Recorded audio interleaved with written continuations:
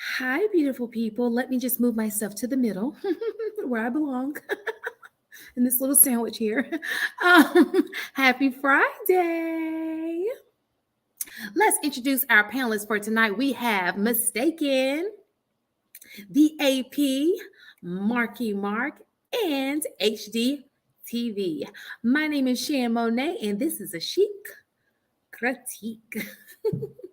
You can unmute your mics. How's everybody doing today?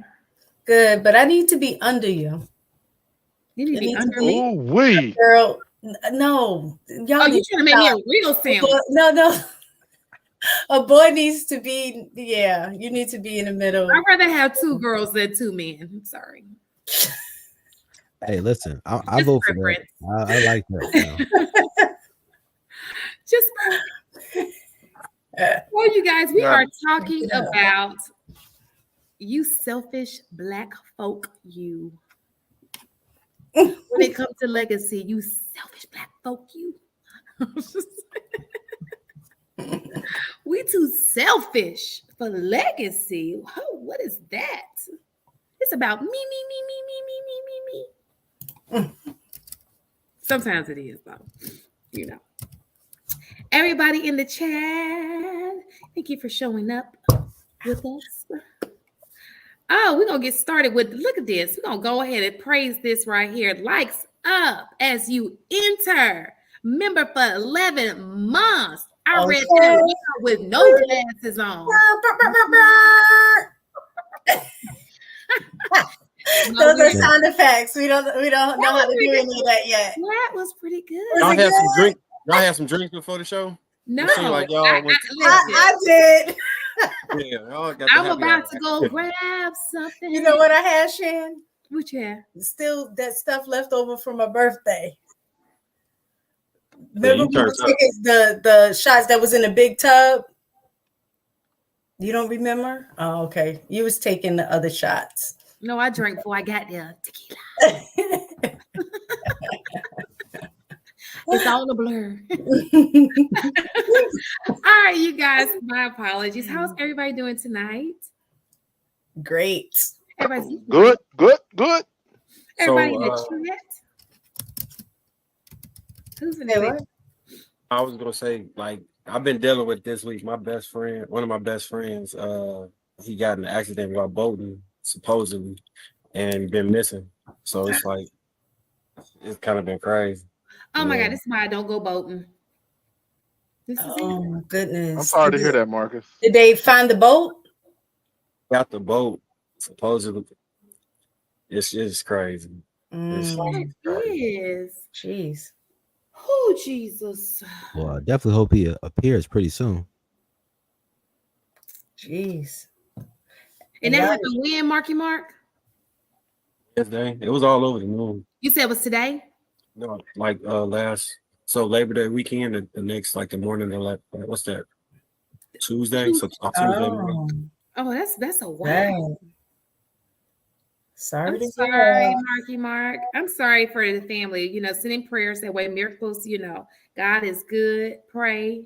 3 or more pray together. Prayers. It'll happen. They'll find him. All right. So today, now we started on a somber note. We're gonna bring it in.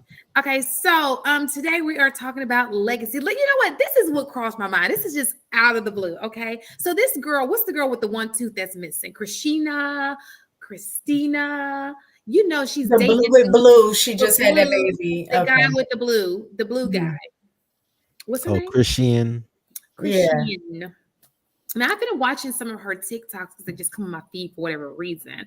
You know, she was pregnant. And this is my question. Why is it that, so these people have been toxic together for so long, right? I don't know how long they've been dating, but I've noticed that they've been toxic, like fighting each other for so long. But as soon as she gets pregnant, there's a disappearing act. Like, why is that? Like, why didn't the disappearing act come before she got pregnant? Like, what is it about pregnancy that scares people away?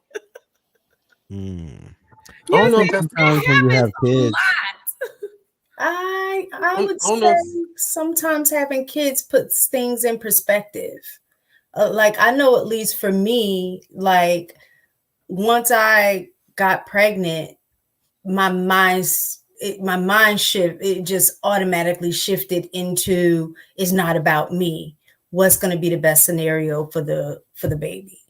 So I'm like, I got to get my life together. I got to make sure I finish school. I got to make sure I do all of the, you know what I'm saying? So I think maybe that's what it was. Like, I can deal with the toxicity just between him and I, if it's just me.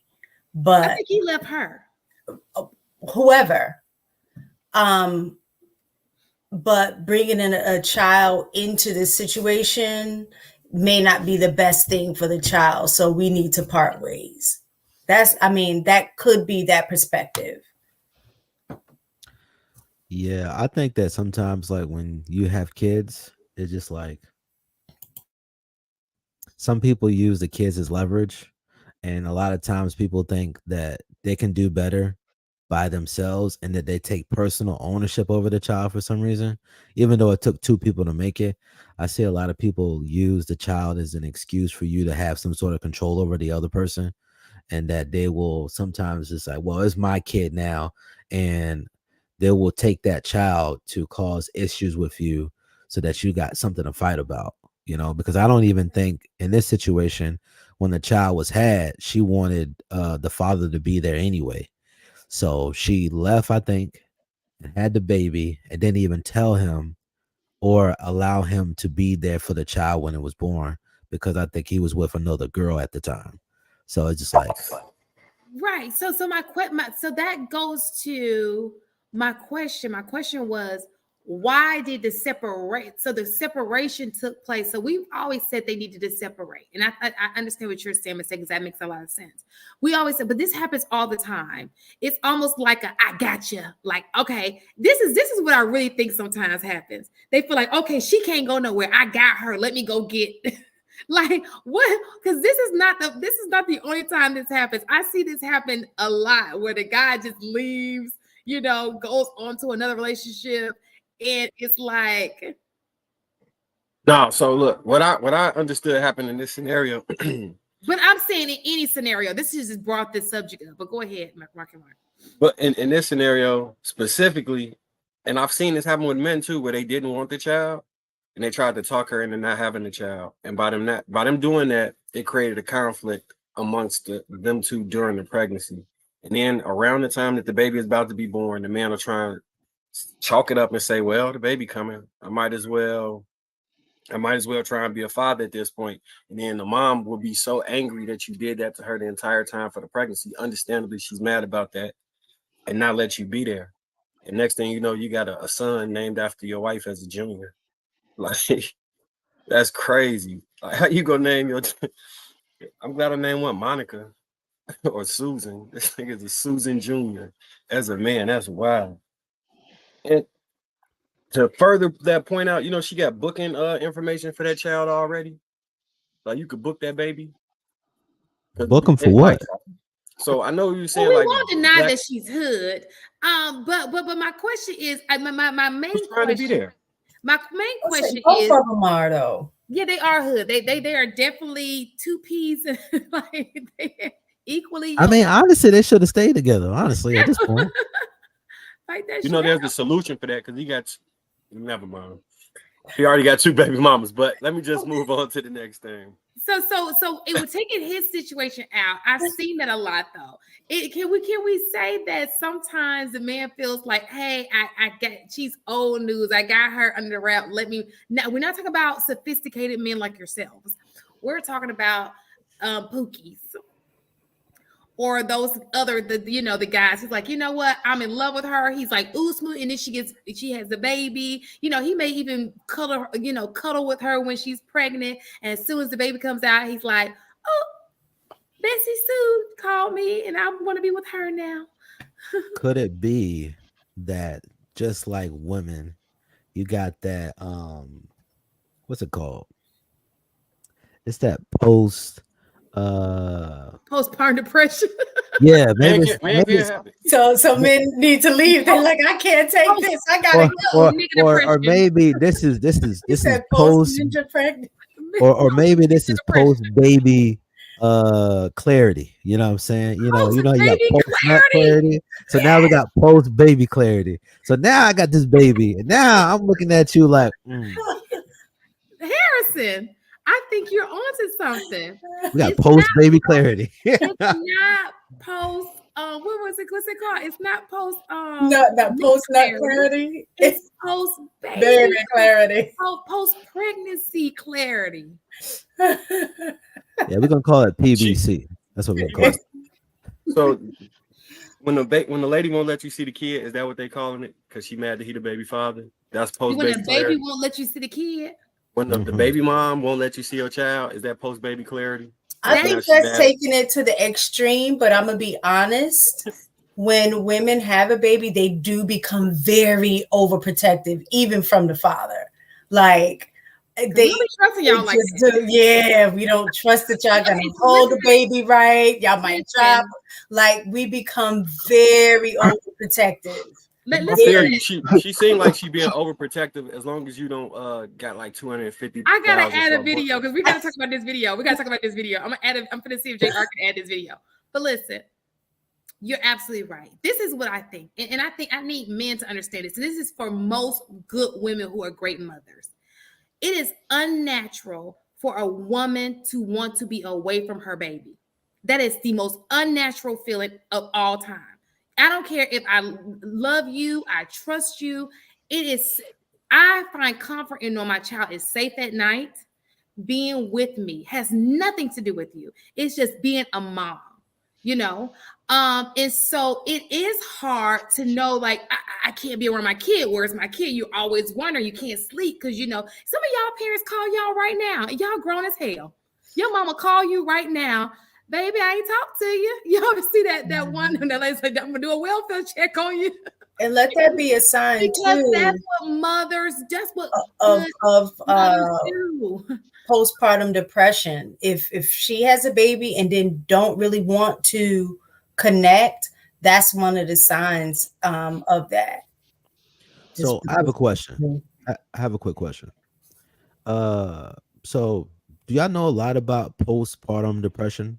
Like, is it something that's genetic or is it like something that's just an emotional reaction?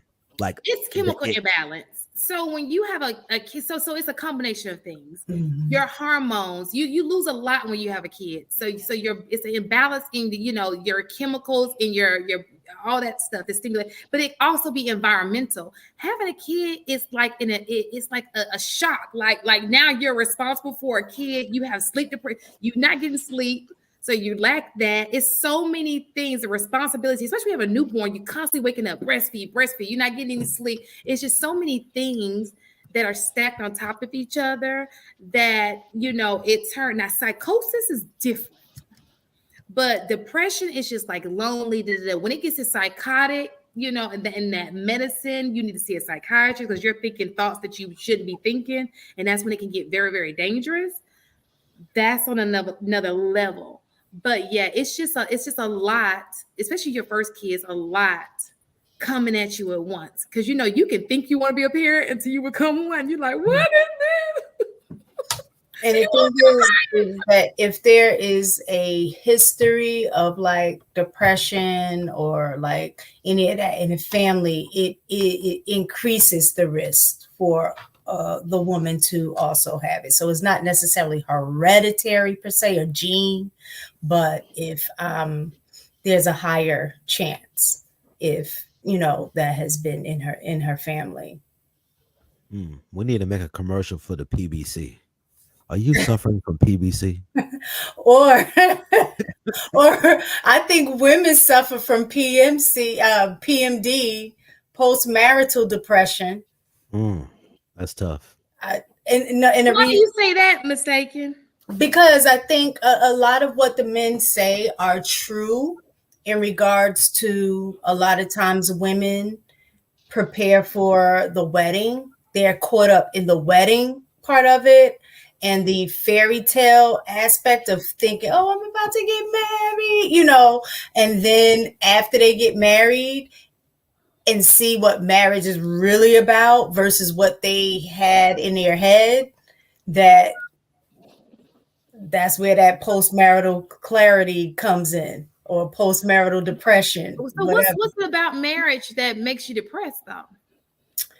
Because like I said, well, at least for me it did. It changes from the dating stage when y'all are just courting versus once you tie the knot, and then expectations of what that is supposed to be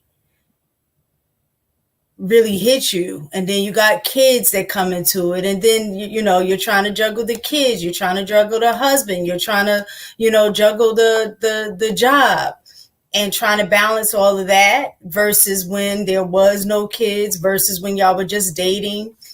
And yeah, the reality of marriage sets in. Right. Anybody else Well, want to ask a question? the answer to that is never stop dating even your spouse. That's the answer. Like, and I understand life happens. I get it. The kids come in, and you recognize that you no longer have the time for the things that you had time for. But that to me is all part of that pre-planning stage prior to marriage. If like you got to have certain conversations. But at the end of it, like the relationship, because what happens is the kids are going to leave the house, and then it's you two again. If you never stopped dating, you always keep it. I presume you always keep it fresh, and you're prepared for that phase of life after the kids leave. Now you can take the trip to Orlando. You were happy going to Applebee's. Now you're going to Orlando. Now you're going to Virginia Beach. But you got to keep that. Don't stop that dating. Don't stop something that you started that both people became accustomed to. And that's what happens. I think people get too comfortable because now we live together. Now I know what you do all day. You know what I do all day. Hey baby, I love you. Good night. There we go. Like It becomes don't do routine. that. Yeah. Yes. So break that monotony. Continue to date your spouse. Continue to do those things.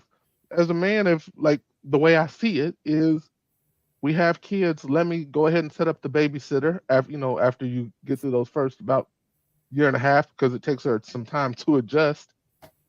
Set up a babysitter, take her out on a date night.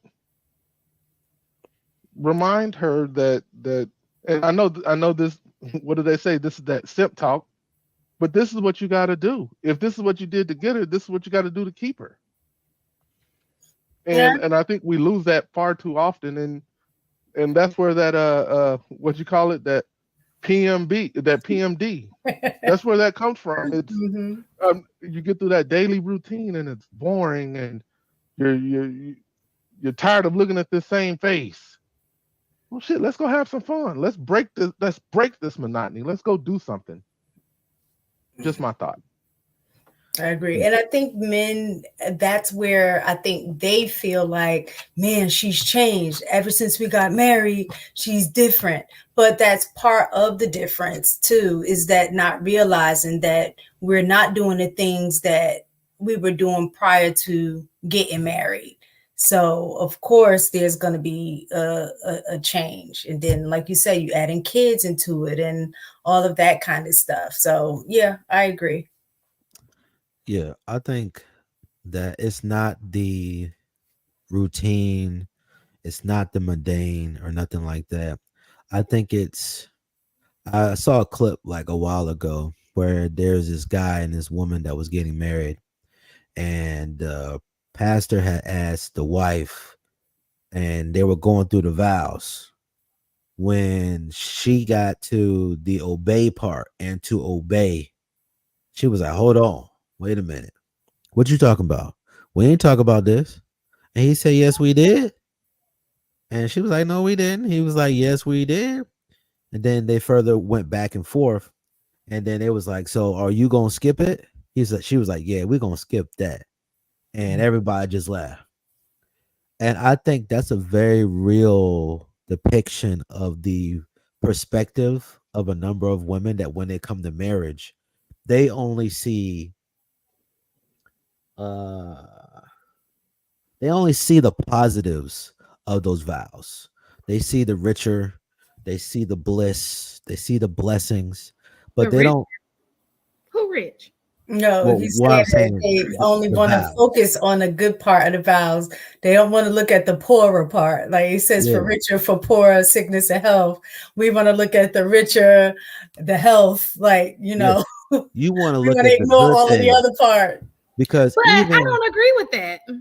I mean, you might not agree with it, but this is what a number of women that when they get into marriage, they're more so concerned about the positives instead of the downsides of these things. Like, for instance, in that clip about the obey, most women just even hearing the word to obey, they like, That's a nah, trigger. that we not doing that. I don't obey nobody. I don't even obey my own mama. So why would I obey him? No, You mean the man that's gonna put his life on the line for you, the man that's responsible for you when you do stupid stuff, and that he has to cover for your nonsense and this, that, and the third? Like, you mean that man that is legally responsible for you on a number of occasions? My This is the thing is person. this: obey has always been in the vows. Why is it such a big deal right now? That's because when you've been free your whole life and you've been doing whatever you want to do, and now you're deliberately choosing something that is almost the complete opposite, there's gonna be some resistance when you've been living your life solo for your whole life, and then you decide to enter into marriage, which fundamentally isn't about everything you've done before your life together. No, I saw that same clip. I'd have left her ass right there because there's nothing funny about what she was doing. Facts. It wasn't anything funny about that. You kidding me? Obey? No, I don't think I'm gonna do that. Well, you know what, boo? Let me go ahead and see that ring hand. I'm taking the engagement ring and I'm out. I'm leaving. Is that what y'all say? I would have No, been I'll like, oh, let's obey some wisdom and let's walk out this piece. like for real, like I'm like, oh, I'll because obey that's him. Can I that's listen? Can I ask y'all a that's the beginning question? of it. That's the beginning of something that's going to be way worse later. That's just the beginning of it. I don't think And so. if you can see it coming before you find those state documents and those federal documents, and you've done all this in front of in the church and in front of God or whatever, however you do it, nah, save yourself the headache because it's only going to get worse from the. I'm not obeying that nigga. Okay. Mm. Big I didn't facts. say obeying my vows You didn't? and my renewal. You didn't? It was well, my pastor said respect, love, honor. What is it? Love, honor, respect, or whatever.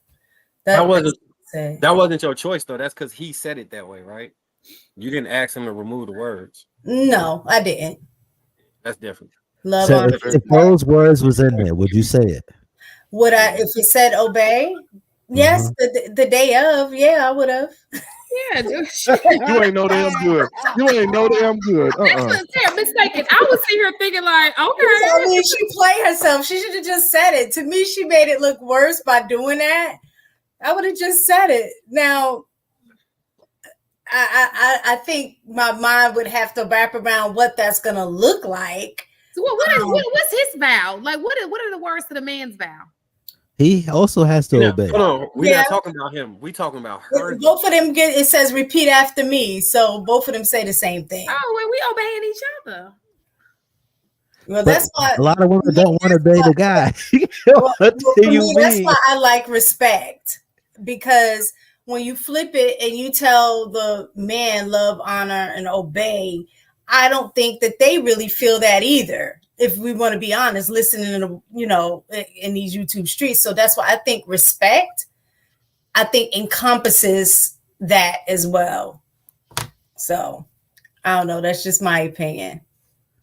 I mean, I wish one of y'all knew how to download stuff on here, because I need something downloaded. What you trying to get? You know how to do it, Marcus? No, I'm just curious. So what you trying to get? So Isaiah said that men require respect, women require love. I think both require both. I think women want to be respected, but our respect may look a little different from y'all, from what y'all look at in terms of respect.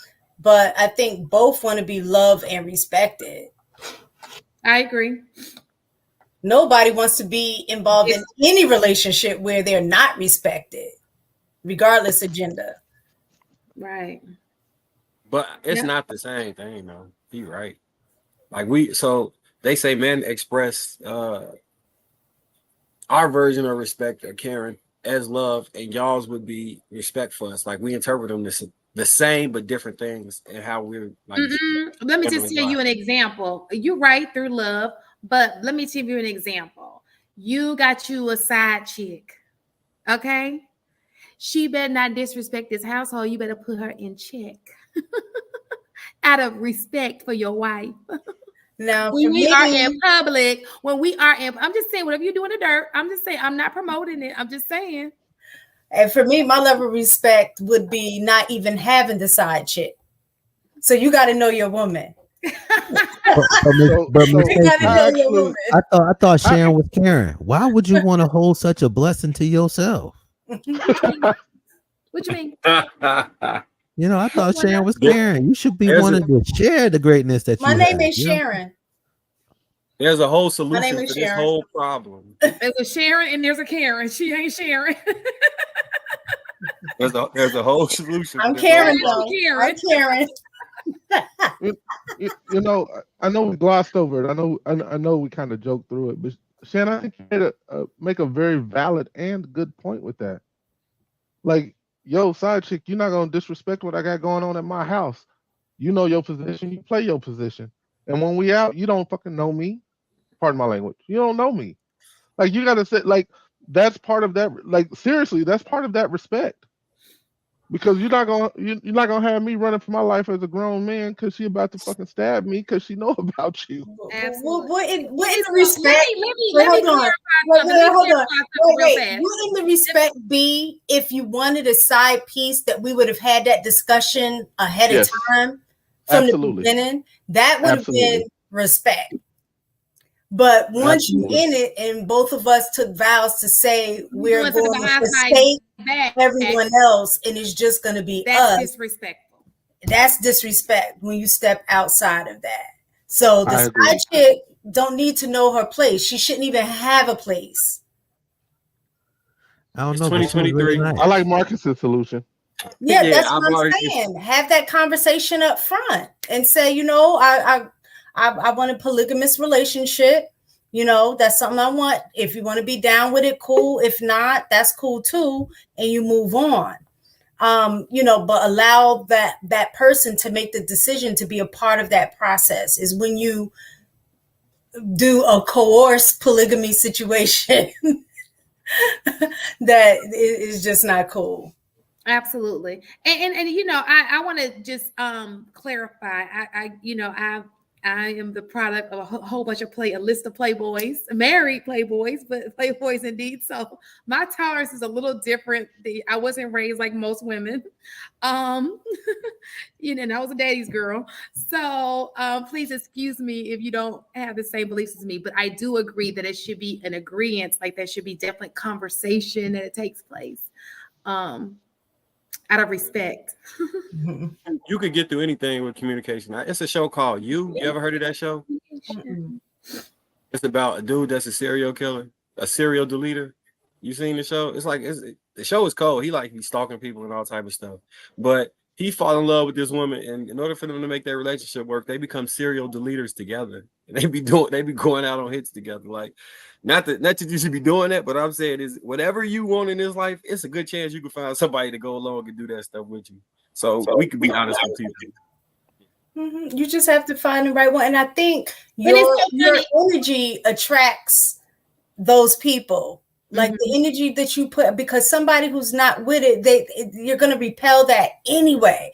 Soon, because 9 times out of 10 we throw out fillers just to kind of get a feel to see how somebody might react to something that we truly want to do or agree with or have an opinion about, and we look and see how they react to that first filler. We're going to throw it out there to see how they react. And if they don't react the right way, we reel that back in and we know, like, all right, I ain't going to be able to do that with that person or whatever. So I agree with Marcus. You have to go ahead and be upfront with the person from day one about what it is your intent is in how a relationship is going to look to you.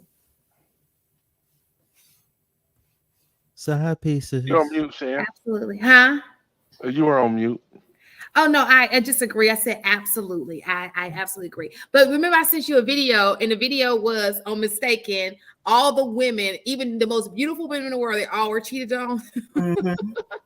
You know, it just depends on the man you got. You know, some of these men. But I do want to put it out there that all men don't cheat. I think They a lot of don't. times, I can't. I think a lot of times, all men are Damn, so petty. thrown Damn, into you the petty. same boat as the cheating ones, and then they all look bad. But I do want to give a shout out to those who don't do it. All 5 of them. All 5. I was gonna say that less than 1%. So y'all starting the night off like this. Look, I just saw a video with a woman on TikTok, and she was very serious. She's an older woman. She said, "When I get to church, Shirley, I'm about to beat your ass." I saw you on my. Basically, she was on a Ring doorbell or something like that. I saw you on my camera, and when I get to church, don't you wear heels because I'm about to beat your. I mean, they had church fighting. Those As you should. usually Hey, do. listen, pull up. Listen, as believers, you should be Pull up able to deal with your issues. You know, mano y mano. You gotta She pull said, up. "You tell the pastor he can get it too." That's what she said. You know what I'm saying? Pull up. You know what I'm saying? Listen, you God should be able to come to blows. Y'all better leave these women alone. God ain't done with her yet. She was serious. She had all the wig on, baby. She was talking to that camera like she was talking to the woman. You know, she looked like one of those people who don't do TikTok. But she wanted to get her message straight across to this shit.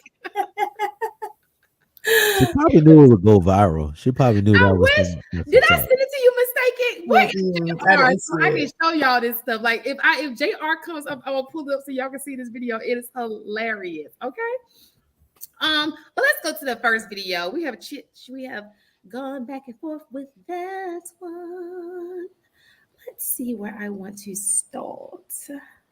Let's start with this one. Love Shouldn't Be Transactional is Tyrese's new song. It's where he opens up about paying his ex-wife Samantha child support. He says $20,000 is in child support. We both know who that money is for. This man was doing all of this complaining about how he couldn't pay for child support as he and Samantha was going through their divorce. But the same man who's complaining about paying this amount of money turns around and spends thousands of dollars on his little side chick. I think her name is Zelly Timothy. He just bought her a brand new Range Rover. $20,000 a month in child support is chump change in comparison to how much Tyrese makes. Tyrese is saying love shouldn't be transactional, but I'm pretty sure that the woman he's with wouldn't even bother being with him if he was broke. Wealthy men get to a certain. You know, one up for the side chicks. I mean, 93.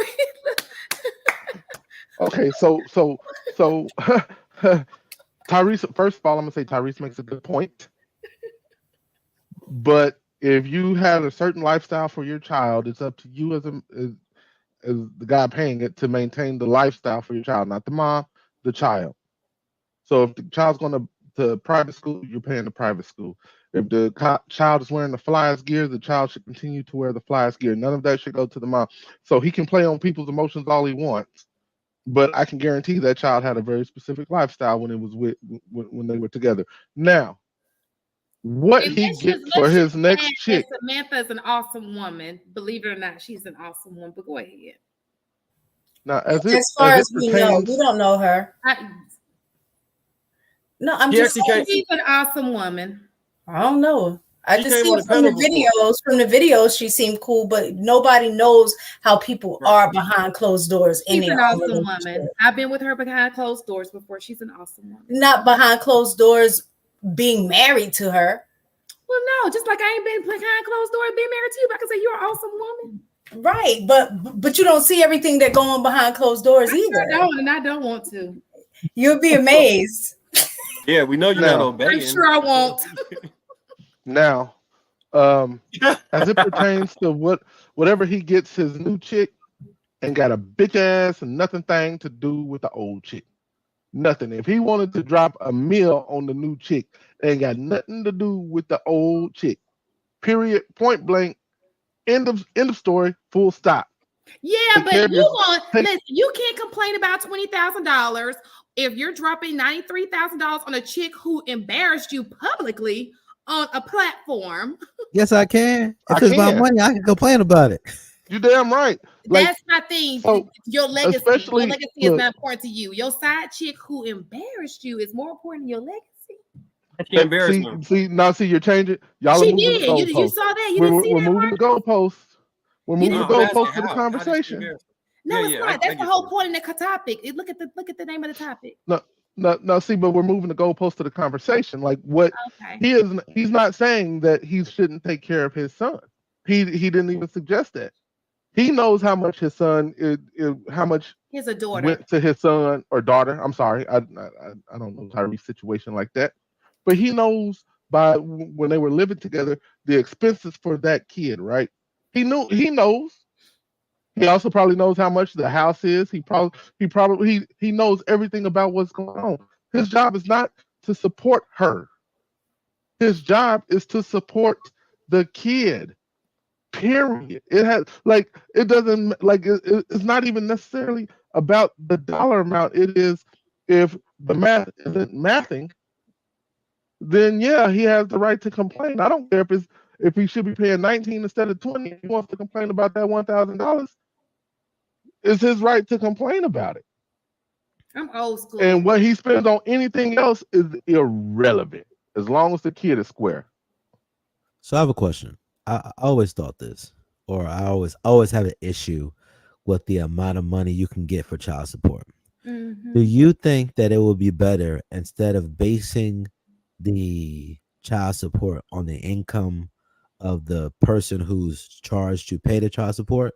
Do you think it would be better if there was a universal amount that should be the child support for that child? Let me just Like- say this. Let me just say this. This is coming from a parent, okay? Shantae wakes up tomorrow morning and she is now a multimillionaire because she won the lottery.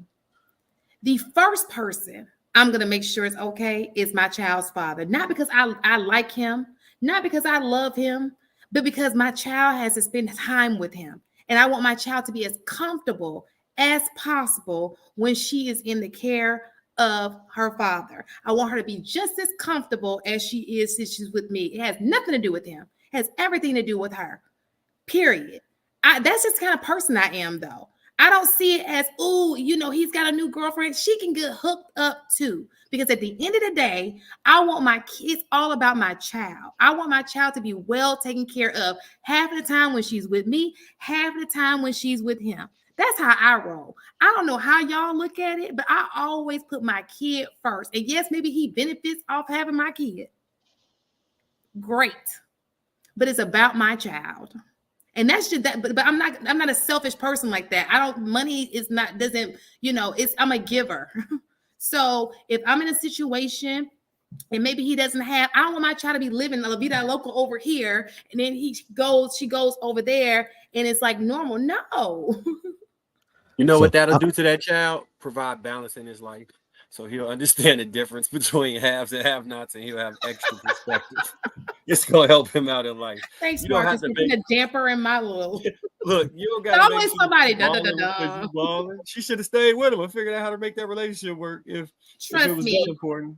that house he ain't gonna get much more than that. But if I can put her in a great, whatever I can do to upgrade the situation to make it as possible, and my kid benefits from it. That's just how I am, though. Money doesn't. I don't mind sharing. If it's enough to go around, I don't mind. I'm a giver. I don't mind that. Some people are just selfish.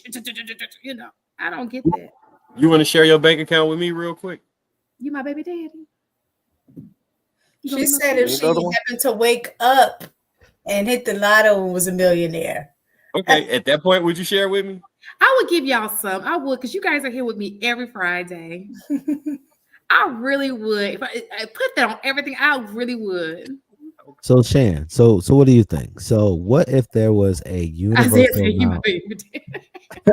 What if there was a universal amount based upon the state the It city. can't be because there are so many. So you can't compare a person who's unemployed to a person who's employed. Like it wouldn't even be fair.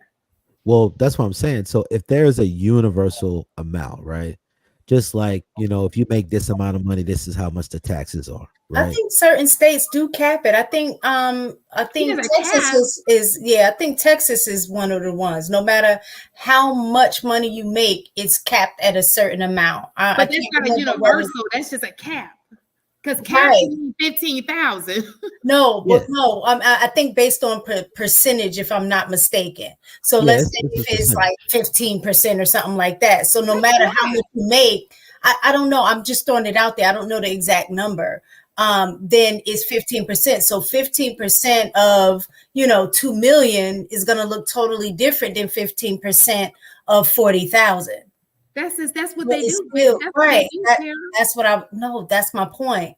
That's what I was gonna say. So regardless of how much it is, they're gonna base it off of the income. You're saying, is there a universal number? The universal number can be a percentage, but that percentage is gonna look different in the amount that you get based on your income. Yeah, but I would argue that even if it wasn't based upon a percentage, it was just like a blanket number, right? Just like the stimulus bill was like 1,000, right?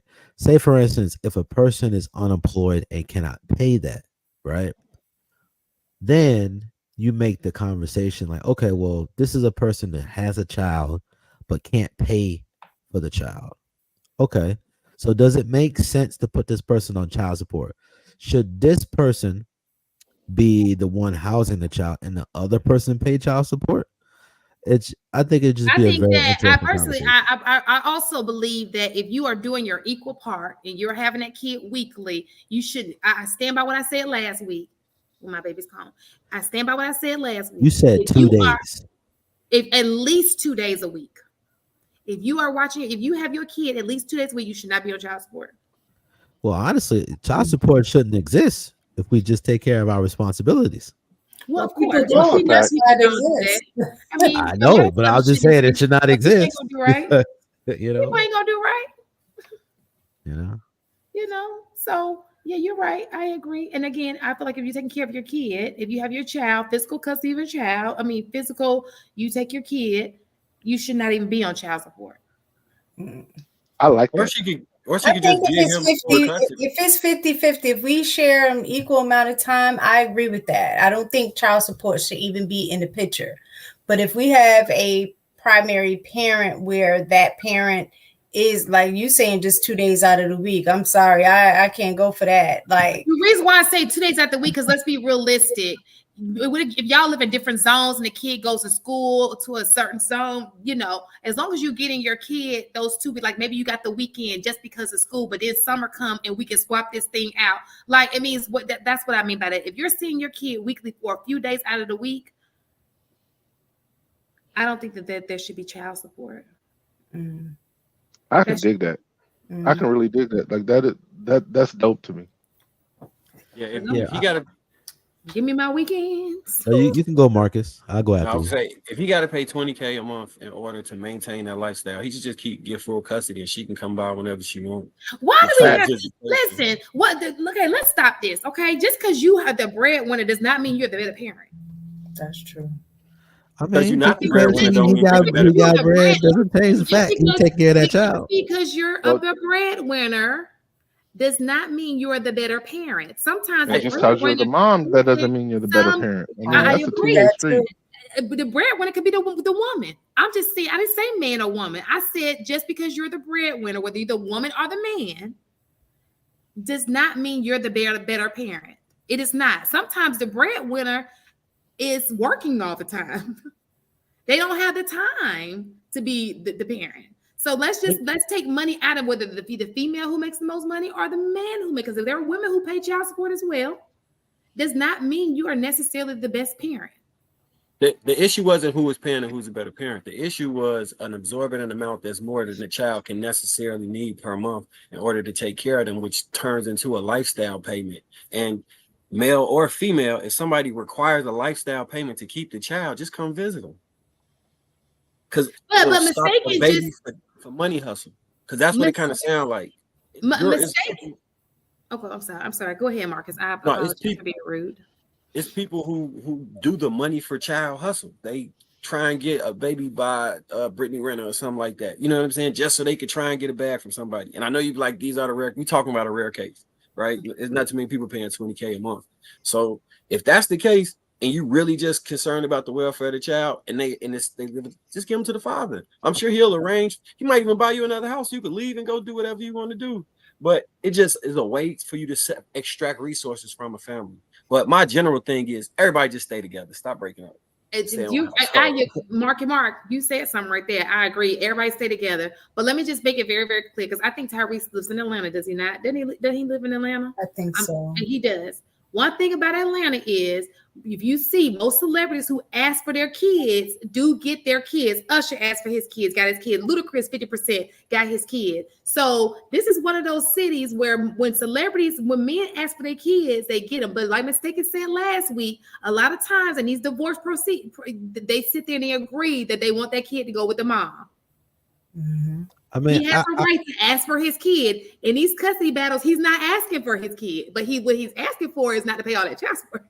Mm-hmm. All right. Well, Shannon, quick question. What if, do you think this is a plausible scenario? Mm-hmm. If the person that's making all of this money, so that child support has to be $20K a month, right? Mm-hmm.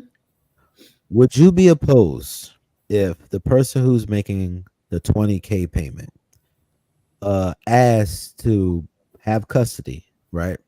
Okay. And say, for instance, they dedicate $5,000 a month to basically for daycare, for food, for clothing. Do you think that is a reasonable ask or suggestion for somebody to see if they can make a request for that kind of situation? Yes, because that is what Ludacris, if you look at his situation, he has a child by a woman outside of his marriage. He asked for, I think it was 50-50 custody. They couldn't do that. So he's only paying like $1,700 a month, but he has that kid almost half the month. You know what I'm saying? So he makes up for it by having the kid physically in his household. So when you have the child, just like Usher, when you have the child, you can go down on it. That is a reasonable situation because they are actually taking care of their kids. Now, if you're out here saying, I don't want to pay child support and you don't have your kid like that.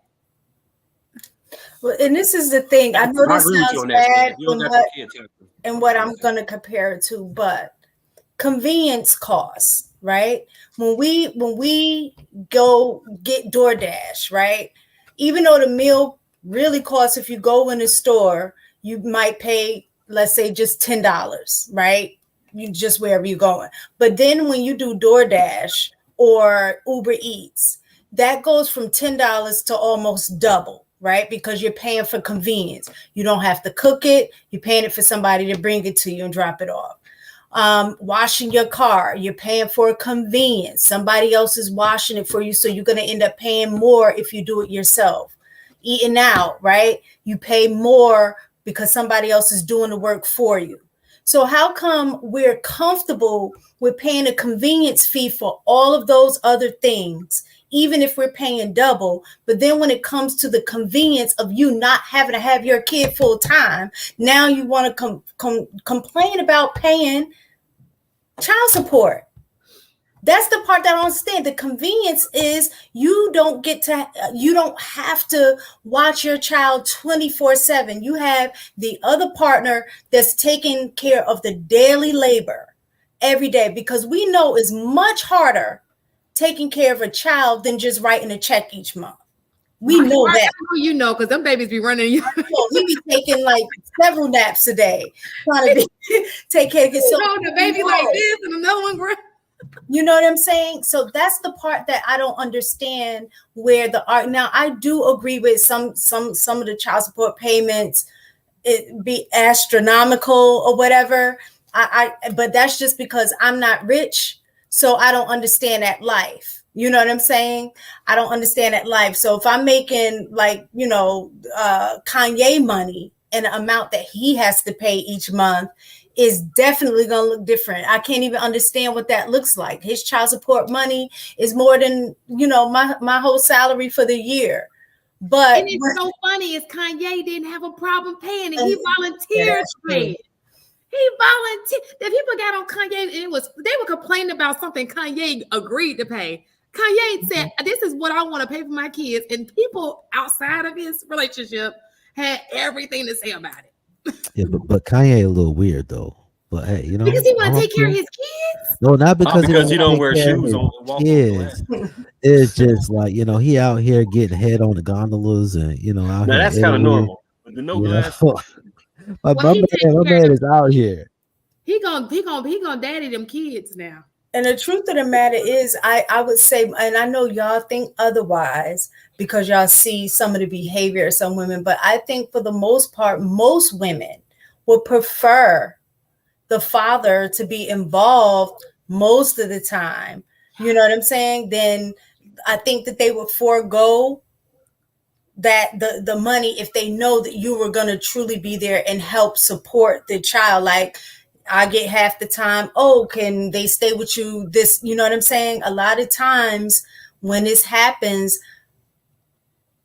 from what I see, I guess I can't put it on everybody. From what I've seen, it's the coming in and out when you feel like you have the flexibility of being the dad when it's convenient for you, versus just that full-time situation or full part-time situation. So that's why I think that's where that extra money comes in. So when you're moving on a convenience, I have to adjust for the inconvenience. And so that might be paying a babysitter when I want to go out because you decided that you can't keep our child this weekend, stuff like that. So, but if it's 50-50, just like I have to find arrangements, and when you want to do something, you're just going to have to find arrangements. I'm cool with that. I don't think child support should even be in the picture if y'all sharing joint custody and it's 50-50 in terms of time being spent. Can we read the super chats? Because they kind of go in line with my statement. Most of the men I know that's millionaires that aren't with the mother of their child, all fight hard for custody and time with their children. And the women have used the child in a lot of the cases as Well, a that's a pawn. trifling. Listen, just like y'all say, women need to choose better. You do too. That's the trifling that you, because I listen. I'm not gonna stop you from seeing your kid because I need my time to myself. You need my peace, right? Y'all be talking about that peace. Well, I mean, What you doing? Are we reading this? King Spark 499. A lot of men wish we had our children.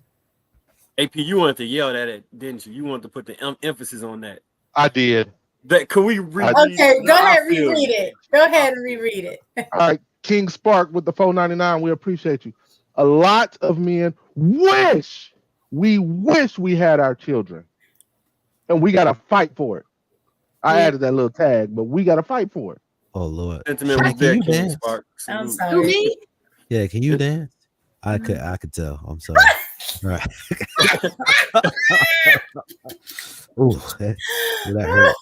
Ooh. No, so just to go along with that and to kind of help, like, I hate to disagree with you, Miss Taken, on this, but of the two men I know, you ain't know to me. no, I'm that's the pause for me to collect the whole thought. Get on my nerves. The two men Ricky. that I am aware of that are on child support had to fight to actually get their kid. The moms of those kids would not allow it. The moms of those kids said, "You have to take me to court to see the kids." I've seen that. I've seen it it's too. insane. I've seen it too, and it really is. I don't know their situation, but that used to be an old school way of thinking. Before today, because I was brought up in that old school way. The kid went off with the mother, had the baby, and that kid comes back as either the sibling or your new husband's child. So the child belonged to the man in the household. But we're new school now. People want their kids and stuff, but that's just how it used to be when you had a kid out of wedlock. I guess I find it so hard because all of the men that I know personally who wanted their kids as fathers, they have their kids. So that's why I guess I know I'm seeing it from a very, I guess small perspective based on, my experience. But the men that I know who want to be a part of their kids' life, I'll say with the exception of one where the mother is like what you described, where he has to fight to see his kids. But the thing is that he fights. Like, it's not just going to be I shouldn't have to fight to see my kids. I agree, he shouldn't, but he knows the type of woman that he had a kid with, and he's willing to do the fight because at the end of the day, it's not about the mother, it's about the kid. So I'm a fight to see my child. But like I said, he was an exception in the situations of the men that I know. The men who wanted custody of their kids have custody of their kids, and they have a decent relationship with the mothers of those of their children. So I don't know. For one, let me just say this. I, for one, don't think a man should have to fight for his children. Let me just put that out there right there, okay? But let's just be honest. A lot of these stepdaddies don't want y'all to be. So when this woman get the new man in the household, is like, he gotta go. So I'm just going to tell part of my friend's story. He's actually one of my really great friends. Part of his story. So he owned his own construction company. The house that she lives in, he built. Part of the agreement that he originally made with her so that he could see his daughter was he would let her have the house. What she asked for in child support, he would give. He just simply wanted his daughter, and that wasn't enough. He had it, if memory serves, it took about a year. He basically brought all of those receipts to court. The judge kind of attacked her a little bit, but he ended up getting split custody of his daughter. But the fact is, these women ain't playing fair. These women are like, I actually thought she was nuts, and I told him to stay away from her. But these women, that they see the dollar signs, and their child becomes a dollar sign to them. And then, since you're not going to be with me, you're not going to be with anybody, and I'm not going to let you have your daughter. So now you got to fight, and that's nuts. I mean, it is. And a lot of people don't have the money that he had. Like, some people just don't have the money to go through and have those battles. But that's what I'm saying. If you want your child, you'll go through fire to do that. So even if you don't have the financial resources, I'm gonna do the research that I need for free. I got the internet to see what resources are available to help me fight that fight. You know what I'm saying? They have people like that do like pro bono cases. They got, father organizations that are built around supporting men to help them with those things. So it's just like doing the research to find out what can I do to try to get to the best case scenario.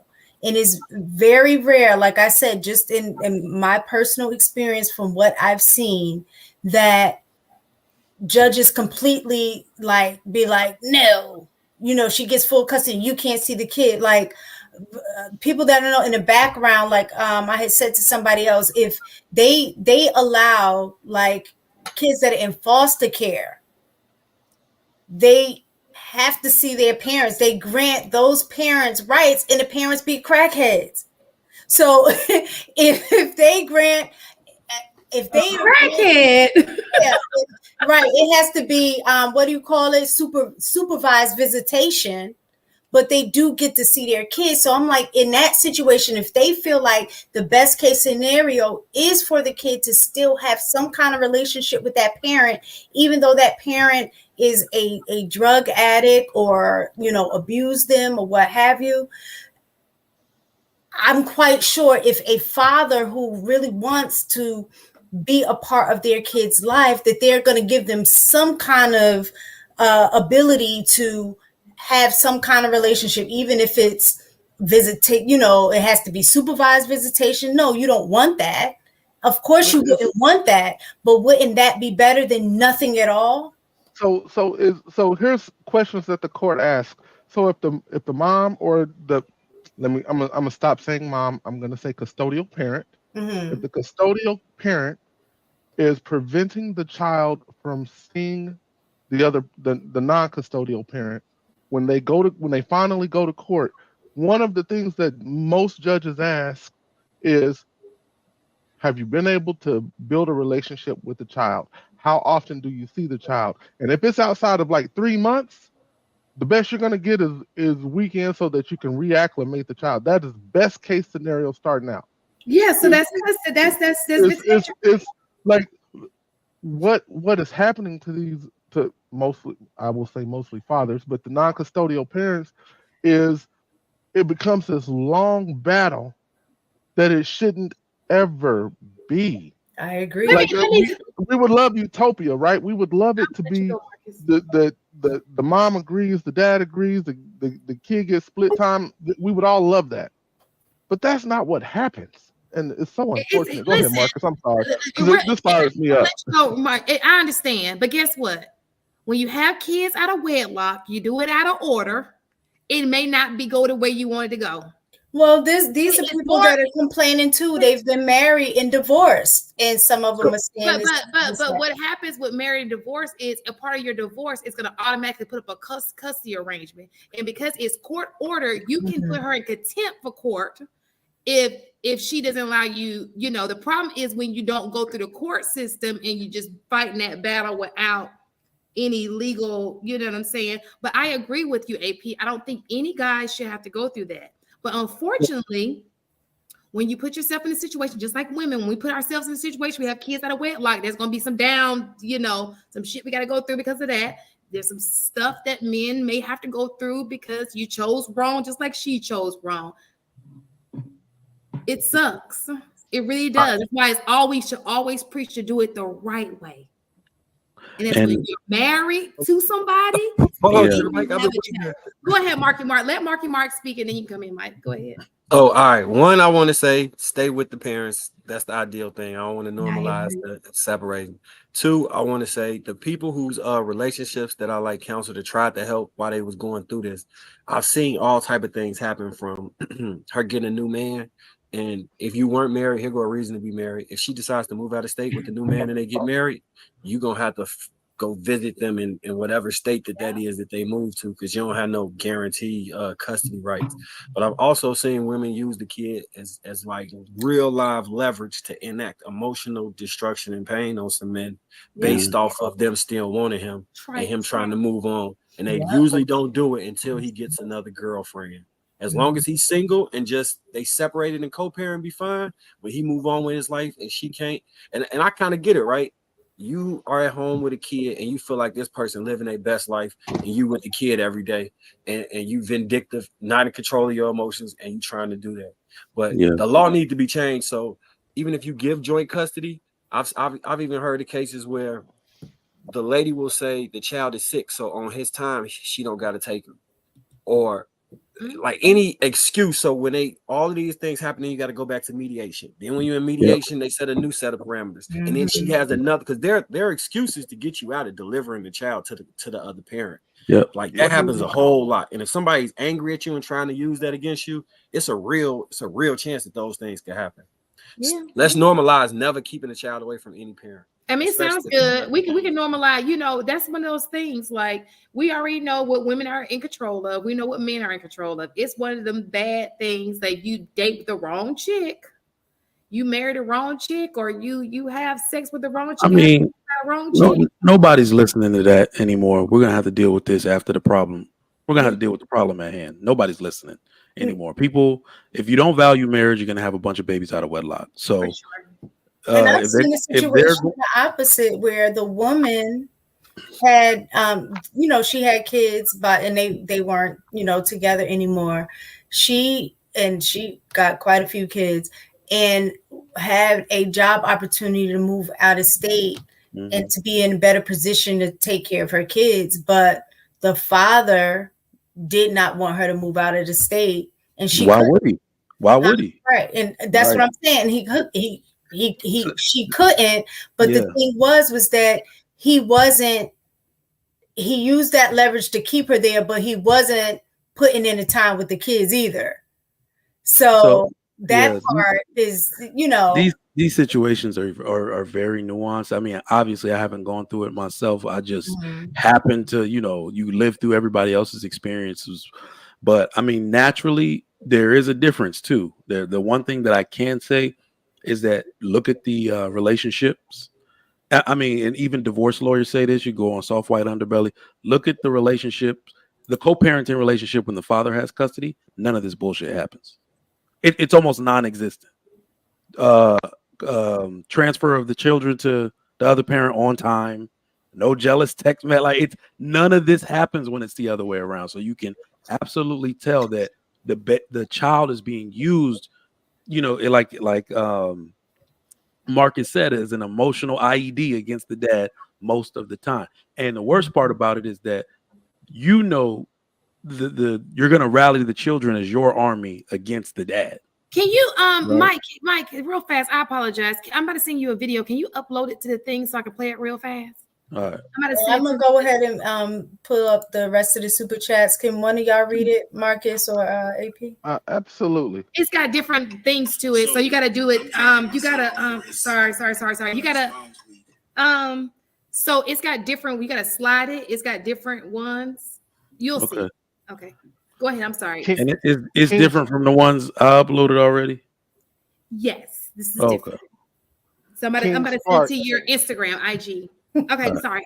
You want all of the videos? Yes, because I think it's important for this conversation. I should have stayed my ass sitting here doing my work. But you did not. Thank you. King Spark with $4.90. Won't you do it? Shan. Go ahead. King Spark with the $4.99. If you pay child support and that's it, you're still a dead. Oh, if you pay child support and that's it, you're still a deadbeat. Facts. Agreed. Mike Brown with the 5-ball. Appreciate you. Most men prefer to stay married and keep their kids rather than women running off with them and weaponizing the system against men. There's some truth. Darius Horton, $5. Maybe that should be a topic for another show. Could mothers deal with having to fight like fathers to just get joint custody of their children? Listen, look. No way. I don't want nobody fight like me. Let me say this. I always say this. If a person came up, God forbid, a person came up and took your kid off the street, right? You fighting, right? You're going to try to find your child. You're going to get your child back, right? You're going to do everything you can. It's going to be taken. You're going to be in another country trying to find your child. You'll never sleep. Well, you know what, Shan? I think that's what we've been socialized to believe.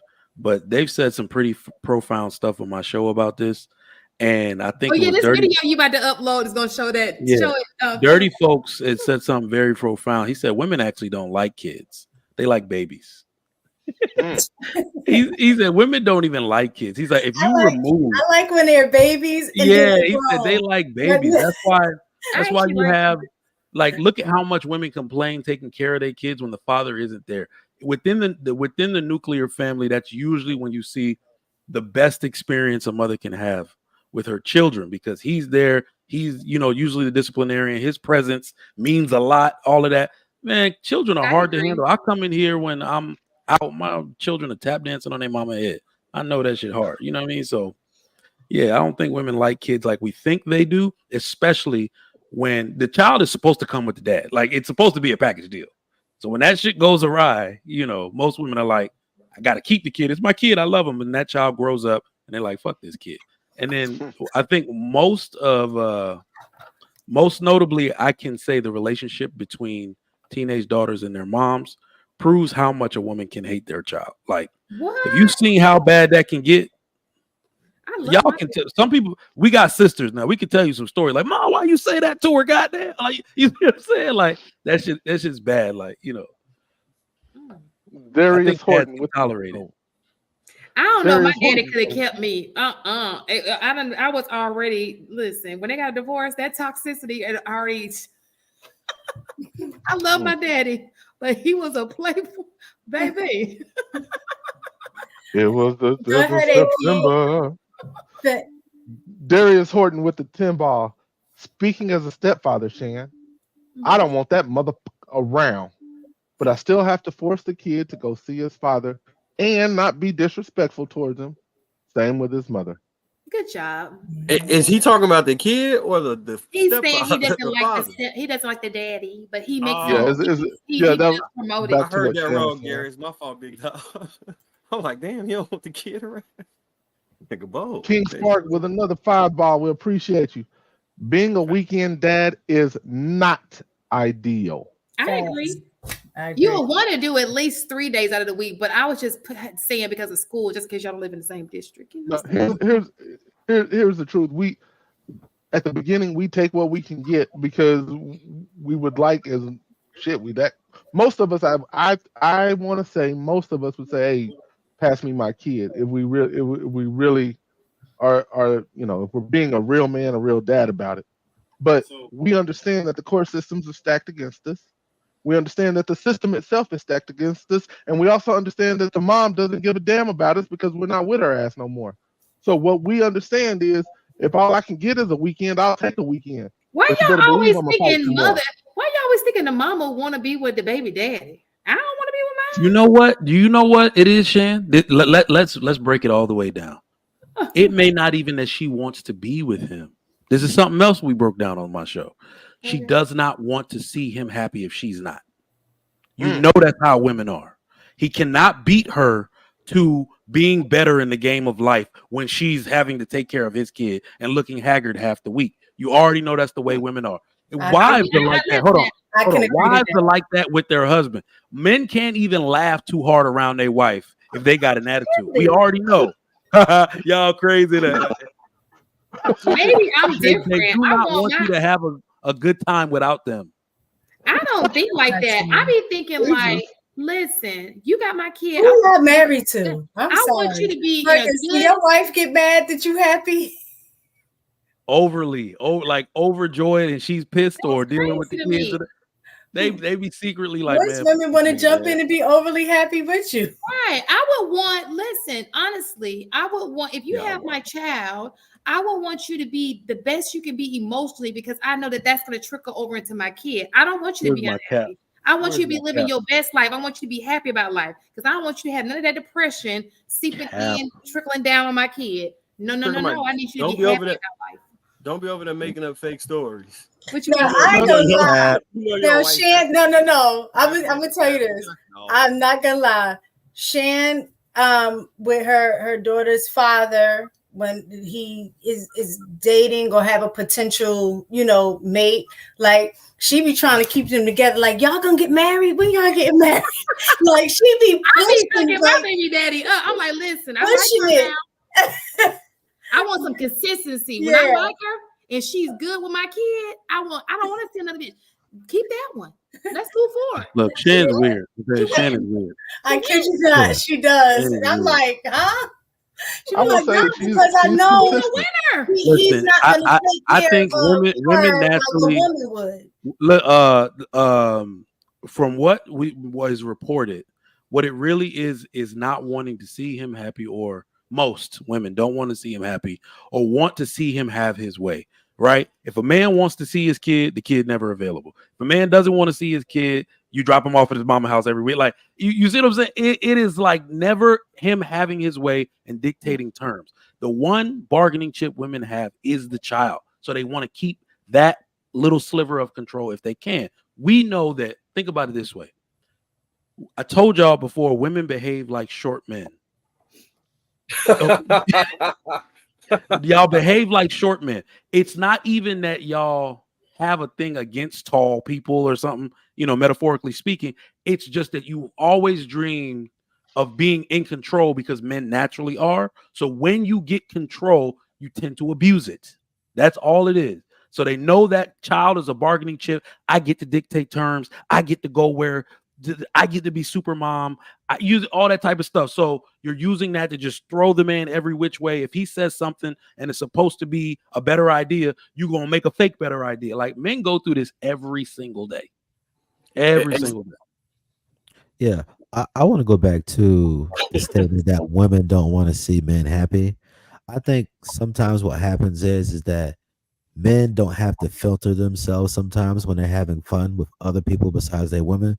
Because when you're around your woman, you have to make certain adjustments and you can't necessarily always be your authentic self.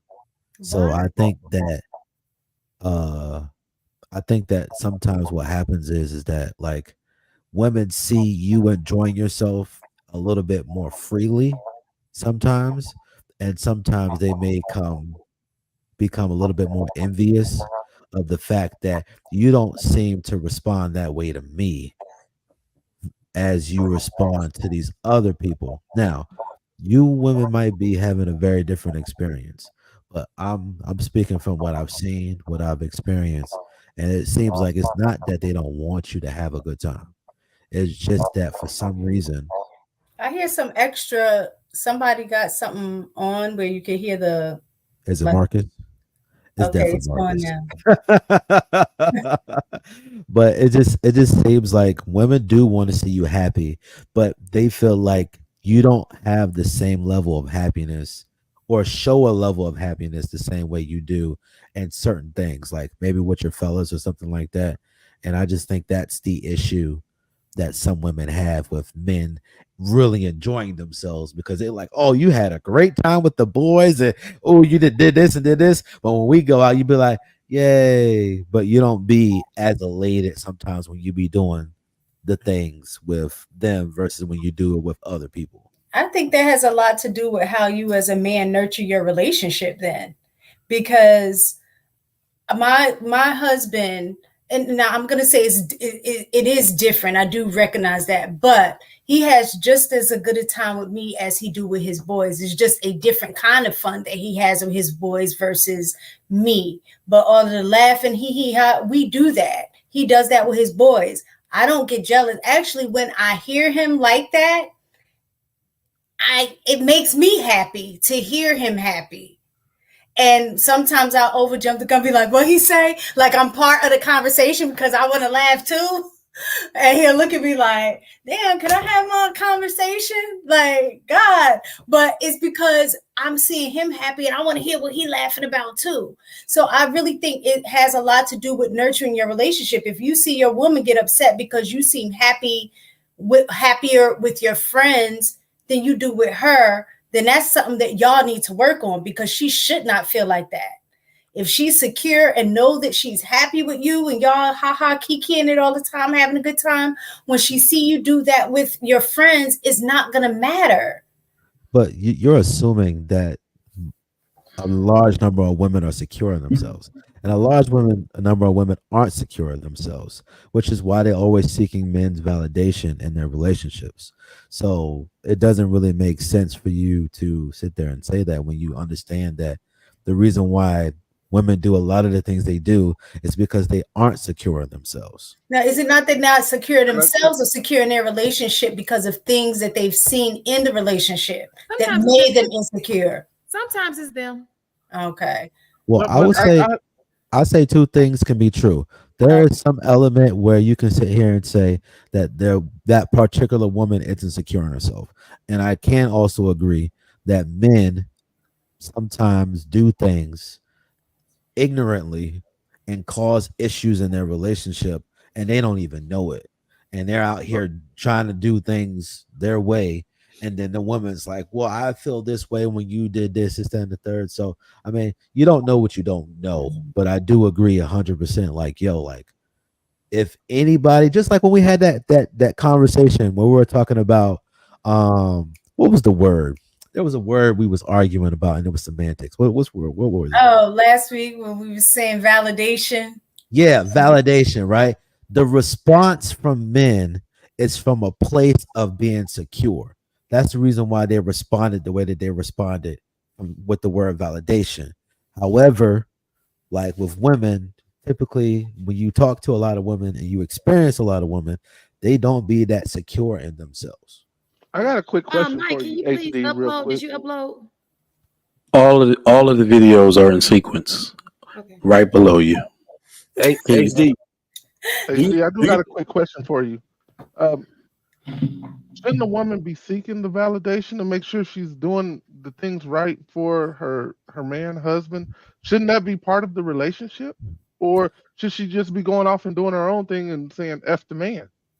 Like Well, it's hard for me to argue that they're not seeking, like, shouldn't they? Do well, you see the video, Shane? I'll say this: depending on her belief system, if you are quote unquote a Christian, right? I think that as a Christian, that your validation shouldn't come from an external person. It should come from the person who you say you believe in. If you say that you believe in God or whatever, your validation should come from this being that's inside of you, right? Versus, you know, this person. Because once this person is no longer validating you, how are you going to be then? So I was, and I'm talking Okay, about real being fast. Let's validated try to in. get through these super chats, but go ahead, AP. I wasn't trying to go through through the religion aspect, but when you do and you bring up Christianity, the only, like, a woman's way is through her husband. So shouldn't she seek validation? Like, and that's that's a major talking point in these YouTube streets. And if that is the case, the religious talking point, Shane, with the only way that a woman can I'm go just trying through to figure out how we was talking about baby mamas and we got on husbands. I don't even know how we got here. because I don't think you should be a baby mama. I think you should be a wife and then have a baby. And I'm just following up HD's thoughts. So I'm trying to figure out, shouldn't she be seeking that validation if we're talking through Christianity, if we're going to use that as a point, shouldn't she? Well, that's why I said, like, the validation, like, all women ain't married. All women ain't gonna be married, right? So you mean to tell me if she never has a man, she shouldn't be secure? I don't In a think relationship? that should be a thing. But weren't we talking in the context of a relationship? I mean, whether she got a relationship or not, the the thing is I don't think it's wrong for her to seek validation from her man, because that's the person that she's in a relationship with. But when I'm listening and I'm watching and I'm seeing a lot of things play out, that internal validation that some people lack causes a lot of issues. And then it causes the frictions, and then you having these fights about stuff that don't got to do with anything that you're going through. And then they start taking the kids, and then they start trying to get custody and trying to find ways to afflict you or whoever because of their internal issues with the situation that's going on. And I just make the argument. I said, listen, man, there's a lot of things that you can achieve in your life when you're not being validated by things outside of you. So I'm just going to go back to Sharon's point then. Shouldn't we validate them? Like, if I'm in a relationship with them, shouldn't we validate women? And if they're not seeking our validation, shouldn't we choose better? Doesn't it come back to us then? I mean, whether you're I'm just validating her. curious. Like, I'm trying to find where, if we're speaking in general or if we're speaking in relationships. If we're speaking in Can I general, I see the interject? point.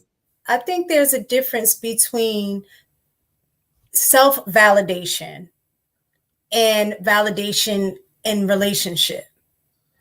if you have self-validation, you don't need a man or nobody else to tell you who you are or what value you have or anything like that, because that comes from knowing self, having self-knowledge, right?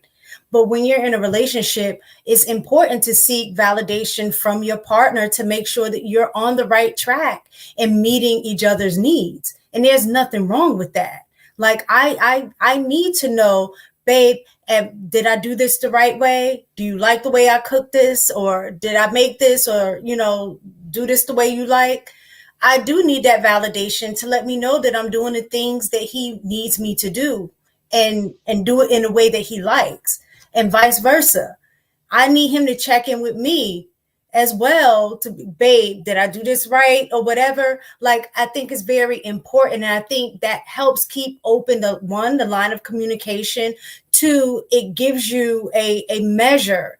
I think a lot of times we're not having those conversations and seeking validation from each other. And then when it goes far to the left, it's too hard to try to bring it back to the middle because you've let it go so long. It's okay to have validation from your partner. I do think the primary part is you do need to have that validation of self first, because it's hard to interact or be in relation with somebody else and be secure in yourself when you don't have that. And that was essentially the point I was trying to get to, because in a relationship it's a different type of validation, and that's why I was trying to drill down into it. And if we're speaking in general, I completely agree with HD. But when we're speaking inside of relationships, there must be you've got to know you're doing it right. She's got to know she's doing it right. Like it's kind of a two-way street, I think, when it comes to that. So I completely agree, mistaken. Yeah, I don't really have much argument to what you were saying.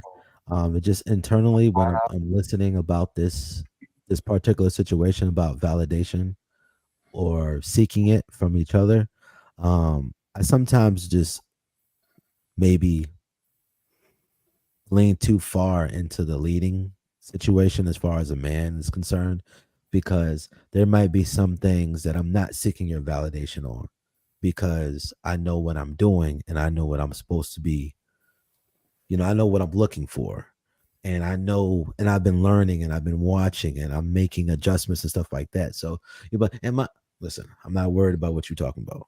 There's something that I see that's coming down the pipe and I'm making an adjustment in spite of how you might feel about it. But I understand from your point of view, communication makes everything better, which I do agree. So I understand, like, hey, listen, there's something that I see, making some adjustments and we can be okay. So I see that the wiser part of that. All right, last point. Go ahead, Marky Mark. Then we got to keep on moving. So I don't know if I agree that the men are as much secure as we might want it to be. I am, in the way that I think an ideal relationship would work, or how I would set it up would be, I would be extremely secure in myself. Hopefully she's that way within herself. If she's not, my security and then the way I view her should put the validation and security inside of her, and then we can reciprocate the energy back to how I believe, like, it all starts with the man. But I don't think most men operate from a very now, I'm not gonna say most men, I'm gonna say there are a lot of men that don't operate from that position, and in doing so it puts her off kilt, because you putting your insecurities on her. Like, if you insecure about her leaving, now you accusing her of cheating, or you saying, you know what I'm saying, you trying to tear her down or things like that, and that creates a friction filled contentious relationship as opposed to something that's harmonic. But the base root of that comes, in my opinion, right, from the man, and he can put that into everyone within that family, be it the wife or the kids. I'm cool with that. You know what I'm saying? If you have an insecure man and he hasn't dealt with the things that he has an issue with, it's easy for you to spread your infirmities to the people that it's under you. So I agree 100%. But yeah, I agree. I'm just stop. Okay, Shan Monet.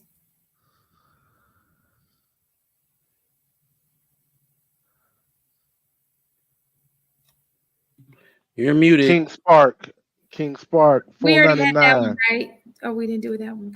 Yeah, we had that. I'll say it again the same way. We wish we had our children. Okay. All right, here's the one. Notes Valerie with the $4.99. Appreciate you, ma'am. I appreciate the male perspective on this show, but will Chic Critique ever go back to an all-female panel? When I started watching a year ago, it was. Maybe we could do maybe once one of the shows out of the month or whatever, where it just be all girls. You see how black women do? Now we unemployed. You see this? You see this? Exactly. She need to stay her butt in the back and understand that we running things around here. Dang, never. Look, I was watching the chat. I was watching the chat, and it said, "Why is it that the second half of the show always turned into a woman gender warring thing?" And I said, Trigger Mike don't come to the second half of the show.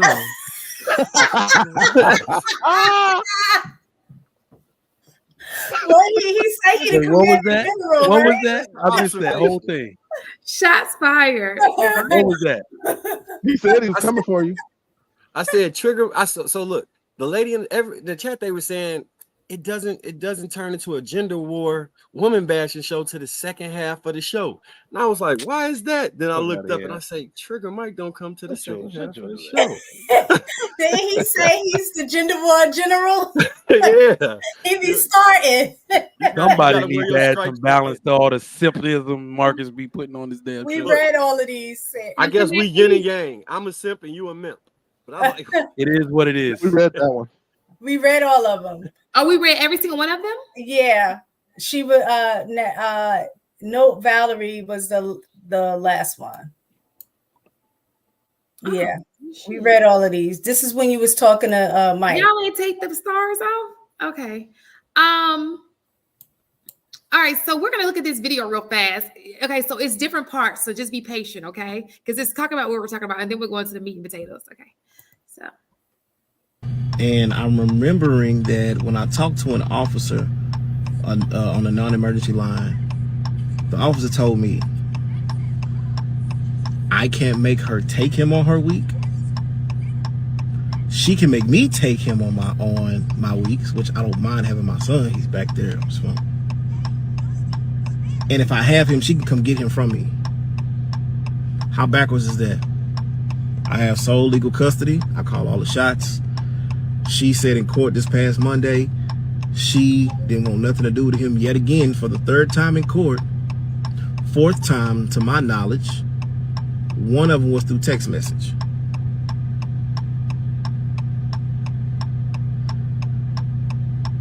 The other three were in court. She stood up in court the first time when I was given sole legal custody on July 8th, 2022. She stood up in court and she don't want nothing to do with me or Maverick. So I'm at this point where I know if I decide not to ever let her see him again, according to the court documents, I would be wrong. And we understand if the shoe's on the other foot, they'll be up my ass like a bicycle with no seat. Excuse my language, Mal. So, also in court, they pushed it out because she didn't want to take the parenting class. She said it was a money issue. Okay, yeah, I'm in arrears because she griped about child support. Hoping she was gonna get $1,500, she only getting $137. Whoop-de freaking do. I talked to CP child support and they said, just go ahead and knock out 3 more payments. You being current, you okay, you good. Fine, cool, it's fine and dandy. Her, on the other hand, I did. She's somewhere on the island, perhaps. Maybe she pulling, one of them stunts where she went there a month ago and now she's posting it. And legit, she's probably in the house just chilling. Not answering her phone, not fulfilling her parental obligation per court order. And so if you really don't want our son, yo, just do not come back, bro. Like, just do not. He didn't even want to get out the car. When he seen where he was at, he did not want to get out the car. He did not want to go to the door. I will not make my son do something he do not want to do. If he didn't want to be around his mother like that, that's cool. I document everything when he's of age and he's able to understand. Son, here it is, plain and simple. I'm not gonna say nothing. I'm gonna let the evidence show you. So the courts, it's taking a little bit too long, and I also realized that if I reacted the way she did, we already know what the results will be. So I'm gonna continue to take the high road. At times I'm like, ooh, I want to do this. Yet no, I'm still gonna take the high road and do what's right for my son and by my son, because that guy next to be here at all. Look at him back there, just chilling. So he didn't ask to be here. Ain't that right, Mal? He shook his head a little bit. So I will just keep on doing what's best for my son. That's it. Protect him, guide him, lead him in the right direction, love on him like my dad and several people in my life have shown me. Other relatives, people in the community I looked up to. That's how I will raise my son.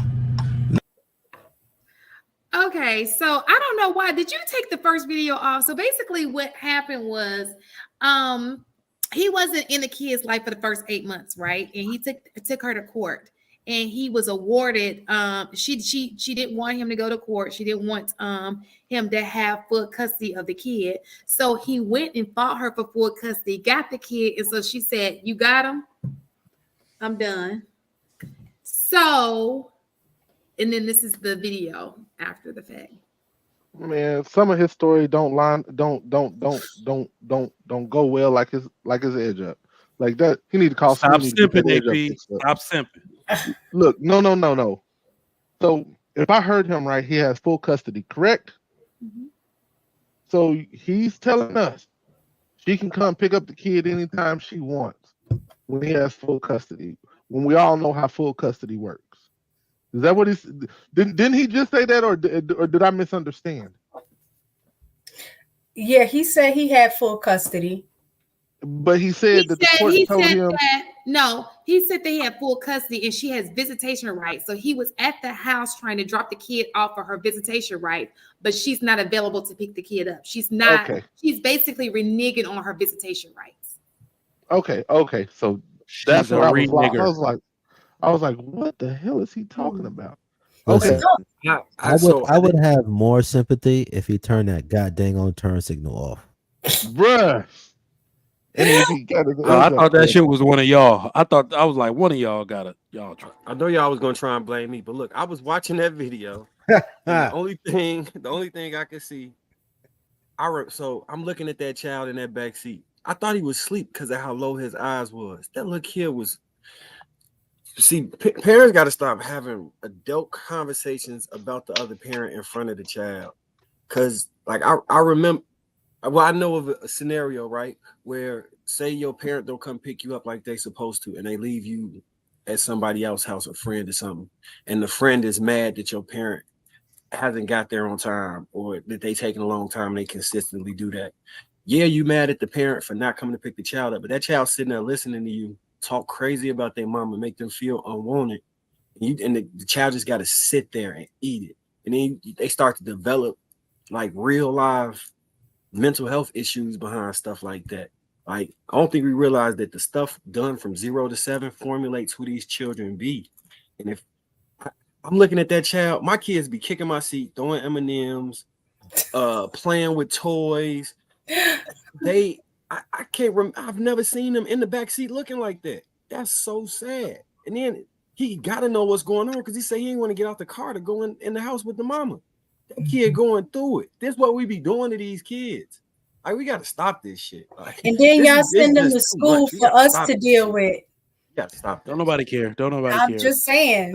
Stop trying to air your grave. Look, y'all mess them up in the house, then bring them to school. Don't nobody care. To fix them, and then get mad at us when we trying to send it back to you like your kid crazy.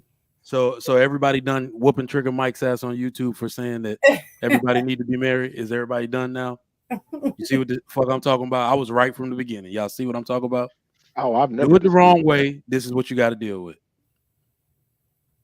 Tradition does not mean old or antiquated. If they've been doing it this long, it might mean it just freaking works. I want y'all to understand that. Whew. Go ahead, drop the I mic. thought Sir. that Drop was, I thought that was What did you say one of the comments were when you saw that video? It was a she said, he said Uno reversed. Oh yeah, I actually I got saw that. the comment. The comment was Hold on, I funny. got that for you. Hold the on. comment said Uno reverse, and this is what women, and not trying to turn it into the whole gender war, but this is what women. Hold on. He literally sound like a baby mama. I was thinking that shit. He literally, yeah, he did. Yo, This is what y'all baby are mamas killing me. He wanted full custody. He found out Nah, that day. man, y'all killing me, man. Y'all killing me. He sound like a this father is- worried so- about his kids. Nah, this I was about to say, y'all killing me with this That's because what mama say. what this man is doing, and he made sure he put the disclaimer in there. He said, if this was me, he's doing what all mothers should do. Encourage the relationship with the other parent. That's what he's trying to do. That's what most parents are going to do. I'm dropping you off or for your time with your child. So you don't say I'm keeping them from you. Because remember, most people don't have, you're not just accountable to the person and the other parent. You got to hear from grandma. You got to hear from grandpa. Auntie might want them or whatever. So the custodial parent has a lot, a lot of visitation, and they got to facilitate. They facilitate a lot with the child. So you already know the person is trying not to get a bad name, maybe with the family members that they do get along with, right? So it's like, look, I'm trying to drop you off with your mother. There ain't no way in hell anybody I'm gonna ever be caught dead with your mama saying I did not try to give her adequate time with you. All right. So he's doing what I think men have to do because nobody believes men. You got to document that shit. I do agree with Marcus. He thought the child can't listen or can't put these things together, but some way, shape, or form, he might not even be able to speak full words. It's going to resonate with him when he gets older to his dad. Well, just like that other video we saw not too long ago where the little boy, did we play that? Or that was in our group where the little boy was saying how, like, do I have a dad? What's his name? Like asking about the father because the father wasn't around and the mother at the baseball game. Yeah, that one. Yeah, that's kind of the same scenario that's being set up and established subconsciously with that child. He's going to grow up and blame himself as to why the mother wasn't around, because children just have a natural tendency that when stuff is wrong, they think they're the cause of it. Yeah. And so that's the scenario that's being set up with him hearing, the father talk about this, or if the mother's around talking about the father or what have you. But my point is not that I'm trying to be like insensitive to him complaining about what he's saying, because rightfully so, it's effed up. When you put the kids first and think about the scenario, the one that get hurt is the kid. But looking at how he's feeling, I think in general, he is explaining, I guess men can see it better from his perspective. Y'all are saying, oh, he's doing what a father should do. This is what y'all say mothers should do. So when you're, I guess, for other women to try to have empathy for him, I would think that they should be at 10 with having empathy because they understand what it's like. But for some, when they see these comments are terrible. Like, no, that's what I was gonna say. I don't even. I think this perspective is like, how are you guys? Now you see exactly what we be talking about. No, we don't. We don't. I'm saying that's what I think a lot of women feel when they see that is a lack of empathy instead of having the empathy. No, I was gonna say we don't have. I'm gonna be honest. I really don't have empathy for the moms most of the time, because in his situation, he definitely just gonna have to buck up and do what he got to do. We all know he picked the wrong woman, but at the end of the day, men literally just do what you got to do. I think what he's trying to do is trying not to get blamed. Men reputation gets smeared so bad in the name of their children, whether they have custody, whether they don't have custody, whether you make time for the mom to see the child, whether you don't. He's trying to protect his reputation and the well-being of the child. A child is supposed to have a relationship with his biological mother. It is almost normal now in this society to see an absent father. the child is really going to think something's wrong with them if they have an absent mother. We know that. So that's rare. Go ahead. So I don't know if anybody has ever been the victim of somebody hating on them, right? If you like a girl and she has a boyfriend or something and you talk crazy about him, what that does is turn her off to you and turn her on more to the person you talking crazy about. Kids do the same thing when it comes to the parent that you're talking about. They could be the worst parent in the world, but when you start addressing their bad behavior to that child, the child will grow resentment towards you for the need to protect that parent. And then this bad parent will look like they're in the right and you're the problem, and you will not be able to understand it. I've been in them situations before. I'm telling you, that's exactly how this will play out based off of that. That's exactly why moms try to smear the relationship with that. And it's gonna backfire. It backfires. So anytime the parent does that, backfire. The child be like, but daddy, well, where's daddy at? Told you he ain't shit. Well, it just pushes the child on their side. Like, and the funny thing is that's why by the time you get to daddy or you do get to see him, he a superhero. He taking you to places you like, I love daddy. I see it all the time. You're right. So I will see the point too. Oh, go ahead, because I was gonna move the goalpost. I need to. As no, I was just gonna say hosting. I was just gonna say I agree and see the point to Trigger Mike about fostering a relationship with the mom and the mother side of the family, and I also see the point to Marcus about doing that in front of the kid. My point is, bruh, I understand getting the documentation, trying to show that you're doing it right. Just do it, dude. Just do the damn job. And if you want to get documentation, film yourself. Don't put it on social media. Like, bro, just do the job, because you do sound like a baby mama.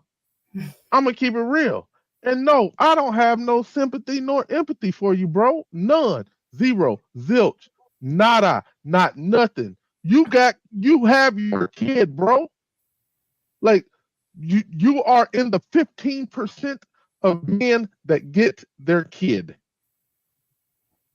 Take care of your kid, take care of your responsibility, try to foster the relationship. Don't blast that on social media. Like, men, that's the second time men are doing this shit. It's crazy to me. No, I think this is all necessary, bro. I mean, I'm not gonna say he was doing it for this reason, but he could have been.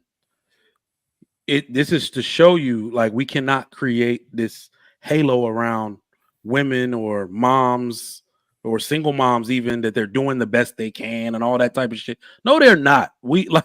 You have to go down to the grassroots. That's why I'm looking deeper into this after Dirty Folks said women don't even like kids, they like babies. Because without the dad, and if they lose custody, most women probably don't want anything to do with the kid as much, right? They don't have the ability to use the kid as a bargaining chip to spear the dad, or, as a tool to demean him or anything like that. Then they become less interested in fulfilling that taxing mom role. That shit is hard, as we all clearly know, right? So it's like, all right, let him deal with that. Sugar Mike, do you got a dissertation on mimping, or did you get your doctorate in it? Know what? What's above a doctorate? Tell me. Okay. I'm fucking Dr. Strange in mimping, okay? I got my Sorcerer's Stone in that shit. Well, I just want to add one thing. There's two things that was wrong with this video. Number one, well, not two things wrong with the video.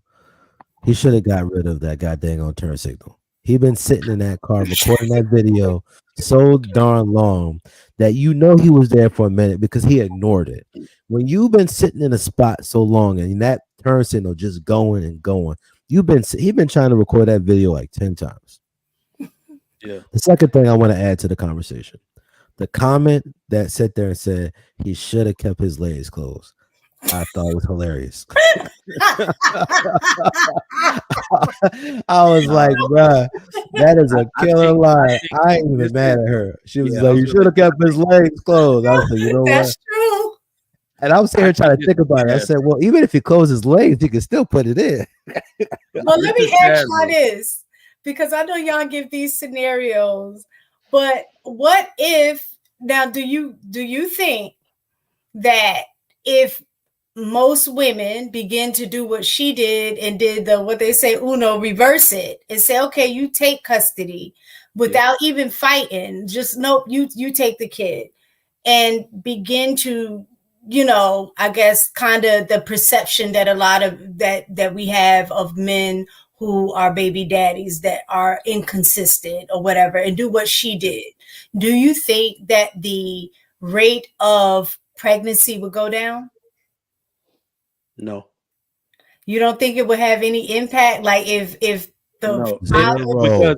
because people we love live sex. in the world That's of why. irresponsible. We live in the world of irresponsible conception, right? So men won't stop getting women pregnant because other men have access. Well, you know what? No, I'm talking about You know what it will. have You to know be what it will do. responsible for the I'm kid. sorry. You know what it will do? It will likely stop the birth of multiples. It will slow the birth rate down, just not That's that what I first. mean. Because if you have full custody of your children, you just start moving different. We already see the statistics of dad. He moves different. He huddles everything around his child, his work, children, this, that, the third. He's a disciplinarian. They got to be here. So you're not going to have time to cut up as much as you used to. And then then we see they usually get married. They usually start taking women Right. serious. I'm gonna be honest. I think that might be the answer. We'll Of course, it's the answer. So now everybody want to agree with me? The men? Okay. No. We'll reduce birth rates, right? For one, and having multiple baby fathers. It encourage marriage because, like you said, a lot of times they'll settle down and get married because they're moving different and they're trying to find a mother for their child to help them raise it. You know what? I've been meaning to correct you for weeks on that. Okay, well, go ahead. Y'all act like men go out and look for women. Man, men with children are they're chick magnets. The dude literally will be struggling from a day's work, tired with both of them kids in the little car cart, at the grocery store, and he just sitting there looking at the chicken salad. And you just see this woman, and it's like she just keep looking at me, but she playing with my kids, and and then you kind of take a double take, like, God damn, she got a big ass butt. You know what I'm saying? And then she just keep following you in the different sections, and she playing. Can I say hi? Can I? Then you start to realize, damn, something about a woman just wants to help.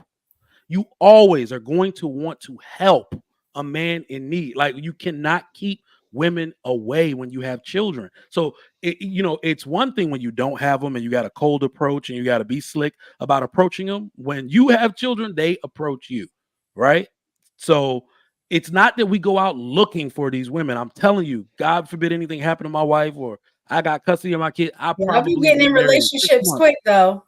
Yeah, I'll be married in 6 months. They want to help you with that situation. These kids need a mom. I'll be their mom. Oh, I think he likes me. Oh, like, y'all like they are magnets for that shit. I'm telling you. Or they just want daddy. There's nothing wrong. I mean, it is what it is. Y'all do. It's okay to say that you need help. I agree. I don't agree with women with saying the whole independent when it comes to a kid. Like, I could do it all by myself. I mean, yeah, if you're in a position where you have to, yes, I think most people will do what they got to do if they have no other choice. But that's not the ideal situation. So, yeah, it makes sense that you want to get married and have a woman to help you raise a child. I think the flip side should be for the single woman who's raising a kid on his own. But I think we kind of get slacked. Like, y'all always, y'all trying to find a father for your kid. But it don't work in reverse. Let me tell you how potent this kid thing is. My boy moved here from New York 5 years ago. His wife birthed twins 1 year after they got here and divorced him. She was cheating with some Houston dude and just left him. He hitting me up like, I don't know what I did. I'm trying to go to counseling. She's not trying to do none of that. She leaves him for the dude. They not together 1 year after. And we going on lunch, like, how you coping? How's everything going with the kids? He's like, I'm just focused on the kids, bro. Within 2 years, so their wedding was last October. He gets a vice president, female, from JP Morgan Chase, investment banker chick. He has 4 kids. He got a top-notch woman.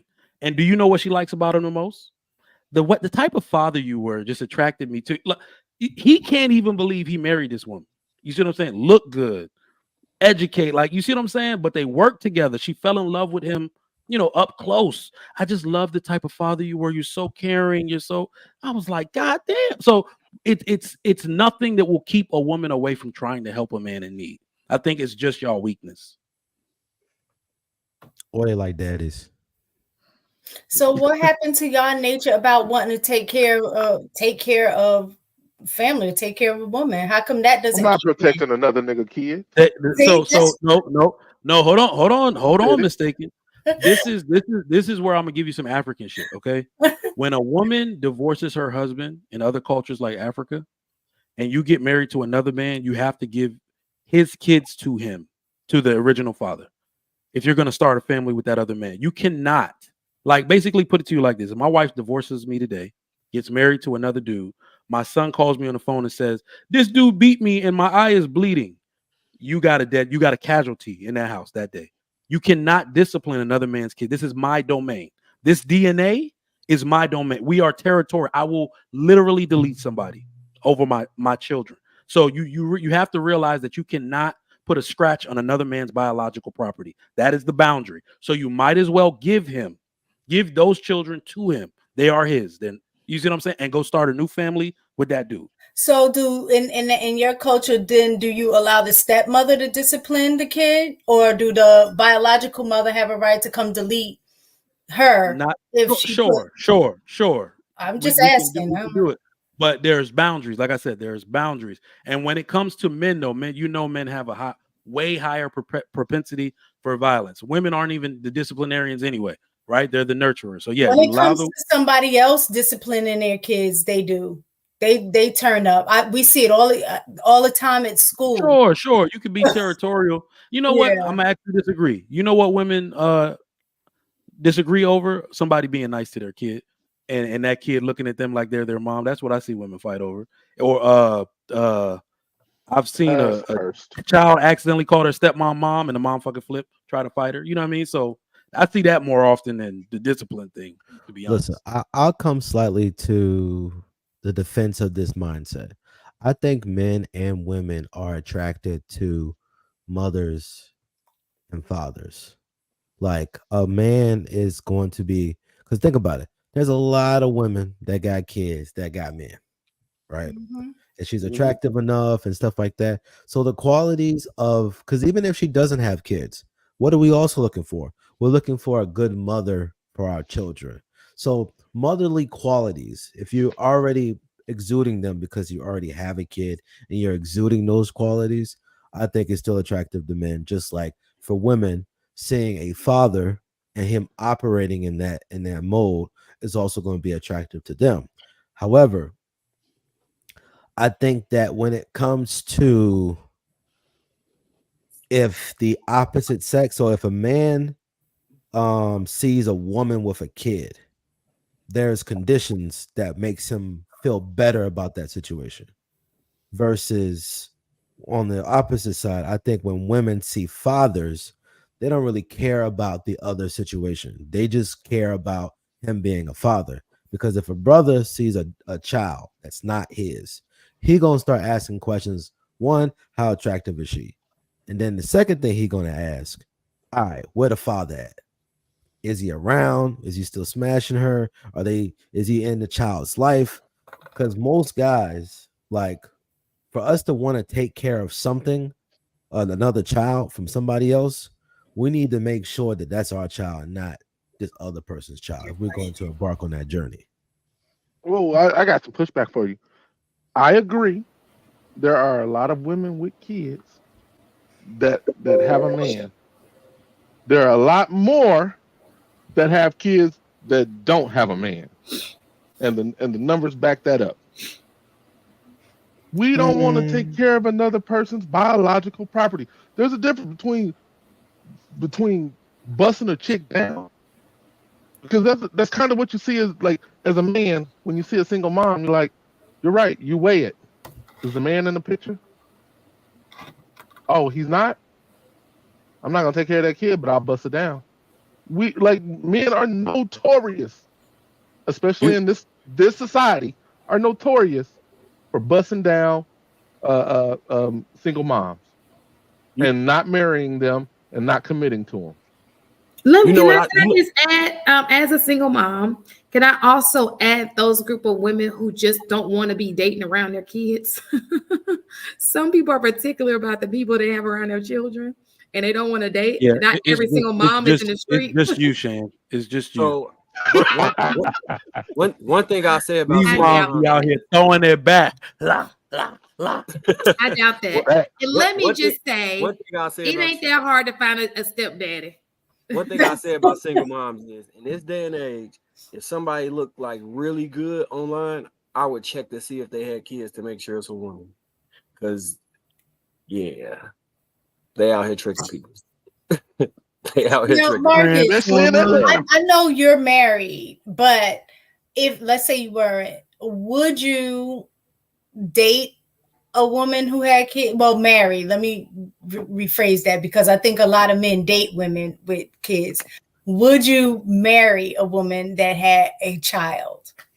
Who are you talking to? I look. So whatever the market I could attract dictated, I would choose from that. So if ideally, if the woman I want would not talk to me, if she didn't have kids, then I would have to date the person with kids.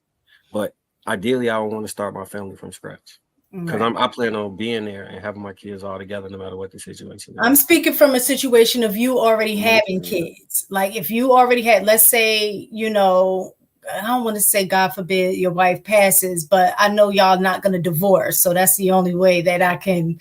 But so she passes and you have your kid. Would you be open to dating other people with kids, or you would still look for somebody who doesn't have any children?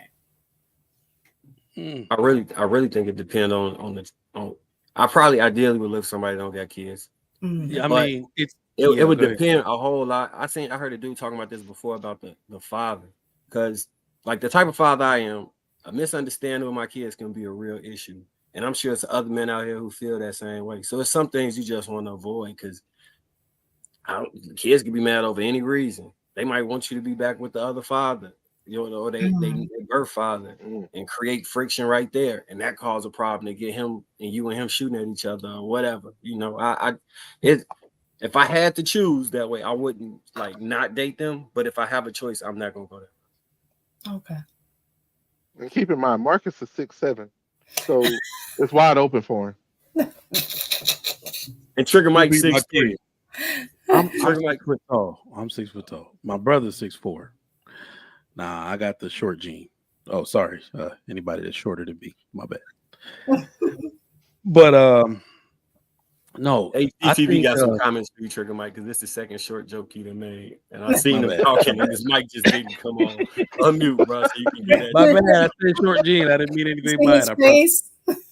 Did y'all see? I don't be me sending the short jokes. I wasn't making jokes. But the worst part about it is just like Marcus said, that was my viewpoint on it. It's like, I want my own family. Damn it. You know what I mean? I want my kids to look like me. That's the way I saw it. And then culturally, in my culture, everybody's gonna look at you like, what's wrong with you? An older man marries single mom, like not a young man like myself when I got married. So in my culture, if you're a single mom, usually a dude who's, I'm not gonna say his wife deceased like he's super old, but yeah, some widowers, nobody minds if they call them redeem. They'll redeem a single mom. A guy that's never been married, that's like a done well in business. Maybe he was a international businessman, comes back, tries to put down some roots.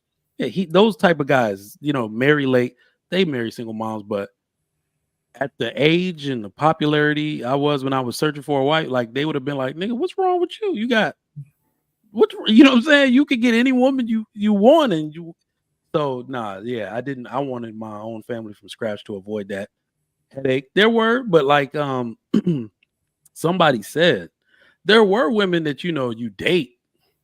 For some reason, I don't know why they can be attractive to you in a certain way, but I couldn't take it any further, because that dude, it's like, man, I don't want problems with this. Like, this dude ain't about to be He doing stupid shit like, you know what I'm saying? Because he seen my car, now he doing stupid stuff, and nobody want to. Like again, like I say, the dating market would dictate that, right? So say I was trying to date a woman that had a specific look or type that I feel is my type, and she was not jacking me without, you know what I'm saying, before the kid. If once she had the kid and she was open to date me, and I could not get her prior to that, then I guess that's what Steve Harvey did, right? He got her after she would not have messed with him originally, and she changed the standard. So if I was in a position where I didn't meet the qualifications, I will understand that and factor that in. I'm a realist and a pragmatist. I ain't gonna lie to you.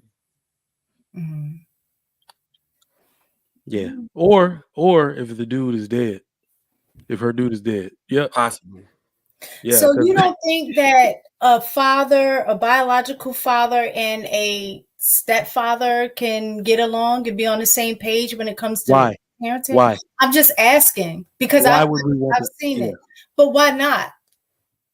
I'm just saying, if there isn't an issue, like when I first met when I met my husband, he already had a daughter. I know y'all hear me talk about my daughter. I call her my daughter because, I raised her since she was 9, known her since she was 2. So, but I can respect how both men handle the situation, because his baby's mother was acting funny style towards me, coming like to pick the daughter up. Like if he was working and couldn't get her at the time that he was supposed to, he would ask me, can you go get her or whatever? And I would go, but then the baby mother would act funny and like, no. So one day we all came to a meeting. Like we had a meeting, her new man who she was with, myself, and my husband, and like they laid down the law in terms of for both of us. Like her man was like, listen, it's not right because I go over there when the daughter's at their house, you send me to go pick her up and there's no problem. So it shouldn't be a problem when he sends, me over there to pick her up. Like that needs to stop. Like, and that got shut down. So it was like the men were on the same page in terms of how things were going to run. And once the men got involved with that scenario, with that situation, stuff smoothed out and it wasn't an issue. And it was because both men were on the same page about how things were going to operate. So because I saw it firsthand of how men could be on the same page with what's going to go on in the dynamics, like is on y'all to kind of set that tone for the way the women are going to behave. And a lot of times. Okay. So the men set the tone and she's still acting funny. Now what? He didn't set the tone in. Yeah, that's what I was gonna say. He didn't set the tone. No, I mean, he didn't set the tone, but he had a choice to follow or not. Like, I was gonna say that's not realistic, man. That's not. Why isn't? I'm saying it is realistic because I lived it. And the next time I needed to go pick my daughter up, it wasn't an issue. So this Even is if it was an issue, it wasn't an issue. They were both okay. I'm sorry, not even just the woman. They were both in agreement. She couldn't be the only one wrong. That's why she acquiesced. Women do that a lot. If you're going to be the last one not cooperating and looking stupid, you'll naturally acquiesce. But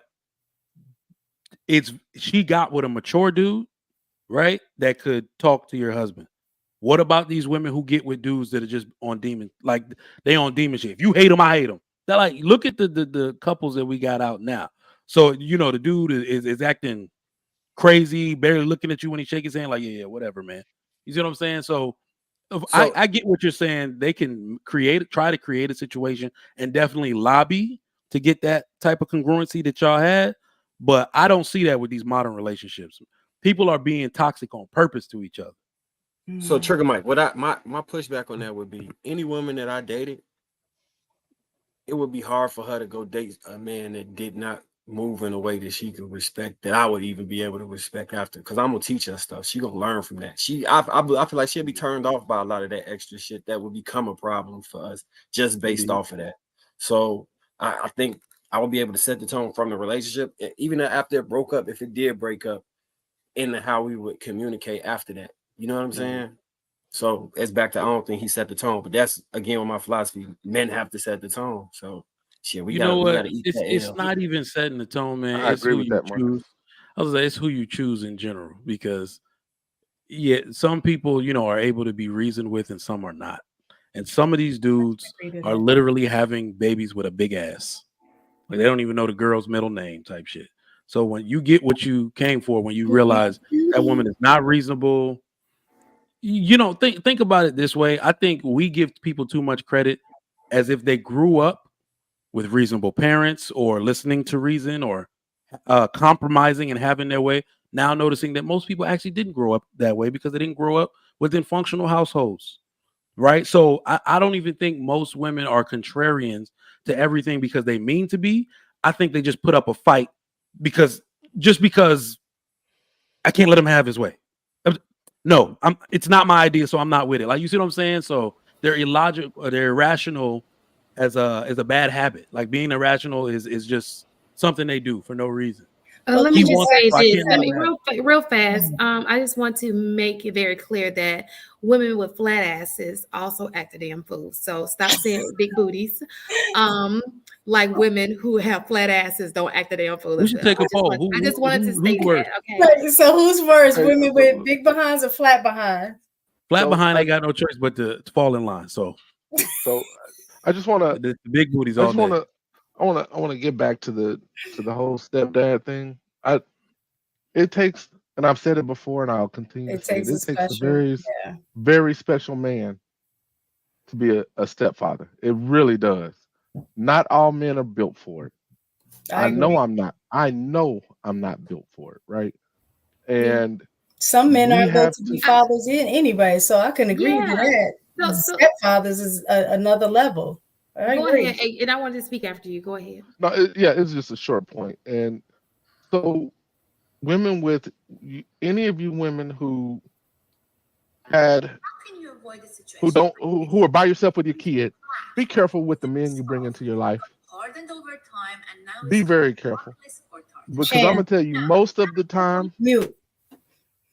Because I'm gonna tell you most of the time. TikTok came up, I'm like, what is that? Go ahead. Sorry. Most of the time, the men you encounter want one thing. I'm gonna keep it real with you, and it's not for you to have another one of their kids. It's to bust you down. If it get happening, they'll probably walk on you. But don't stop, pop that. But be smart. Make smarter decisions than you possibly did the first time. And don't just bring any man into your life. Please don't. Be smart about it, because we're not all built to take care of another man's kid. And that's the bottom line. I agree. Fortunately, I've had some great people who've tried to, there are a lot of good men who, when I say good men, you could be a good man and not want to be a stepdad. That's not what I'm saying. But there are men who don't mind it. Usually those are men who also have kids, who maybe have full custody of their kids. Their kids are the same age as your kids, so it kind of works out. But I would definitely not go for that guy who does not have children. That's not, Yeah, I this is why I said what I said, like the last time we kind of had this conversation. Like, it's cool to have, amicable relationships with the biological parents, and you're the step parent. It's cool. Me personally, that's not something that I want to embark on. If I'm going to deal with a woman that has a child, that Negro need to be Casper the Ghost. He needs to be a pillar of salt. He needs to be invisible to the world. He needs to be I think we get your point. And not see. Like, I agree. I mean, we don't have, y'all, we don't have to dig this in. We understand some people are not. Damn, you put every adjective keep going. Listen, we completely understand, but I need men to understand also that every woman is not built to be even the ones who play like they want to be the stepmama. Cinderella was a fairy tale, but it was based on some reality. When she get her kids by you, they It start treating them changes. kids I've different. seen that too. They start Yeah. treating them kids different. You be wondering why your kid got a chip on their shoulder. She treating your child different than she treating her kids. Women can be very like just I will say this though. It's for women, it's a lot easier to hide, I think. because they can hide it because they hide it until they don't have to. yes. In the beginning, they could play and then like, they damage your child because they're trying to get you. They're trying to get you, so they're getting you through the kid. Let me tell you this right now. And then they get pregnant by you and have your kid. Then they flip the script. And let me tell you this right now. A lot of y'all daddies wasn't in your life because of the woman he married. She didn't want him in your life. Whoo! Now I saw that once, and I hope that woman got everything that came for her. This is a colleague of mine. This is very toxic. She got with a dude, hood nigga. Like, why? Very educated woman. Got with a dude, got pregnant by him, and within 6 months of them dating, told the dude, like bragged about this, told the dude, I don't want him seeing that woman no more. And I'm like, wait, don't he have a kid with her? I don't care. She need to leave that situation alone. We're starting a family. And this is me, the family man, looking at the side of her head like, are you crazy? Like, what? Leave his family. We got a family now. She'll be all right. That like I was like, well, like you know, like this can't be for real. You're not saying it. I was like, this is very toxic. This is demonic talk right here. And guess what he did to her ass? Left her ass too. Fuck she get. God damn, what's wrong? Right, but a lot of them ain't that pattern. A lot of them don't do that though. Trigger Mike. Luckily that happened in that situation. But you'll be amazed. Women can be trifling on all, so you gotta also be careful about who you gotta be careful about what woman you allow in your household around your kids, because the woman is over the children. So when you walk out the household, you think she treating your child right, and she could be treating your child dirty. And your child got to live with that mistreatment, all that for the rest of their life if you got full custody over them. So you got to be careful about who you allow in your household. Them bitches be fake. I know because I'm in a classroom and I see that when they come to class, they'll tell the story. Be talking about you and your new wife because you're mistreating them. We got called defects on your ass. Oh, I thought you were going to say that you knew because you were fake. Oh. Oh, we work around kids. We work around kids for 20 years. Mm-hmm. You know the stories that come into the classroom. Oh, they be telling y'all business. Yes, they be telling y'all business. Oh, she don't like us. Oh, she don't treat us like our kids. Especially in elementary. In elementary, they have no filter. So they be telling all the business. Most of those stories, if you read like true stories, like books and stuff, and you see books that's based on reality, it be them kids saying that they got mistreated in a household with a step parent. Most mistreatment happened from a step parent. That's both men and women. You got to be careful when you have a child. When you have a child and you are not married, you have to choose the right part. It is no longer about just your happiness.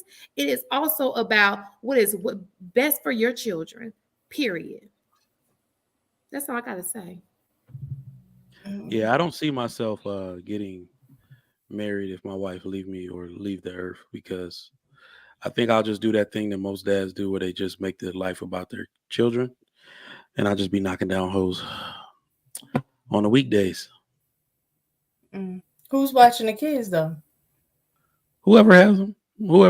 They they're gonna watch be off than the kids, because nobody want to wash out the yolk. I don't even. No, that's what I'm saying. Listen, if you return me back to the streets, I don't even want to touch it. If you give me that shit, you return me back to the streets. The street is I shall stay. Mike, do you think the streets will even want you down at this stage? Hold on. That's a dope question. That's a dope question. I'm just saying, because I know I'm not for the street. Like I couldn't. Hold on. No. This is why it's different for men. Let me tell you. Mike? I get no. Listen, it's not, I don't even mean the street for real. This is what I'm saying. We have a single woman epidemic, right? That means most of the women that I mess with in college that look good as shit now, they still single. But They them want to still be they're single and picky no still. they're commenting on how beautiful my family is. They just warming. They just Oh, setting they the be in your plate. they be in And your shit like, comments. yeah, that chick ever fuck up, slide it. Like I be seeing like exactly when I be hearing from them and stuff. So it's just like, okay, well, I literally get my whole old roster back if my wife ever leave me. So I'm not worried about that. Okay, Mike, gotta like that, because it's a lot of incels that some people ain't getting no. It's a lot of men ain't getting none. Oh, if I didn't have a roster, I'd go out here. Yeah, that's not a Okay, we problem. just wanted to make sure you wasn't one of them. We know Who you the hell I got said it. I got llamas on deck? You We know know, what? we Bring know, your ass up here. I'm about to we drop know the link. you got it. But we just want you to be we wanted to make it very clear that yes, there are a lot of single women out here, but there are a lot of men who still don't have access to them single women. Oh, I'm not one of those men. I got a lot of resources. I'm gonna have my midlife crisis 3 They times. said I'd rather be single. I'm gonna go We'll give me deal that with new you. what the hell? Oh my gosh, she leaves That's me. not I'm just nice. being I mean, stop. fully irresponsible. I'm gonna go buy me $120,000 car. I'm gonna be out these streets doing crazy shit. Okay, so wearing listen. shades in the club With the kids. I'm gonna have a whole show on stop giving these men, and this is me included. Stop giving these men kids, and they ain't making you as the wife. Stop. He don't even deserve to have a legacy by you. Agreed. He don't even deserve it. Why are you giving it to him? Hey, Trigger Mike, I'm gonna tell you real quick, bro. Yeah, that's all fun and stuff. You know, if your wife leave and you're out in the streets, that's fun for a little while. You get bored as fuck, bro. Oh, I know. Yo, Star Wars coming back. I'm just saying my bed won't be empty. C3PO. Everybody spending the night. No, watch Netflix, no is chill. it- Oh, Is it yeah, better? I'm not advocating for that life at all. That's why I got married. But all I'm saying is at least I'll be drained every day. You can drain yourself every day. It's not the same. Or not. You can do what? Air yourself every day? Drain It's yourself. Nah. And the reason I'm saying that is because you're increasing the risk of you having more kids. If I you're got trying to get down like that. No, I got snipped. Then none of that going on. Yeah. Okay. Yeah. And that's the bottom line.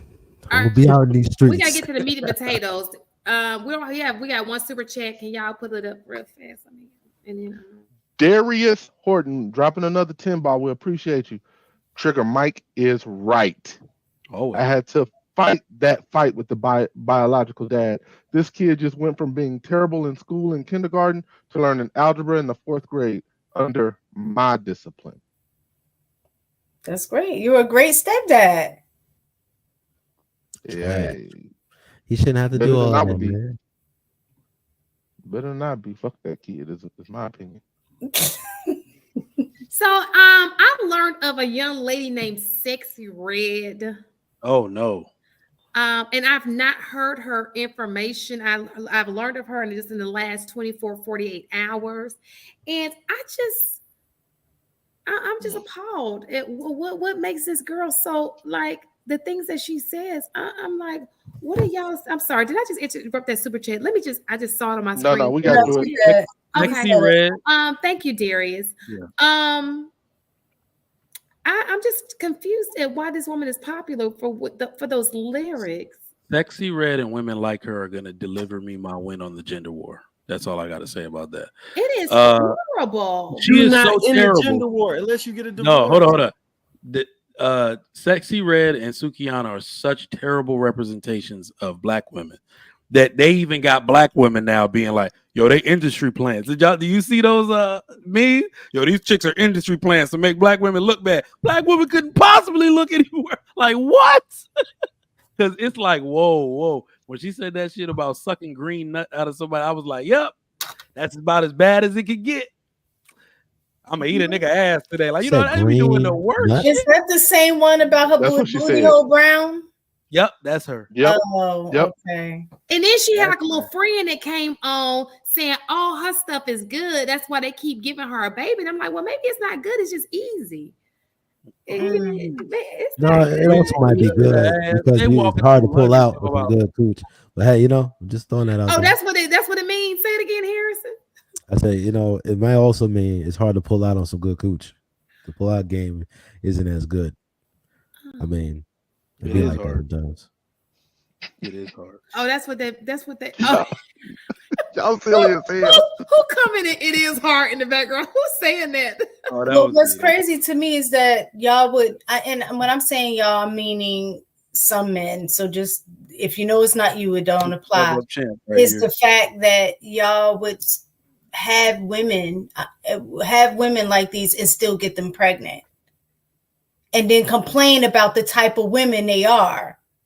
Yeah, I mean, you Like, can complain, ain't no but way. listen, Yeah, people like sex. That's the reason why we have the problem that we have. No, People you know like what sex. it is. You know what it is though. When men, those type of bust downs. I'm sorry, they are bust downs. You got to be really drunk. First off, I never like Sukiana and Sexy Red. They give me like they do this shit every night vibes, like you know, they're like really nasty girl vibes. So ain't no way. First off, I don't get aroused by women like that.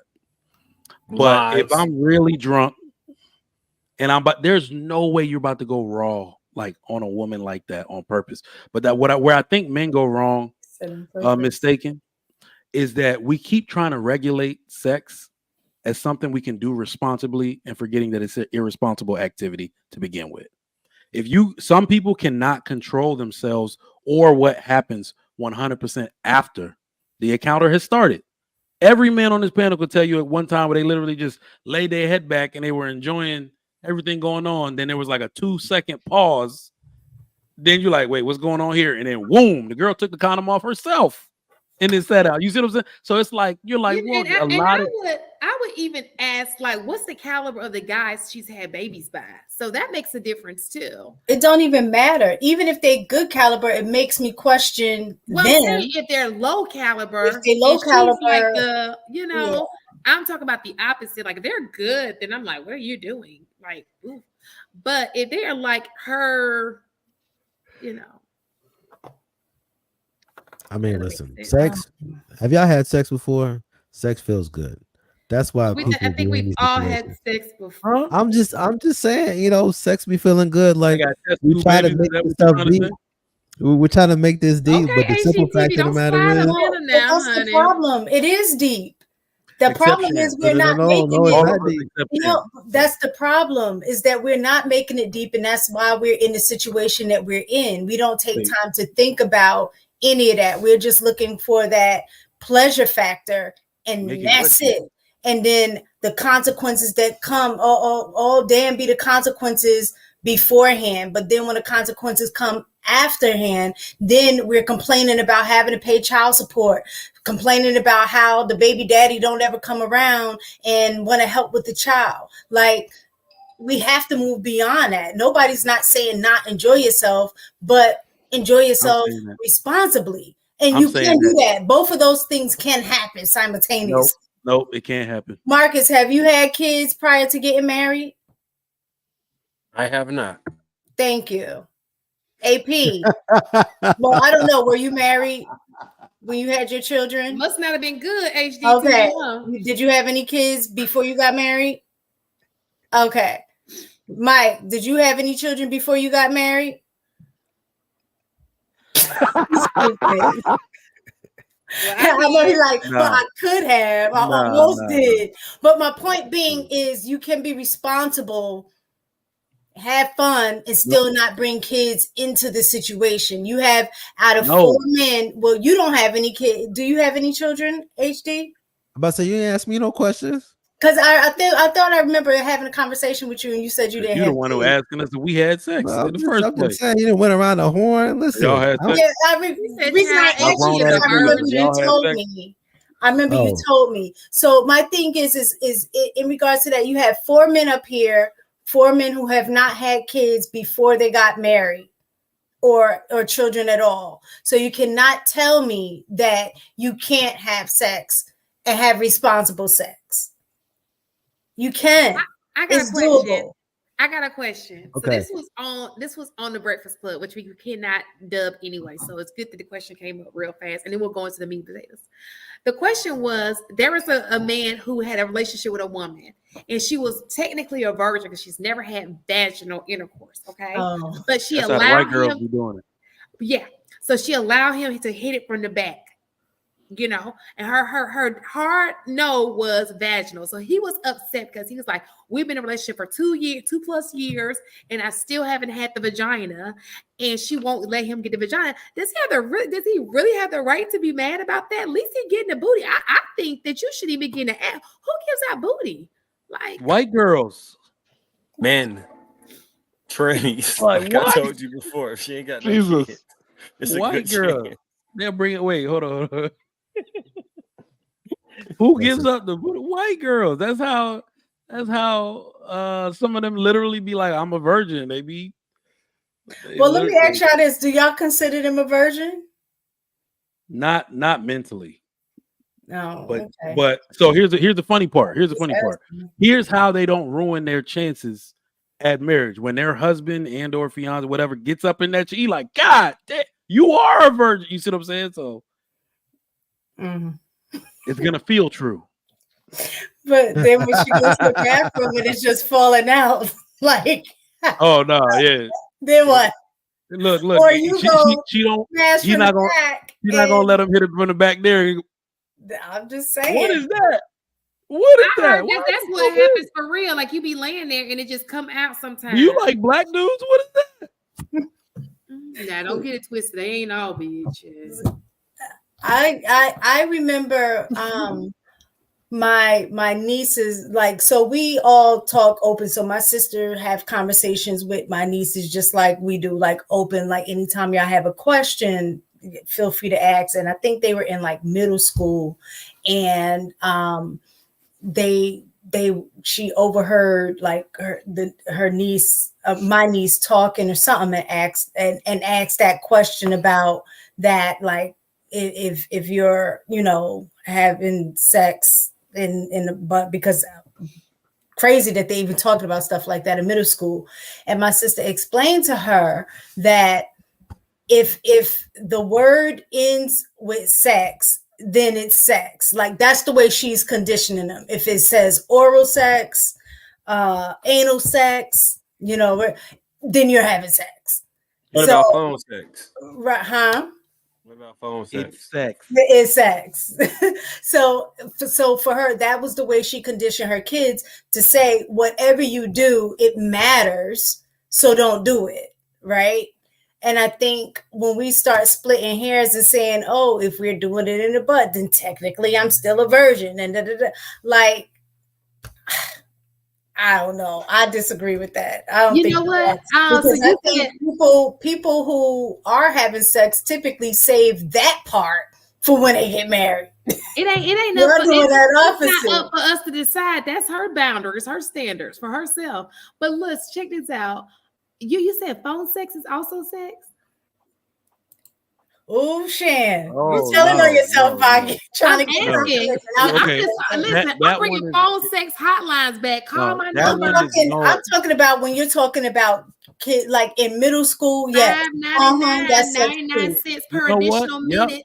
No, that would actually because that leads to touching yourself. So I'm touching myself right now.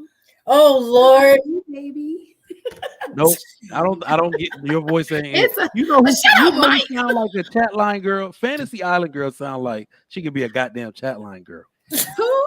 Every time she talk, Fantasy Island girl. I don't know her. Every time she talk, I'll be like, yo, I'm literally about to hit her. Like, you don't think I can do it, Mike? I'll start a chat line. Go do it again. You just got a big chest, Mike. You know, Mike is a chess man. Yeah, I'm the video virtual. I don't want to hear your goddamn voice. Listen to my what the hell voice. Your voice gonna do for me? Hey, love. Oh Lord, Shan, do that. You know what? You can't do it as you. You gotta be a character.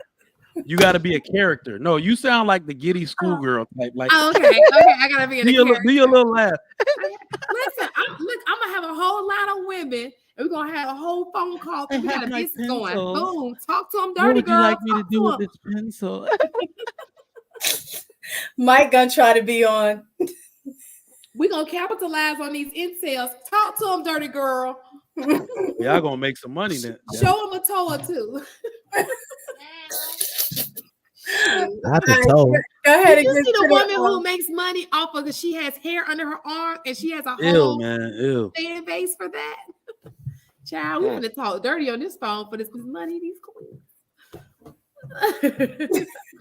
You ain't gotta see my face. I'm just talking to you. Hell, sign me up. Yeah, I heard you can make money on I'm OnlyFans joking, reading to old white women. So I'm about really? to We start my dropping the old link, or pretty we soon. or we gonna keep it Okay, moving so you tonight? guys, let's get to the meat and potatoes because we've been just talking about other stuff.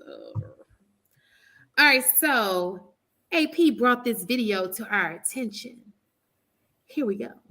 The reason why I haven't gotten married is honestly because I haven't found him yet. I just, and you know what? It was one day that it literally took me waking up one morning where I had blamed myself and said, well, maybe you are too picky. Well, maybe you are crazy. And maybe you didn't take this seriously. And why didn't you do this? And why weren't you this? And I can't believe you did this. And how did you let 15 years go by without thinking about this? Fit, feminine, and friendly, and over 40 and single.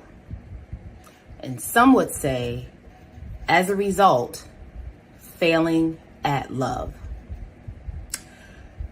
I want to share something about educated Black women. One of the things about educated Black women, many of us who have studied at various colleges and universities, colleges train women to think a certain way. And oftentimes we are entrenched in feminist theory, more specifically in Black feminist theory. And although feminist theory is interesting, it's intriguing, it perhaps even is empowering. In the real world, in real life, in real time, in our relationships, and oftentimes in relationship with Black men, theory does not always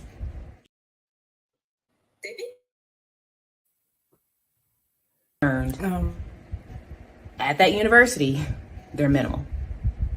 So what do you do if you are fit, feminine, friendly, over 40 and single, and perhaps, as Dr. Jen stated at one point, she felt as though she was failing?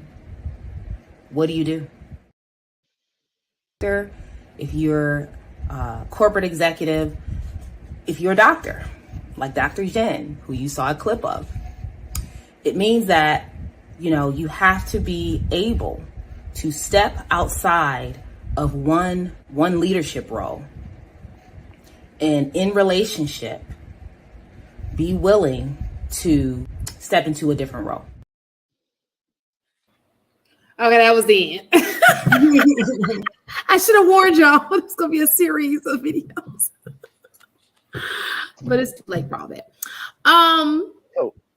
So just real quick, if I can. Oh, you got a question to accompany it? No, it's your videos. Go ahead and ask that question, AP. What is it that you would like to know from one educated person to, another. But so I watched the entire video, right? And it's about 13, 14 minutes long. But over and over, she was talking about educated women choosing careers, and then seeing later that, maybe I should have done something different to cultivate a relationship with somebody. The question that I have is, because I know both of you, and I was hoping Inaz was gonna be on here as well, but she's not here tonight. But the question that I have is, we already know your story, Miss Taken, and we know a little bit about yours, Shan. But what is it?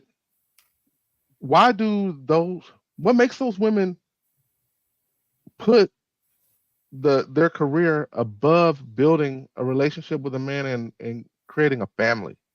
What was it that hung them up? Was it something that they were sold when they were younger? What is it specifically that pushes women to not create a relationship, and then when they get to what they say here, hit the wall, 35 plus, to say, okay, maybe I should have done something different. What do I do now? And then the next question is, what do they do now? I think that women become doctors or what have you because they just want um a better environment for themselves and their kids. Okay. Nobody wants to be broke. I mean, most people just don't. Okay. Now the question is, why do you prioritize that? Because you can probably do both. I mean, like she said, she was in med school. She's in med school with men who are also in med school. So you can have study buddies. You can, and most doctors marry other doctors. That's exactly what they do. Okay, so there are other women who did that. She just did not. But I would say that she was probably just dating. I don't think she was single. Most women are not single in their 20s. But what happens is a lot of women date the wrong men. They end up being in relationships with men and it's just not going anywhere. He's never going to marry you. You'll be amazed at how many women, I know that thought, we're not talking about the thoughts, okay? You'll be amazed at how many women waste time on a relationship that's just not going anywhere. They stick it out 4 or 5 years, and here you are giving this man all this time, and he was never going to marry you in the first place. He just wasn't. Whether he wasn't ready to marry you or whatever, you just dated the wrong, you picked wrong. Because, like I said, most women are in relationship. They're just not out here being single. They're not. So I think it has a lot to do with pickings than anything else. The man she wanted to marry probably did not want to marry her. And and what do you do now? The second part of that question. She has options. She just don't like them options. Stop thinking these women don't have options. This woman is a doctor. She has access to men. Maybe they may not be doctors, but she's not an ugly woman. So she don't sit here and act like this woman don't have no options. She got options. She just don't want none of them. You can't sit here and say in one sentence that it's got all these guys who ain't getting no play and then saying she don't have options. She don't want them. That's the problem. I would say, I think it's about choice in the sense of choosing between, do I do something for myself that I think I'm going to enjoy and like, versus giving up what I think I may want and move this way. Like, I think for women, a lot of times, is an all or nothing. Like, we feel like it's an all or nothing type of situation. If I choose a career like a doctor, that's like or attorney, it requires a lot of time, lot of, effort, energy, all of those things that makes, I think, dating a little difficult in the sense that if I want to be the top attorney or if I want to be a specialist type of doctor, I have to put my energy into this and not necessarily be distracted.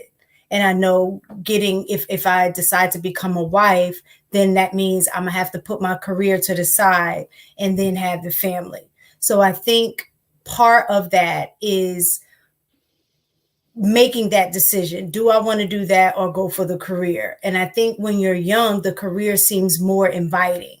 Whereas when you get older and realize that you are ready to settle down, now what? What's next?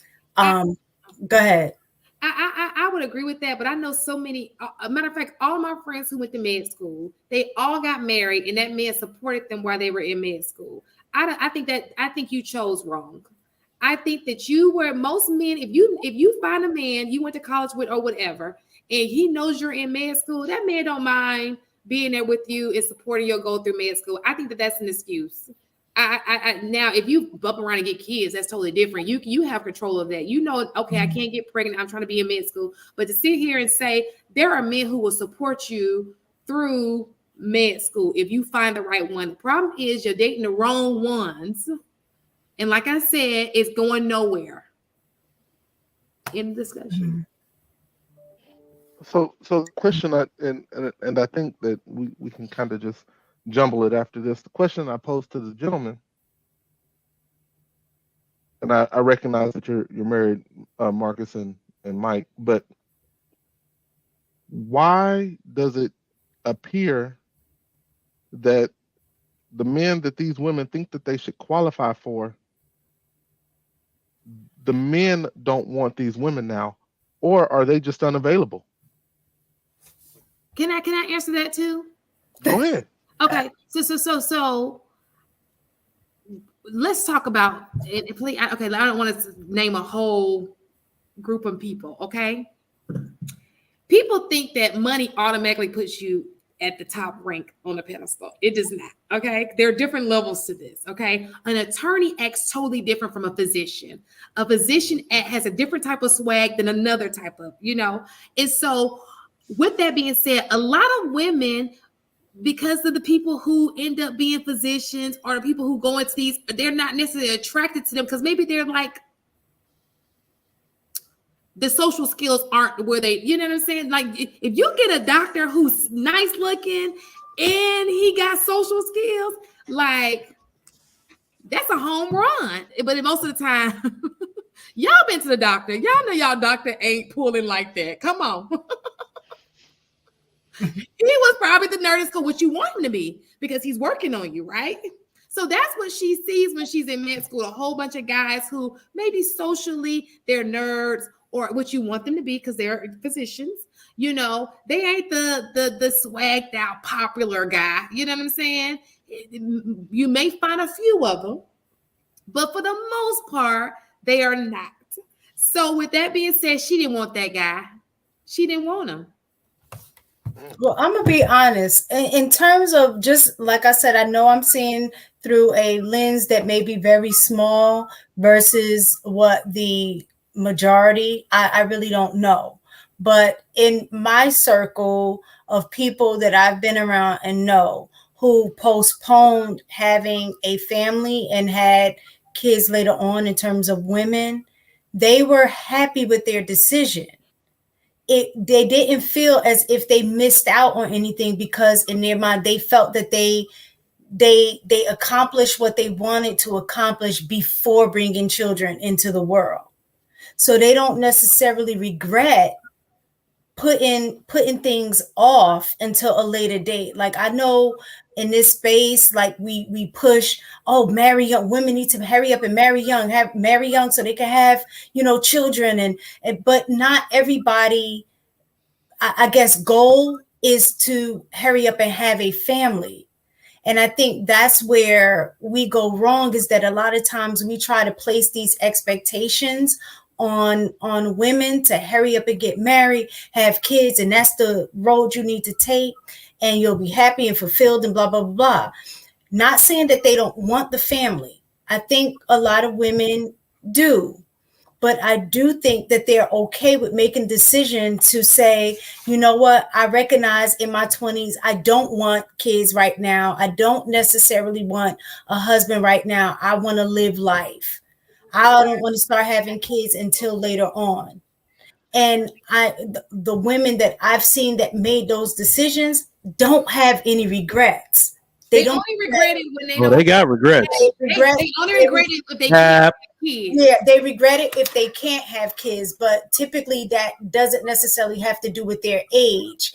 It was that they already had something wrong and they didn't know it until they started trying to have children. The other thing that I have seen is the opposite, where I've seen women on the side who started early and then they ended up divorcing later on and regretted that they got married and started family early because they felt like they didn't get a chance to live life, whatever that is.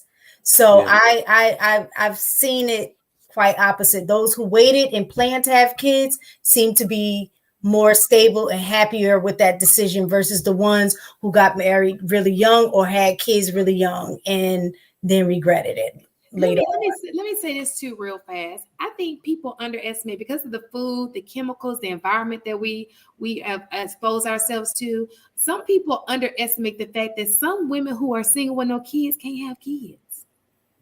A lot of them. That's like a growing thing.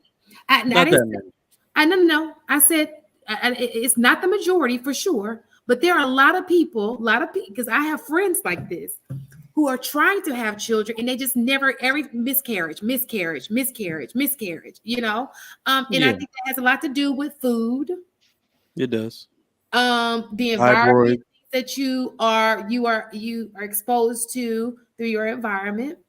But a lot of times that chick who you like, oh, she don't have no kids because maybe she can't have none.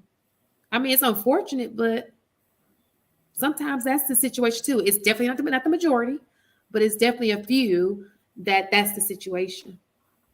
So are we saying? I think it's so dangerous though, because what I think for the young women coming up, especially the young Black women, I see them actually getting told the exact same thing with no differences. What do you mean? When Did you upload that video too while you're doing it? I was gonna say the God honest truth is that life is kind of best done in rapid succession with no breaks. The people who do it successfully, who have the most money in middle age and all of that, they get these things done quickly, rapidly, right? Mm-hmm. Out of school, marriage, children. Like you said, they do it with no breaks. We have a single woman epidemic on our hands, and it's not just about women having partners or women having a man. Women need coverage. Women need protection. The average woman can absolutely has dwindling hope of ever becoming a homeowner. All of this stuff falls if you're just not attached to the right man, and you have to get him early or he's gone. That's the way it is. So we can't encourage women to play that game. Like, live your life. And then here's the other thing about women not regretting them taking. We have to realize that women are doing a bunch of bullshit. If you're not looking for a man, you're doing a bunch of bullshit. These things usually do not net us any good outcomes.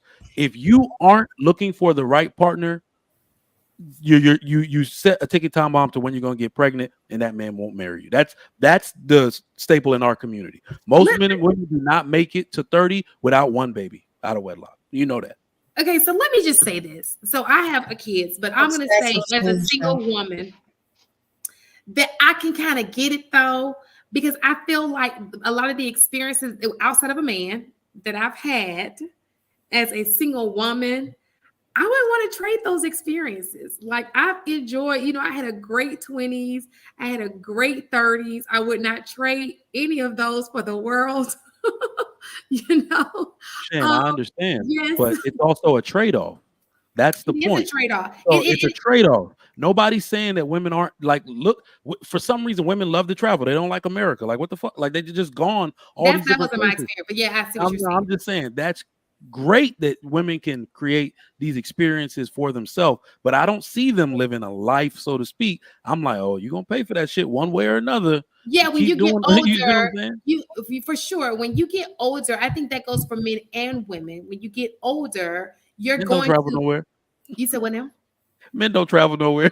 No, what I'm saying to you is not make them. Listen, what I'm saying to you is when they get older and you're looking for that partner to lean on, when times get rough, going through life, that's when the regret sets in. But unfortunately, up until like maybe 50, they don't feel it.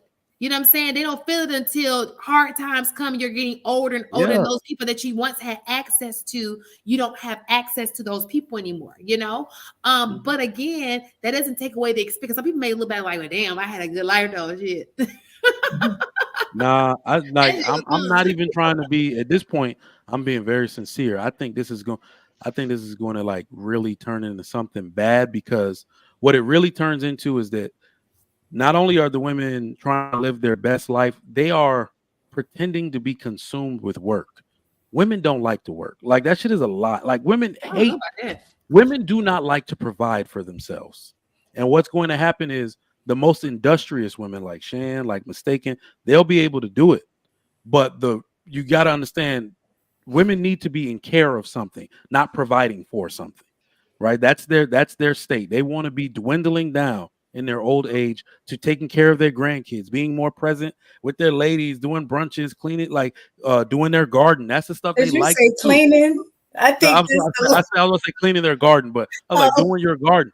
No, I'm trying to tell you, my wife love a clean house. She love when nobody here. I love a clean house, but I don't like doing it. She's shaking her butt listening to Jill Scott talk about, I had a good time cleaning the house today. I'm like, oh, what? Oh, I had a good time paying somebody. Come on. Yeah, but what I'm saying more so is that that's what women like to do into their 50s. So if these women are still working a straight 40 to 50 hours a week, You see what I'm saying? At 45, 50 years old, no man helped them, right? They didn't want to go 50-50. Now they got to pay 100% of their own shit for the rest of their life.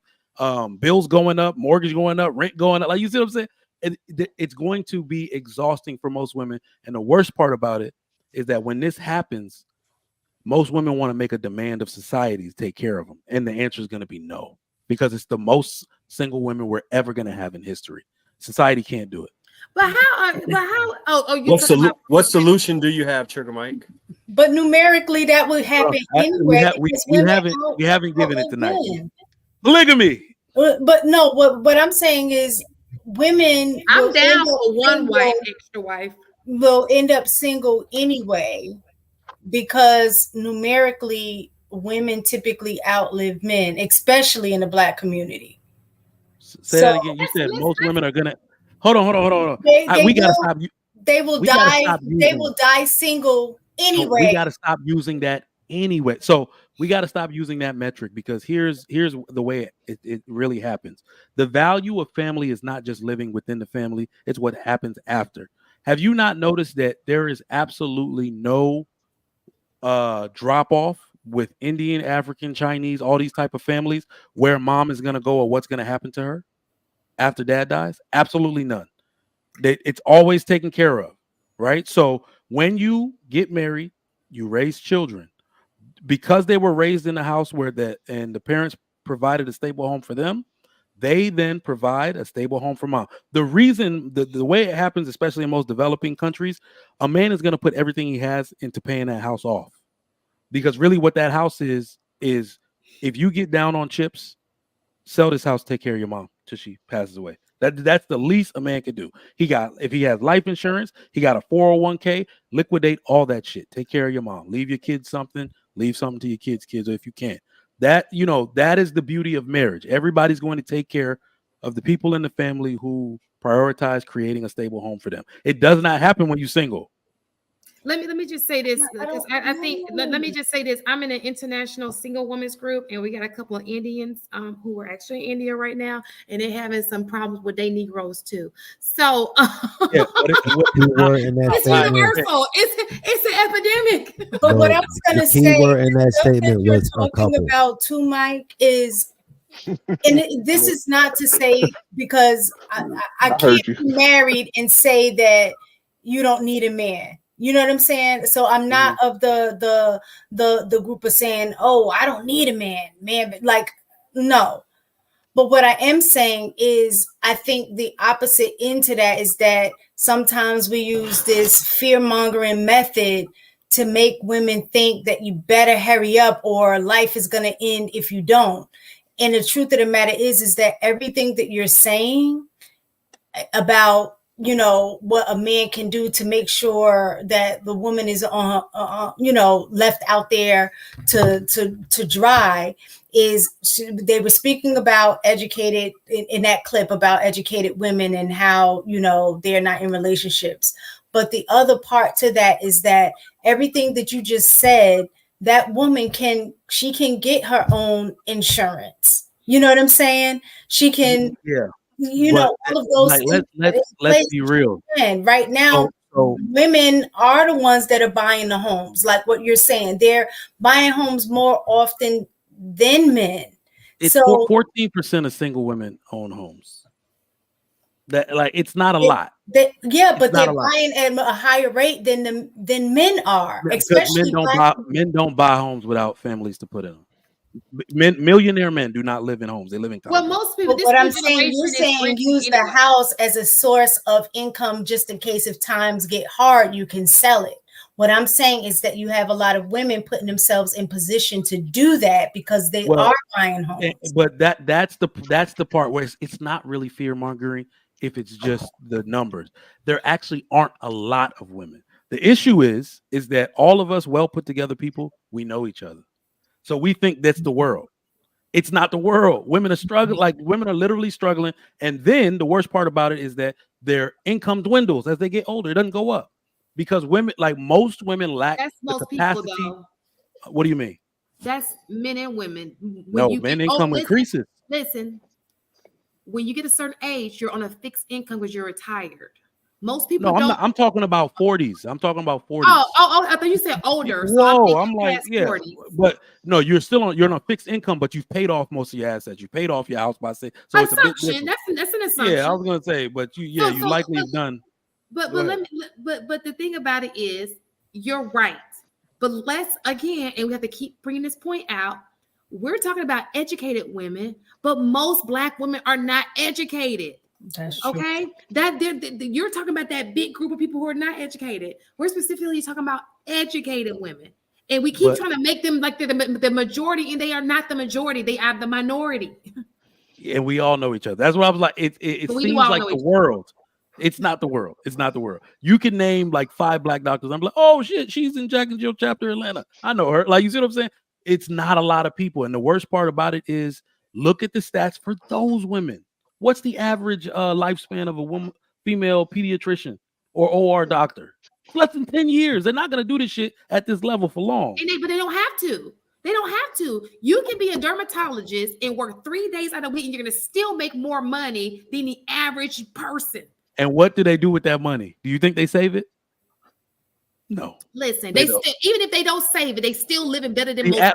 Okay. Do you know a teacher? Hold on. Do you know a teacher? Hold on. The average millionaire that came from white or blue collar work is a teacher, an engineer, God damn it, y'all seen the same. It's never a doctor. Doctors have so much debt, and they're trying to keep up appearances that doctors rarely ever make it to millionaire status. Let me look up. But we're talking about. Listen to what you're saying. Millionaire status, exceptional. Okay, but you're not gonna sit here and act like doctors ain't banking more than the average man. Like I think they're also spending more than the average man. Okay, but they have that option. They can. Well, that's what the average man is doing too, though. Yeah, they're spending more than what they. Well, no, that's what I'm saying. We can't even act like these people are bringing in hella money and not spending hella money. Listen, they are, but that's a choice. They have the choice to say, I don't want to spend the money. That's just bad habits. Nah, they're gonna spend that money. So with that being said, we're not gonna sit here and act like these people are not. That's not a degree that brings in money. It brings in money. So okay, they got a $250,000 debt, and they make $250,000 in 1 year. How about multiply that 1 year by 10 or 15 years? They done paid that thing off if they want to. Most of them don't. But what I'm saying to you is, it pays for itself. You understand? It pays for itself. It should. Yeah, you're right. It should. But after 10 years, I mean, they get the public service loan, they get wiped out anyway, so they don't even have to you have to work within the public service, then most of them go into private practice or work for the hospital system. They don't. But if they wanted to, the option is there. Yeah. To work for public, they're the least paying. No, they go work for the private sector most of the time, or private practice. Any way it goes, if that degree pays for itself within a year, it should pay. That's what I'm saying. Wait, no, they don't pay. Shoot, God damn it, I know this. I used to be in charge of doctors' contracts. Hold on. In year 19, some of them are not done paying. Okay, so what I'm saying to you is, even if they're in debt, you cannot sit here and say people who are MDs are not doing better than regular people. Of course they are. I'm not gonna say that. We're not gonna belittle the MDs. Okay. I'm not belittling MDs. I'm not belittling trying to make them like, oh, that ain't what you want to do. There's not a lot of them. There's not a lot of them. Oh, it's not a lot of them. Now I can agree with that. We do have a small amount. We need to get it about up. MDs. There's not a lot of them. But the question still stands, because what the video was suggesting, and what a lot of her stuff actually suggests, is that these women are finding out in their mid-30s to their 40s that it's now time to prioritize a family, and they're not able to find a man that find the men. I don't know if it's due to them feeling like the men aren't qualified for them or not finding a suitable mate, but what that's more is than it? likely what it is. AP, let me ask you, do you think that most of these women are realizing that they were sold a lie about how they should have executed their plan? Because this is the only thing that I want to tell women, is that you can do all this shit at the same time. Shan, You can. you made the best statement I heard tonight. Most of the women who are doctors Choosing wrong. got with a man while they were in medical school, dude they were with in college, or they met. He was doing a separate program at the school. He took care of stuff while she was in school. This is like literally the Nigerian story. Everybody does it. All But right. you My don't aunt is hear in these YouTube streets, that's not what you hear about how it's supposed to go. What we're hearing, the messaging that I'll say that I've heard is that when it is a woman and a man, like you are supposed to, if he wants you to step aside and give that up, then you need to give that up. Wait, So give what up? the career. If he so chooses that he doesn't want, he wants you to be an at-home mom or wants you to get All right. some other kind of job that's going So to allow the you. good news is that everybody on this panel is black, and the Mhm. black man is the least likely man on earth to try to marginalize a woman out of her career, because most of the ones in America grew up with a single working mom. They are not asking no women to strictly stay home. That is not what black men do. They not the majority. They not. I'm saying from what y'all are saying here, they don't necessarily support the woman either if she's trying to move in that direction. Yes, That's they not do. true. Yes, That's they not do. true. Listen, in real life mistakes. Do y'all be hearing the same stuff that I be hearing? Yes, we don't be crackheads talking. Okay, because I'm like, look, I'm not the only one that's not real life. that. That's not real life. Let me just tell you this. What I have found, because I be doing my observation, my little thing. I have found that men who have something going for themselves, especially black men, they want a woman. They just don't want the attitude that come with it. They want a woman who is equally successful. They like the power couple thing. Who are you and what have you done with Shan? They just don't want the attitude that comes along with it. Don't act Most like you better than me. black men want a successful black woman. Yeah. But without. And that's what I can say. See, my personal experience is not what I hear in here. Like I said, people are here, they say these things, but it doesn't reflect what my experiences have been in real life. Like I worked on, when I got my doctorate, my husband was supportive of that. He cooked, he focused more so on the kids while I did that, to allow me the space to be able to successfully complete that. And it was for a while. So that has been my experience. But in these YouTube streets, that has been the ongoing thing. Like, no, like whatever you decide to do, it goes on the back burner. I need to do what I need to do, and you need to support my goals. That's what I'm here. Let me tell you how. Yeah. That sounds good, because I don't like to say that we're adapting other culture way of doing. I don't think from what I saw on videos and stuff, because I did my research in the summer.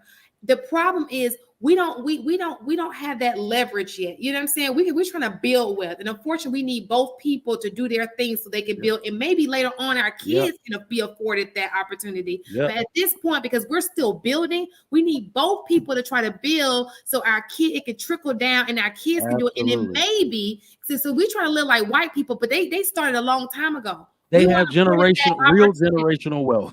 Right. So we were not Look, afforded the opportunity. So unfortunately, we got to go in there and get our hands dirty, make it happen, and so that our kids, and then it can trickle down, and maybe later on they can benefit from what we're doing now. So I told y'all that my dad was really about to get on my ass about not being married. And he had my wife picked out. And the one thing he told me is that with this woman, you will build your empire. She's an engineer. All right. And all she needs is a green card. Okay. She's like she was top of her class. University of, what is it called? UNAD in Nigeria. Right. He's like, with this lady, you're going to build your empire. She is going to be what you, in every single way, she's going to be what you need. Everything your mother was to me, she will be for you. He was not going to let me marry a broke woman. He was not going to let me marry a lazy woman. That's basically what he's been saying since I was a young boy. Don't marry no lazy ass woman. So I knew that if I had to, because I only liked American girls, right? I had to find a woman that matched that same criteria. Okay, I sent you a goddamn message earlier this week about a franchise opportunity right? Where do you think I got half the money to be liquid for that? Because I save all of my wife's salary, right? So if she wasn't working, I wouldn't be able to keep getting the bag the way I'm getting it, right? So you got like the couple that hustles the most, their wife gets to sit down first. That's the way it works. All right. So by the time I get one or two of them clinics open, well, probably the first one, and maybe a year or two opening, she don't got to work at all, because the business is going to generate the money for the next one and the next one and the next one and the next one. Right. So that's the way it's supposed to be. We can't be out here lobbying for people to sit down and put their family in the deficit, because most of the ladies, not trying to harp on women, but most of the ladies don't want to sit home and be stellar moms. They want to sit home and be basketball wives. They want to spend money, not save it for you. So That's a bad and look.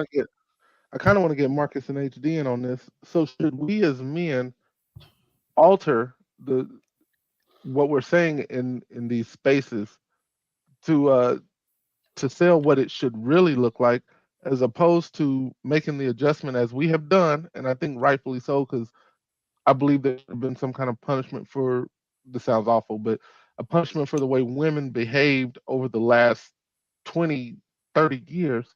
Is it now time for us to adjust the messaging and say, okay, so now that we've identified this bad behavior that we've seen in women, here are the steps we need to do to go forward, and here's how we start to build the generational wealth in the Black community. Should we adjust the messaging to something like that, or should we continue this course of pointing out this bad behavior that we see consistently, and until women correct themselves? I'm just curious. If you were to ask me, I'd say it's too early to. We don't know what's going to be the end result of what's being said now. It could be positive, it could be negative.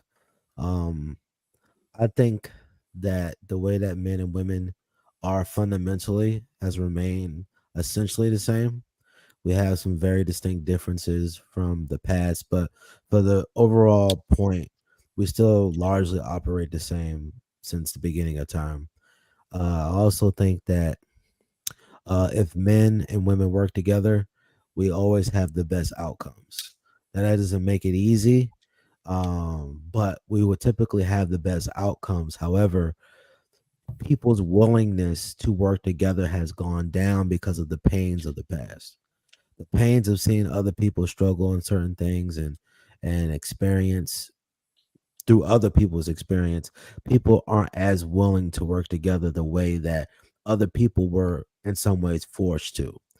The reason why I think a lot of younger relationships should last longer than older relationships is because through the adversity of you guys building whatever it is that you guys have, you build certain things as far as like camaraderie, friendship.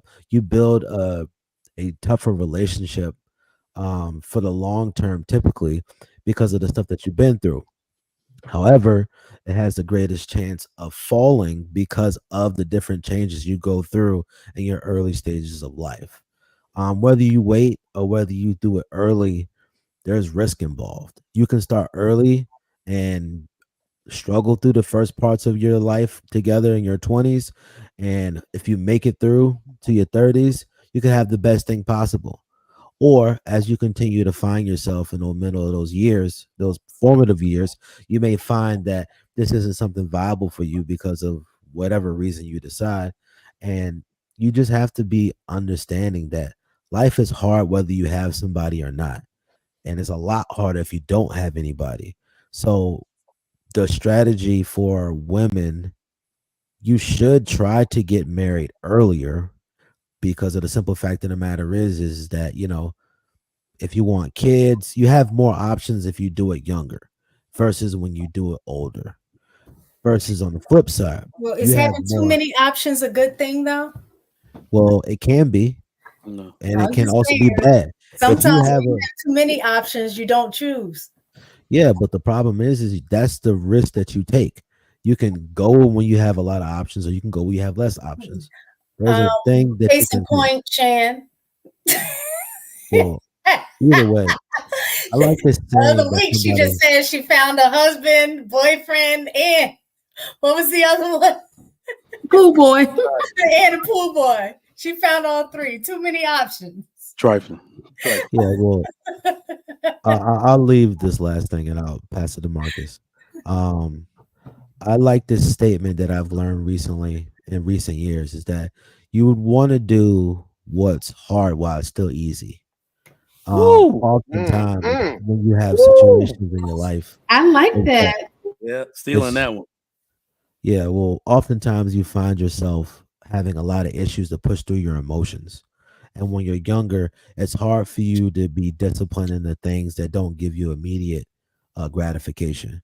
So, as much as it's very risky to get married in this day and age in the earlier years, if you're able to build certain habits and certain disciplines, and maybe you go to a trade school or maybe you find a woman that works, the ultimate goal is you need to have agreement. Whether you want to wait, whether you want to get started early, you need to be willing to have somebody that is agreeable to what it is that you're planning to do.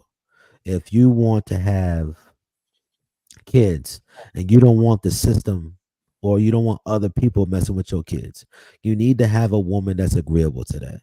If you have a woman that wants to build a power empire and create lasting legacy for the community or whatever her idea is, if you are going to be in a relationship with anybody, man or woman, you need to have a person that is agreeable and somewhat reasonable to the things that you're trying to build.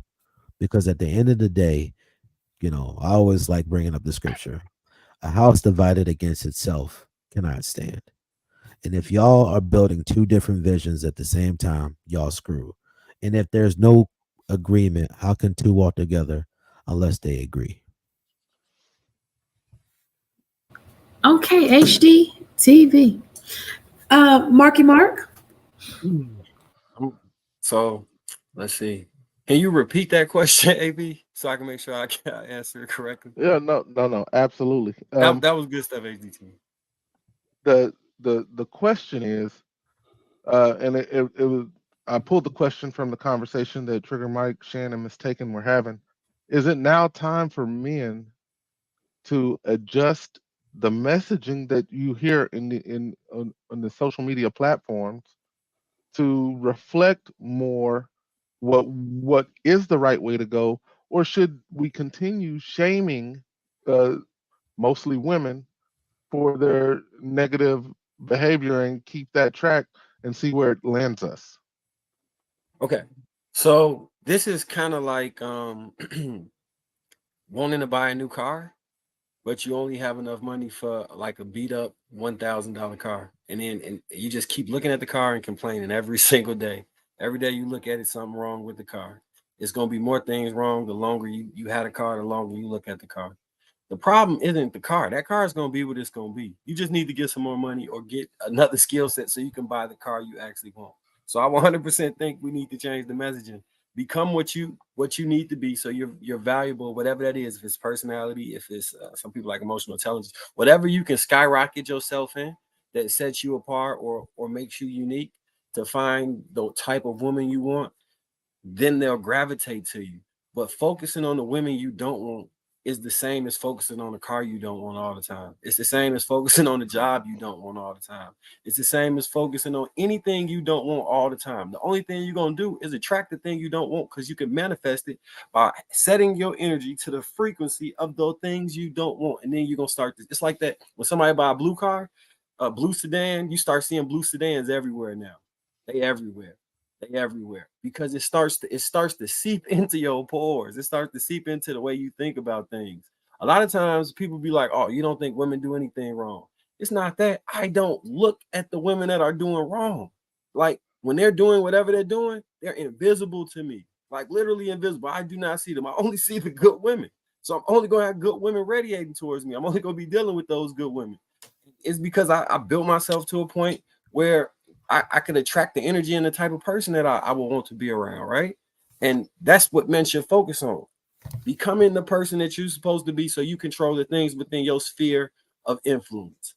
You're not gonna be able to change nobody via social media in mass. That's gonna fix this issue. If you want to fix, you can't fix the world to fix your house. You got to fix your house, and maybe it can help fix the world or exist better in the world. It's redundant, and I get it's a good content strategy. If everybody did what I'm saying, we have to find a new topic to talk about because it'll solve all of this shit. All these women be disrespectful. I don't got that problem. The people that be the most disrespectful, I have respectful conversations with. I don't know why, but I seem to have perfectly respectful conversations. We don't be fighting, we don't be yelling, they don't curse me out. You don't disagree with them. Yes, I do, but it don't seem the same way that you do because I engage in a different way. But that was personal growth and self-development that I did on myself. You say what, Trigger Mike? Because you a simp. That's why they'll be yelling at you. Right. Look, what should I talk about, Mimpin? Should I talk about seeking male validation? No, I didn't even mean to throw you off. I didn't even mean to throw you off. Should I talk about people? Look, they said before you in the chat. Matter of fact, they were sipping before you in the chat. Who get wet? Let me show you how they were sipping for you in the chat. But I think even for women, speaking for what Marcus is saying, I think a lot of times our messaging is this is what you need to be for a man. Do this for a man. And I'm not saying that doesn't matter, but I think our problem is that we don't ever take the time to develop ourselves and learn who we are. We're taught to try to play a role for somebody else before we get an understanding of who we are, and then that's a recipe for disaster too, because then you're trying to find yourself within a marriage to realize that who you thought you was for that man is not who you really are, right? And then that's where a lot of that, like, I don't want to be in this situation anymore. But I think real quick. Go ahead. You know what a lot of women aren't saying that they are? Go ahead and tell me. They're not saying that they're helpmates. You saying help or help? Helpmates. They're not saying that they're helpmates. Mm-hmm. They're saying that they're leaders, fundamental. Which is the very fundamental thing that a lot of women are supposed to be. Mm-hmm. It's the fundamental thing a lot of women say that they're actually supposed to be. But I think that when we get into a lot of relationships, that's the reason why we have all this friction about what women want to do with their careers and stuff like that. Because on the surface, to a lot of men and women, it seems like we're just building two men instead of that's what I was trying to get at in terms of so in terms of the modeling, right? Is if I'm taught to understand who I am and have a understanding of what I want to become, and I live in that truth, I'm going to attract the man that's attracted to that. I think the problem that we in what I have to offer is something special. It's something that I have that maybe Shan isn't going to have. And if I'm taught to develop that, then the person that I get with is going to look for something like that because that's what he values. Whatever she has in her that she develops, and she knows a man who needs that as a complementary factor to him, he's going to value that. The problem is that we are trying to teach women to all be one way so we can attract all of these men. And the thing is that we don't need to. We need to attract that one man. And most men are alike. Can I say something? Let me just say this. I think it goes both ways. I think that, so first of all, I don't know how in church people miss that sermon, and most people are not even going to church these days. Okay.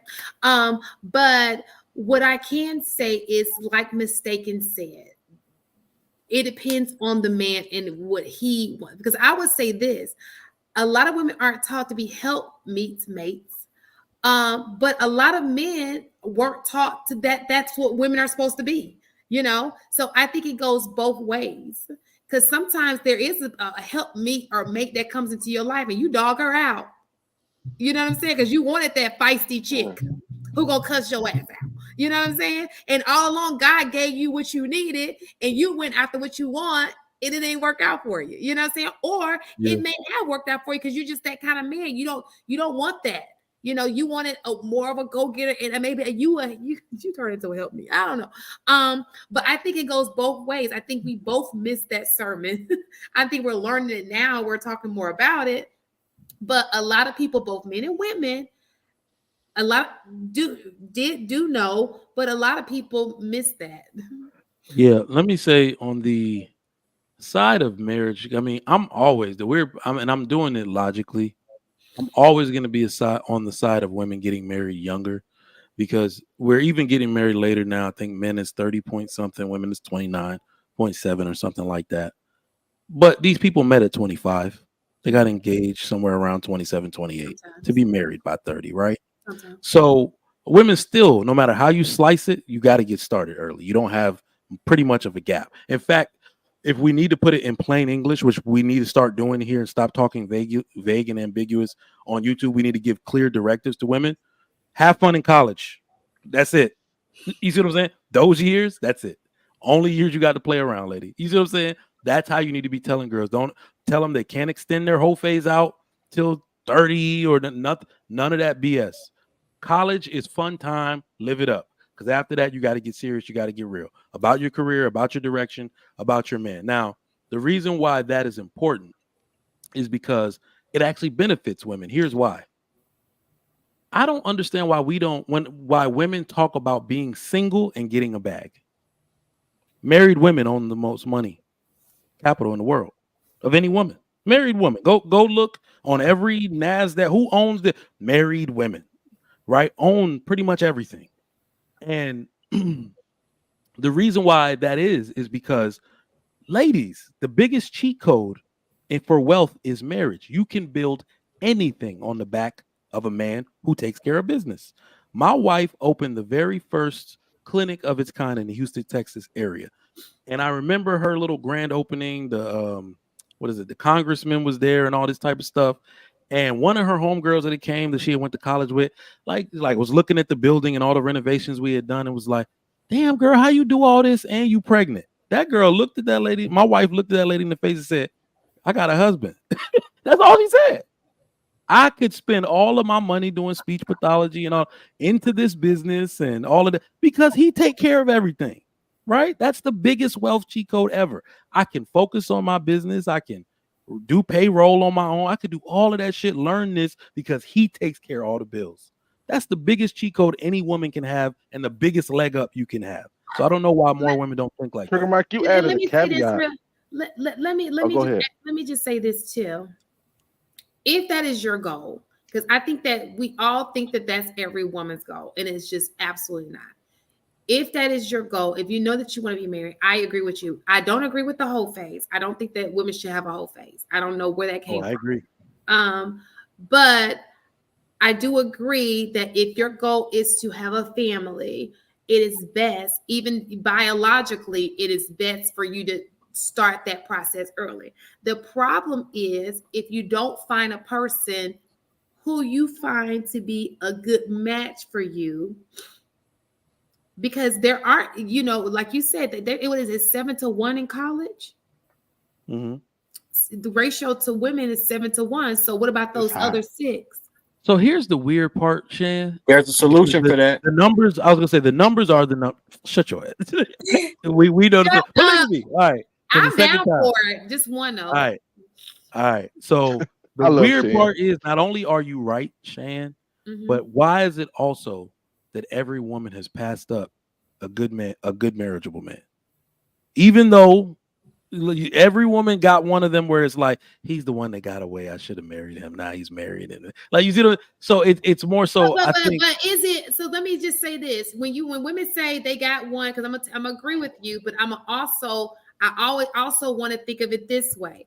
Women always say, "Oh, that's the one that got away," but she's unsure if he even wanted to marry her. Though she's thinking about him giving her an opportunity. We don't know if that would have lasted. The way marriages are going right now, we don't know if that would have ended in marriage. Well, not only do we, what I'm saying more so is that they were adamant about not giving chances to the men that were marriageable. Right. Back burner. I like every dude that's married right now. They got they found their wife in their 20s. You can kind of tell that there were some girls who were just extending it out because it's like you like them, but you're like, yo, she's just not serious. Why is she not serious, right? Like, you see what I'm saying? And then, but they'll be in your DMs now, like, your family is so pretty. But I will argue, out of every man who's married, there were 3 women he was with before that he did marry. He married the person he wanted to marry. Sure, okay, so we're assuming that she would even be the one that he wanted to marry. Now, and here's the other part about the 7-to-1. The same way that we say most men or all men aren't marriage material, we also got to realize the same thing applies for women. And we're going to do this video right now. Let's just because we run out of time. I gotta go to bed. If you got married young, I hope it was the love of your life. I hope that there's nothing else you can ask for and everything is glorious. Now I'm not talking to those ladies anymore. Now listen. Okay, let me start this over married again. Young, I hope it was the love of your life. Never mind. I hope that there's nothing else you can ask for and everything is glorious. Now I'm not talking to those ladies anymore. Now listen, do not get married young. Wait till 35 and only look for somebody who you are going to make genetically a better offspring with, because that's your only responsibility as a human being on this planet. Second off, enjoy the meantime, okay? Because the men evolve. No longer are you getting the, hey, I don't care, like, what do you want to do? Or like, oh, like, what are you in the mood for? Do you want to get a dinner? You want to go for drinks? No. They evolve into the men that ask you for your Delta Sky Miles number because they want to give you points off of the trip that they bought you, okay? They plan trips to different states because they're bored. They go and get lunch in another state because they want to spend time with you, okay? The evolution is there. You just have to wait it out. Them kids and that boy you think is the love of your life. This lady, man. So listen. So let me just say this. The devil is busy, bro. The devil is busy. It is busy. But let me say this. This is Marky Mark's stance right here, okay? I think what is happening, listen, y'all may be glad, people better be glad polygamy is not legal. All right? Because this is what it is. The problem is these guys who got it like that are doing all this for these women, and they're like holding out for these guys, even if they know they'll never be his wife. They just shine. You understand? What's happening is these guys are messing it up for everybody else. They really are. Because they're being greedy. They're whining and dining these chicks. And these chicks don't want normal guys. Yeah, but most of those men don't want them in the marriage capacity. They just want to keep doing exactly what they are doing. Because they, so if a guy can marry as many women as he wanted to marry, the only reason that's stopping is because he doesn't have that opportunity, right? Now, most men would still marry one. Make no mistake. Most men would still marry one. So I'm about to say probably the most controversial. But some men, but this is the reason why I say most men would still marry one. That's not what polygamy is about. It's not about men's choice and all that type of stuff. I told you my grandfather had, I think, 3 or 4 wives. Great grandfather, I'm sorry, and they were his classmates whose husbands died in like a bad fire that happened at the top of the hill mountain where they live. So they all came down like, my children need help. They will work on your farm or whatever. And he married all of them. So they have sustenance and a roof over their head, right? That's what it's traditionally been about. So, most men would see it as a community focused effort to be like, all right, well, these kids need dads. I'll marry this, that one, but no, most men would still marry one because y'all still trouble. Okay. So I'm not necessarily against. He ain't set it up right. You see what I just said? I'm Can gonna just pull that up real quick. He said hoes believe in polygamy. They all in poly relationships, yeah. I don't think that has anything to do with hoeing. I think that would be probably, if anything, I would say okay, maybe gold diggers or women who you know what I'm saying? But I wouldn't think that that's hoeing because you're still talking about one man. You're not talking about several men. You're talking about one man. But believe it or not, it's just a little low. Believe it or not, I can understand polygamy in its purpose if it's done correctly and is done for its purpose. I think the way that it is today, it has become more of a sexualized type of ideal when that's not what its purpose is. Like when men think about polygamy is from a lustful mindset of But what about having women? 2 women and those women like basically having a threesome. Like that's the mindset that I think they have about polygamy, and that's not the purpose of it. Right. So let's take out of the man's, let's think about the woman's standpoint. Okay, think about it. I'm married to a man and he has another wife. When my cycle is on, or I'm just not up to it, he go to her. You understand? More than likely, y'all Listen what I'm gonna be saying. the same. Them shit synced up. Yeah, that's what I'm saying. Listen.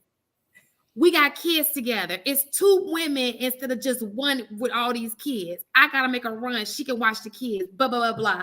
I'm on the phone with my girlfriend all the time. She can be my girlfriend. Hey, what's up, girl? You know what I'm saying? We sit here. We know each other business. We talking to this and we all in the same household. You know what I'm saying? I'm just saying I can see how it works. I'm not saying I wouldn't be in a relationship,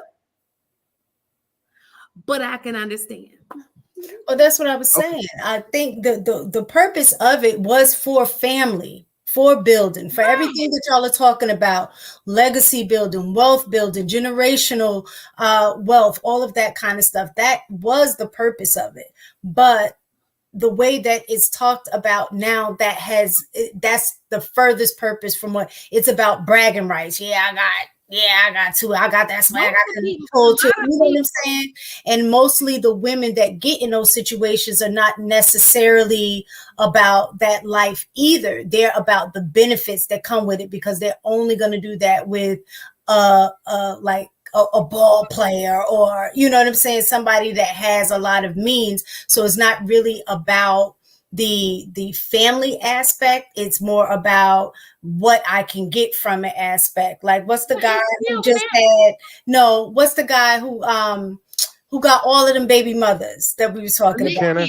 Nick Cannon. That's not polygamy. So listen to this. That's what I'm saying. All of those women were willing to put themselves in that situation for the benefit of what they can get out of it, and that's not the purpose of it. But that's not polygamy. That's just him having sex with and having a lot of baby mamas. That's 2 different things. You're comparing apples to oranges. That's not. I'm saying that this is what people are looking at polygamy as. I'm not saying when people look at stuff as the wrong thing all the time, we're not going to talk about that. We're talking about what it is, okay? And what I'm saying to you, if it is done right, I don't think that it will be a bad.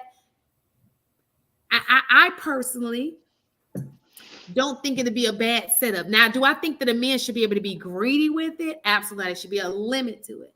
But most women are in that situation anyway. How about choice? Wait. Hold on. They not just a lot of women. But it's no commitment currently, right? No security. No security. They're not getting no benefits to a family.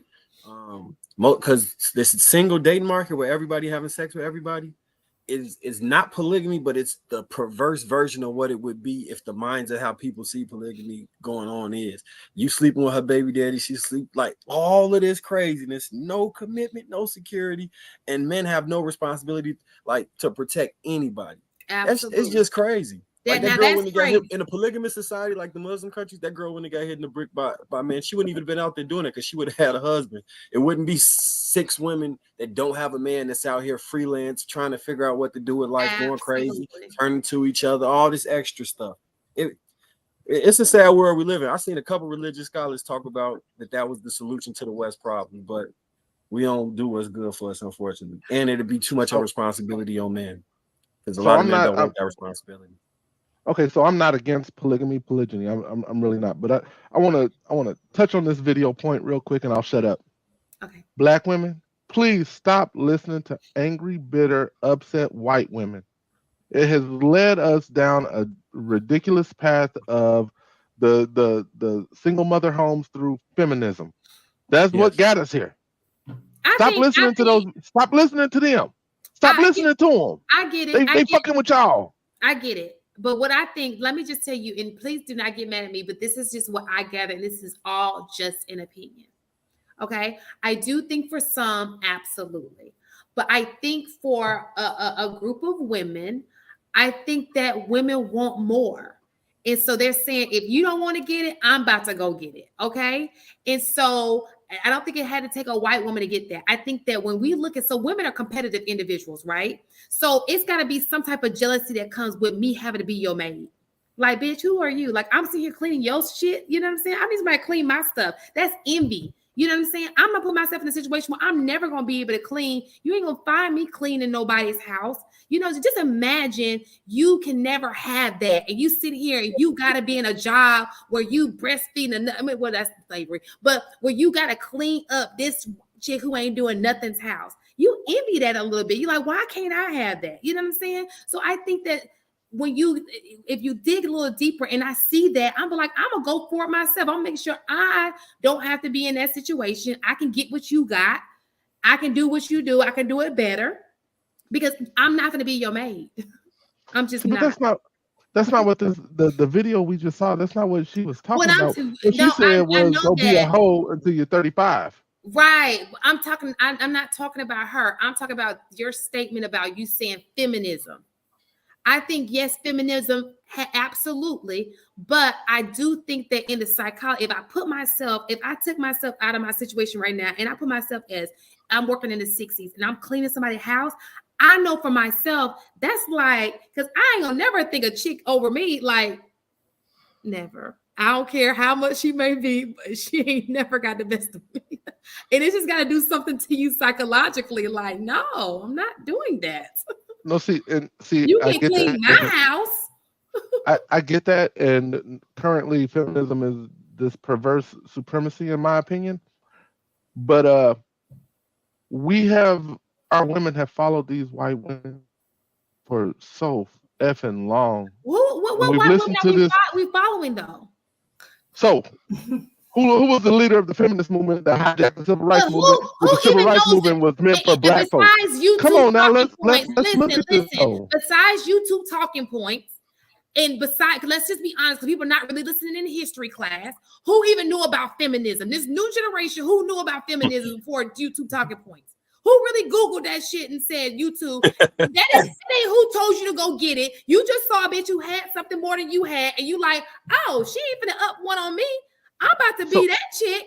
I want to be like her. I'm gonna be that. I want to be like her. I want to be that. I want to have that. I want to have that. Well, the reason for that is because that feminist movement was hijacked by the LGBTQ community. So they're not looking at that because they don't hear that. I looked it up when I was younger. I knew about it when I was younger, when I was in school. But again, that was prior to this movement being hijacked. And that was the beginning of the hijacking when we were in school. That was the beginning of it. So these kids, of course, didn't really know about it because the only thing they knew about was it was okay for a boy to be a girl. No. Like, that's what they know now. I know, but you talk about it's all related. Like, we can't ignore it. It's a totally different subject. What I'm telling you is, when you are in school, you're not thinking about no feminist movement. Maybe the feminist movement allowed you to have that opportunity, absolutely. But you're just thinking, I just want a better situation for myself. I'm not going to let somebody one up me. It's all competition. You know what I'm saying? I see she got it. I want to do what she do. I see he got it. It's no different from you want to go into basketball because you want to be that basketball player. You want to be just like LeBron. You know what I'm saying? It's the same thing for women. You see like, oh, she balling in real estate. Oh, I'm going to be a real estate agent. It has nothing to feminism, yes, allowed women to have the opportunity. Segregation, integration came, allowed us to have opportunity to go into the workplace, whatever it is, okay? That those things happen, yes.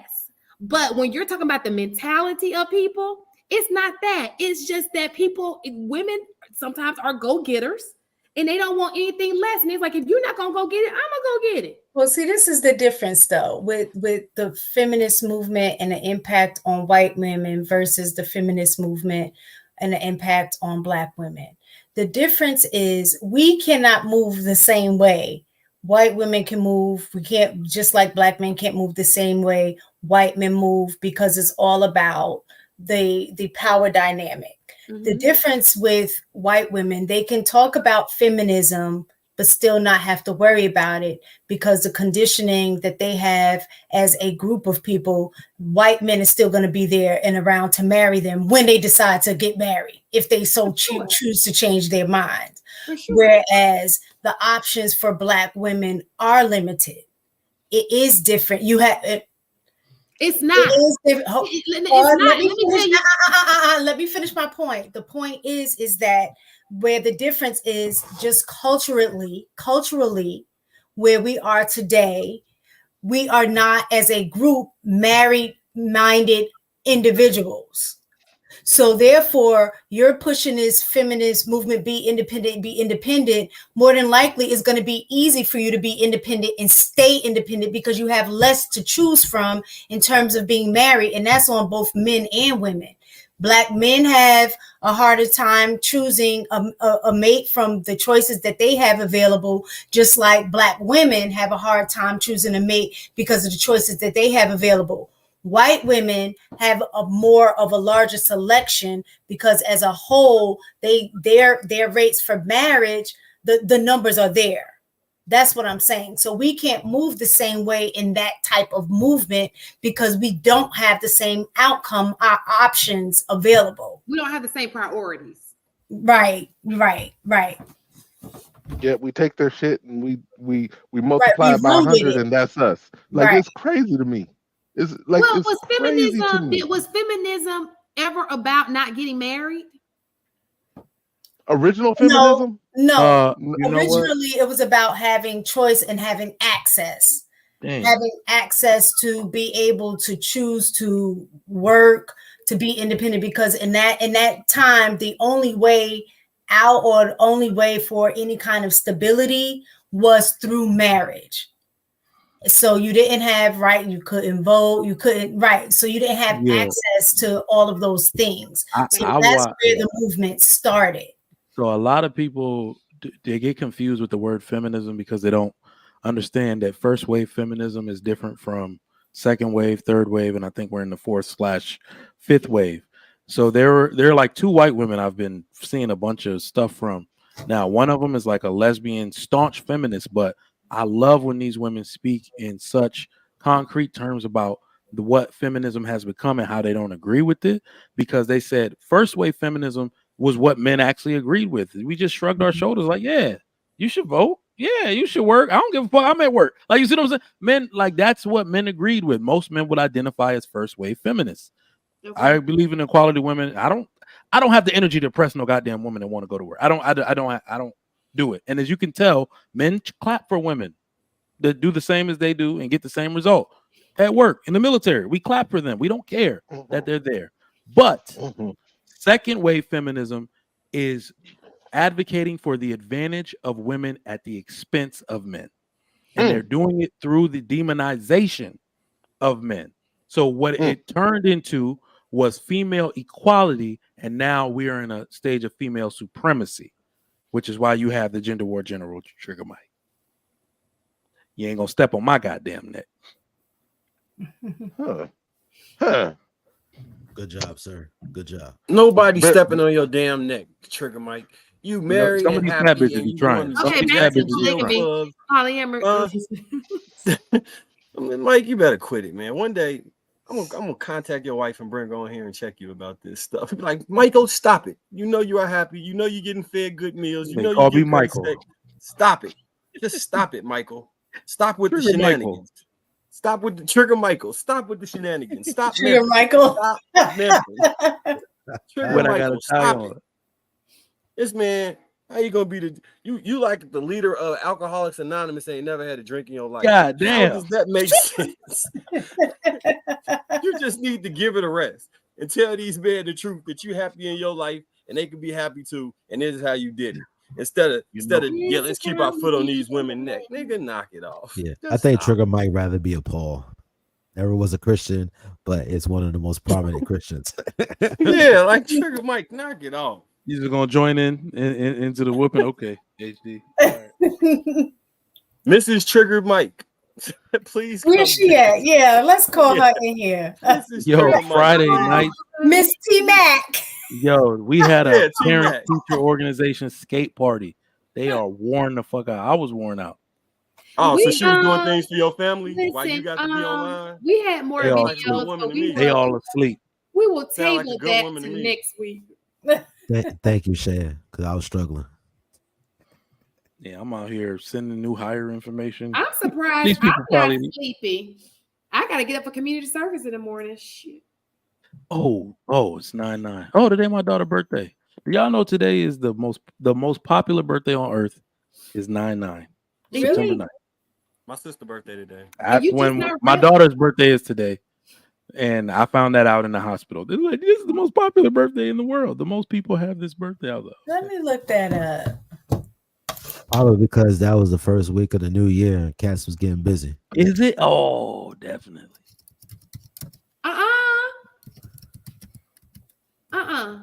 That's the end of Christmas. Them Christmas babies.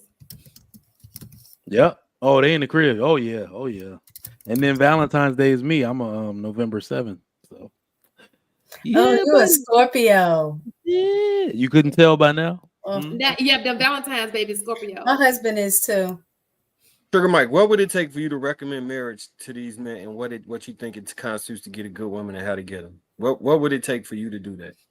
But I do recommend marriage. What are you talking about? Yep. You know it take cash apps, but I do recommend marriage.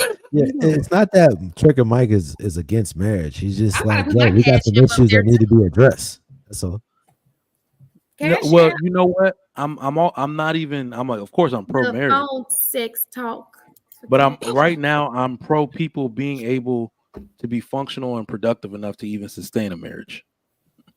Right? Yeah. I think people get married for an advantage over the other, or advantage for themselves. And how do they go about that, Trigger Mike? Go ahead and read that out loud, Trigger Mike. Go Trigger Mike, when are you going to teach the good out being married? About Trigger Mike, when are you going to teach the good about being married? He try to act like he can't read between the lines now. The good about being married. I thought I gave many good. And how to obtain it. Oh, as a matter of fact, I have a new show coming out called Married in Real Life, and that you will hear a lot of good, some bad, but mostly realistic about being married. I bet you that's gonna be. I got a new show coming out too. Male version. It's gonna be Mike. Women. First episode. Who you gonna have to balance you out? Because sometimes you make marriage sound dry. Well, it's only when I'm talking. You know what? I can't be the gender war person. I can't be Trigger Mike talking about marriage. I could be Trigger Michael. Trigger Michael's going to show up on that show. Okay. Yeah, I'm trying to figure out marriage is dope. You be like, yeah, marriage is just about duty, and it sounds like, I realize I can't be so African. That's it. No more. I can't be so African all the time because that's how we talk in our ranks. But it is about duty. It is about duty. If you'll notice, the only people that stay in it are the ones who view it that way, and we can absolutely be happy in our marriage, but happiness is not the foundation, or else the second you are not happy, you experience momentary unhappiness, you out. That's all I'm saying. So the foundation of my marriage is duty to my children, to an ideal, to my legacy, all of that. That's how people stay married. Is duty and love to you the same way? Say it again. Are you happy? Am I happy? Me? I'm actually very happy. Very fooled everybody. You could have fooled like 92%. No. I'm actually very happy. Hold on. Now, let me be for real. I watched my daughter last week. Her birthday party was last week. I sent them to the embassy suites. Her mom, her mom's friend, the dude that I told you he got a new wife, and my daughter's best friend, which is her stepdaughter, sent them to the embassy suites. They had girl pedicure, all that type of shit. And then my wife kept sending me videos of the stuff they were doing in the room. She had gotten a painter to do little mocktail sipping paint for the little girls and whatever. And I literally just sat there looking at those videos like, damn, look at how well my children are living their lives compared to what I was doing at 4 and 5 years old. That shit makes me happy. That shit makes me happy. Like, that's it for me. That's all I need, bro. So that's what makes feeling in the world. Is there a better feeling in the world? That is my fulfillment. That is all I need. And you know what I mean? So I got a question. Shan, where has this Shan been for the last 3-4 months? You were Your mic is going out. It's always going out. Can you Yeah, hear me now? we need to get you some angles, You and got we that need to on get you a better Timu. mic. Man, get No, rid of it's that not the Timu mic. The mic. mic is amazing, but What'd you say? Shan, where has this Shan been? You were very lively tonight, ma'am. Oh, I Very, don't know. very I animated. only have one thing of cough. Like, I don't know. Like this was a nice change of pace. Like seeing you just I'm go. not It was nice. sleepy, and it sucks because I do have to get up early in the morning and do my service project for my Oh chapter. my. But it's okay. Yeah. Don't get the So we sleepy. closing the show? Thought it was the 16th. Mine is next week. Yeah, ours is this today. Well, we have Y'all cleaning the highway with her It's doing. not a, oh yeah, clean. Like, we cleaning the Trigger highway mic. next week. I'm like, Listen, goddamn. I be trying to get all my service hours in at the last minute, knowing it's almost the end of the year. Like I be waiting to the last minute. I need to stop doing it. Trigger Mike, does your sex life become non-existent when you get married? Up, down, side to side, right there. You know what? Let me put it to you this way. No, hold on. Let me put it to you this way. 3. It can absolutely become non-existent if you don't learn new ways to do shit. Did you So learn new I ways to told do y'all, shit? I turned from a nighttime sex person because I like the sensuality, the intimacy and shit. Then I was like, yo, these kids are fucking like I was getting mad at my own kids. Yeah. Because they were cock blocking me, bro. Like I literally was like we punching the air, like what the fuck? Get out of my bed. It's like they got You see what I'm radar. saying? They can sense when it's about to go Exactly. down. Yeah. So then I'm just like, one day I was like, you know what? Let me think outside the box here. And she tired as fuck. First off, they wore her ass out. So even when I'm trying to put them to bed, they wake up, I get in the shower. I get out the shower, they in my bed. I was like, all right, let me think of a new way to do this. I literally just hit her up one day. Was like, why don't you come home from work early? Or she's like, you know what? I ain't got nothing to do after lunch. I'll come home. Like, so I'm like, oh shit. We figured out a new way to do what we need to do, and everything's back to normal.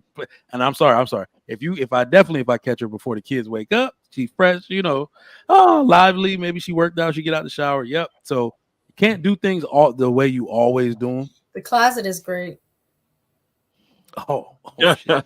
Hey. Well, I'm just saying because they don't. I actually have not tried the closet. I have not tried the closet. Keep it in the closet. Chris in the whole damn house. This the Trigger Mike we want to see. You got me simping. You see you want some, but don't be trying to indoctrinate me. I got you telling the truth, man. Look, Trigger Mike. Nah, but it was about to turn non-existent if you don't change up the way you do things. Them kids will cock block on you. Trigger Mike, it's men who do 6-hour shows about how when you get married, your wife gonna nag you, try and figure out how to get out the marriage to take half your money, and you ain't gonna get no sex no more. Ooh, sounds like they're doing that. So, These are single men doing this, and then if you join in with these women ain't shit, these men gonna be like, yeah, you know what, he right. Here's the weird part about it. I think Are you breaking up the community, Mike? No, I'm not. I think men need to understand who the hell they are. Like I gave up all other women for you. I'm gonna get some at. Like, you see what I'm saying? Like, yo. So that's why I'm like, all right, I'm a little overdue. What can we do? And she's gonna oblige. Like, your wife is gonna now. If you leg up. Exactly, that's why I'm like, I pinched that butt. Get over here, and it's all good. I don't think most men. Don't wait for her to initiate. Like, if you one of them dudes, like, you don't do like you used to do. You used to caress the back of my neck. Nah. Things might change up a little bit like that, but no, you're a man. Your wife is gonna acquiesce to your demands, make it sexy, throw her ass up on the counter or shit, kick her ass in the closet real quick and close it. You see what I'm saying? So it's people on here who really think that your wife don't give you none until you just said this. You probably changed some minds. This is the image. No, I get mine. Oh my god, I'm not even a joke. It's just presence. The way that you present yourself doesn't necessarily come across as it gives getting somebody moist. Like, yeah, I could see. You know what I'm saying? It's just I'm just saying. What's interesting? I just saying. What's interesting about that though? Most of the men that I know that are very exacting, very matter of fact, it's almost like a professor type of role where you have to talk about it to get your point across. You know, or how you state your beliefs because your beliefs are concrete. But I'm not that concrete person, right? So especially to people, to my students, to my staff, to anybody, what I mean? I'm a charismatic guy. I get to be that way with my principles. But when you talk about your principles, you got to be solid, right? Even the people that I know, like the alphas, that like the millionaire dude, they are always, when they're talking business, they're rock solid. People are like, he's such an asshole. I mean, that's not that dude at all. He just, that's the way he presents himself. But it's cool. I'm gonna keep being. Yeah, this way. I I'm get not it in gonna say. business. You got to be firm, right? You have to have boundaries and set them and stand on them, right? You But know we what, talking Mike? You about don't have to relationships. explain anything to us, okay? I believe No, you he can do. get down. Because there's a lot of people who don't believe it, and I believe you do too. It don't Because I matter. know the truth behind It the don't scenes matter. that what life is like. And Trigger Mike, Well, after he told me when his wife's birthday was, I was like, no, he fronting. Because her birthday is like what is the day after mine? So I'm like, her personality, y'all wouldn't even mesh. Oh, I mean, I'm not into all that science stuff, but we are the biggest match ever. Yeah, really? y'all same size me and my husband are. Oh, that's right. Oh, you just said that. Yep. What's the 2 signs? Maybe listen. First of all, let's get something straight. Mike is a conservative man. Maybe there are just certain things that he doesn't like to talk about in a public space. Some of us don't like to talk about these things in a public space. Freak in the bedroom, in public, he's conservative, church-going man, a father. That's fair, but he don't got He had to do something to become a dad. Nobody's saying he got to say what position. We're just saying he don't want to tell y'all his business. He don't got to, but he could also not make it seem like, because Trigger Mike, I don't think you. So Logic was gone for a little while, right? And Logic used to be the hero of the chat. Logic, yeah. He came back and he said, when I come back, everybody calling me a simp. You're like, I'm trying to figure out what happened. I didn't change. These the exact same views I had. Y'all just got further to the extreme.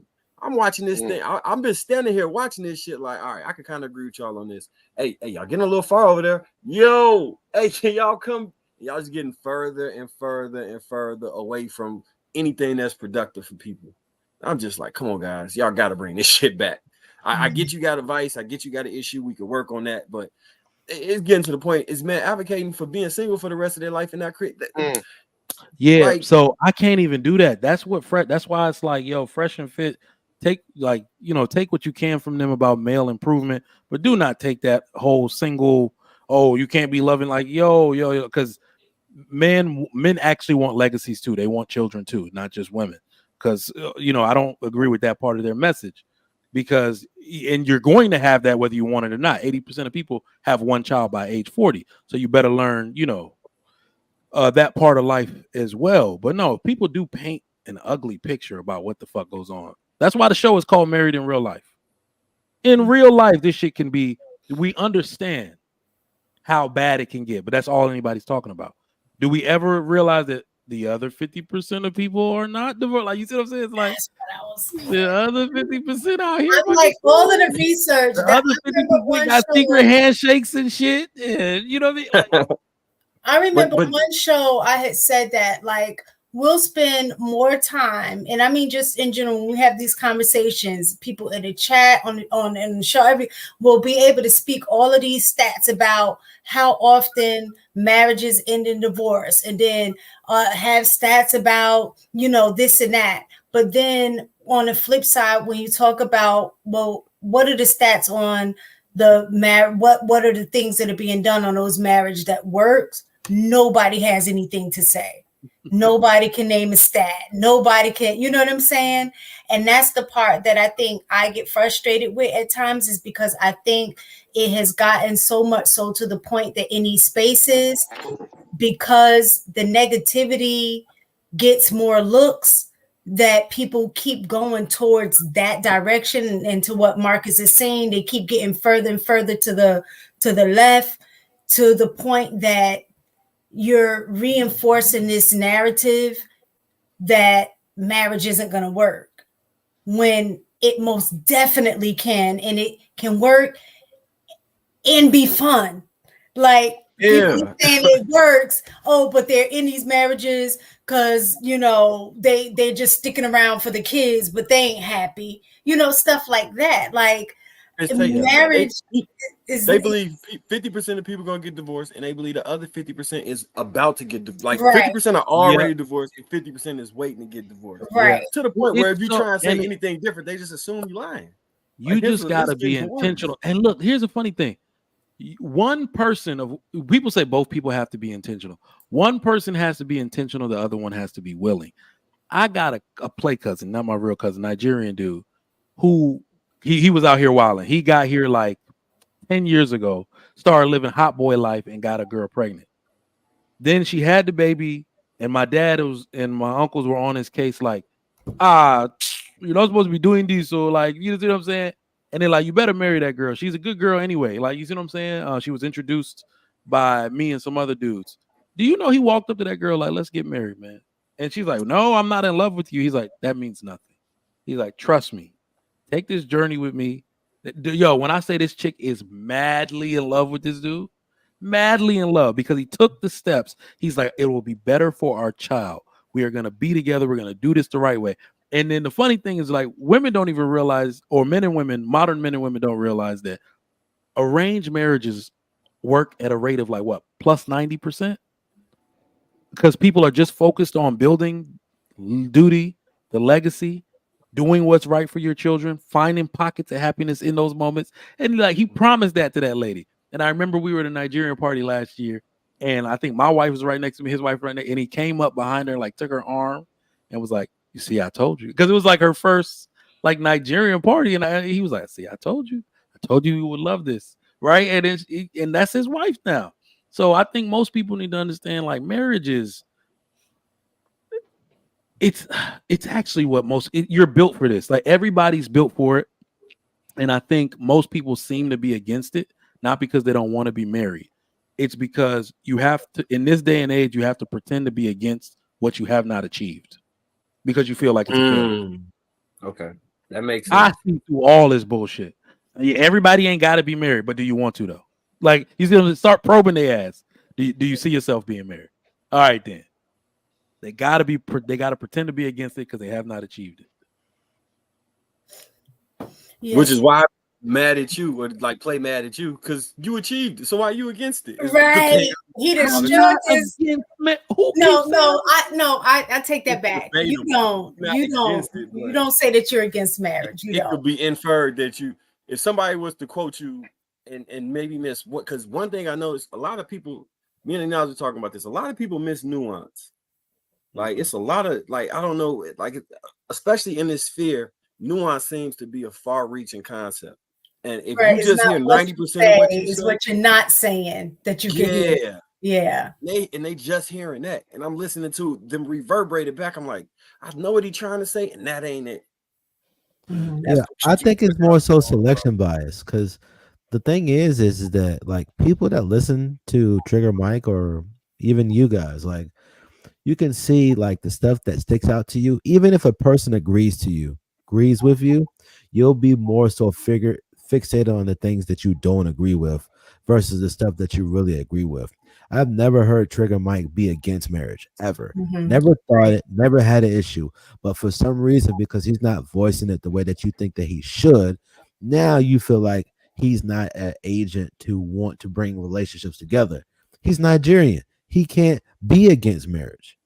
That's false culture, you can't be against marriage. It's just not a thing that Trigger Mike has said countless times that marriage is a bad deal in 2023. Am I lying, Trigger Mike? I mean, even if he said it's a bad deal, he don't believe it. I listen to a lot more Trigger Mike than probably you. I said no. So I did use those exact words. You got to put the beginning at it.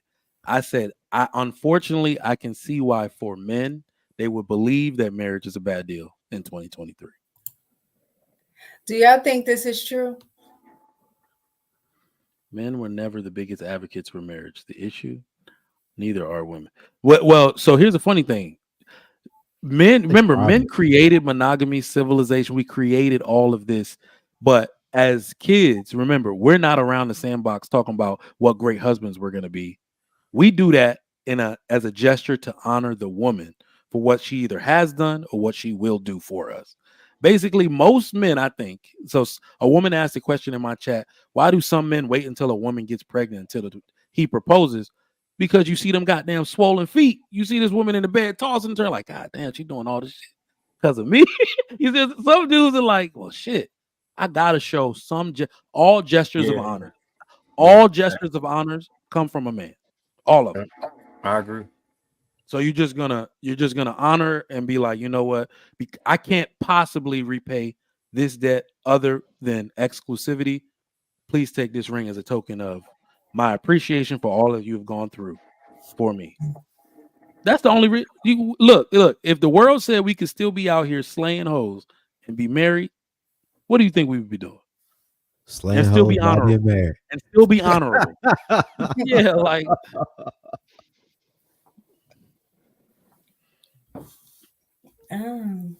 Okay. I just didn't agree with that. I do think men, not all men, advocate. I think there has been a culture shift in regards to marriage. Kind of what he was saying, that neither are women, but I also think that women aren't too because of the selection of men who is lower, because you have a lot of men who don't necessarily want to get married, and they don't have to because they're getting the benefits of marriage without being married. Exactly. I mean, it's so damn. I don't know if y'all do this, and I'm probably telling on myself. Y'all gonna laugh. Do y'all know I have conversations with myself in the car about stuff we talk about? So somebody was like, "You got to on a this might be risky." A girl said, "You got to answer for everything." I was like, because I've talked to myself about it before. I already had this conversation already, and one of the things I realized is a result of what we need to do to bring marriage back. We always act like one of two things need to happen first. Men either need to put it back in their pants, or women need to put it back in their pants. Both of those things need to happen simultaneously. So the appearance, I always say dick discipline doesn't exist. It doesn't actually exist in the way we believe it does. What actually exists is no access.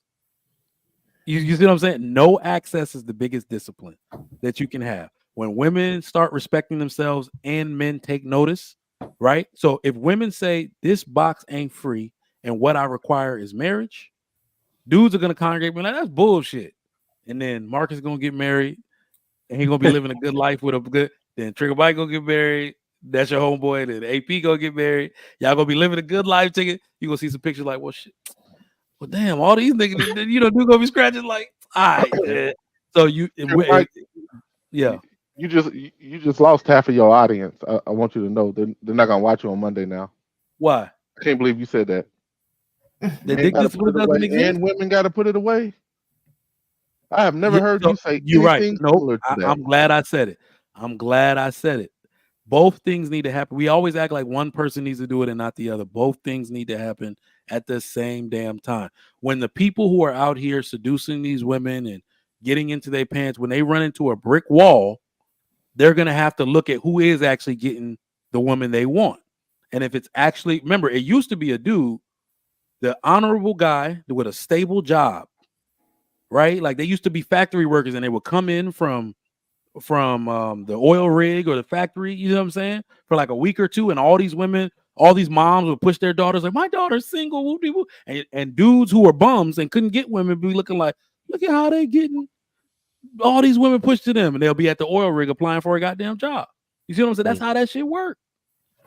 So both things need to happen at the same time. Shan, you closing the show? You know what needs to happen at the same time? All of us go to bed. All right, y'all. I heard Shan close the show. So I'm here to do that. Thanks you guys for hanging in there with us. I don't know what that last 5 minutes was about. I just kind of tuned out, but I'm pretty sure it was something awesome.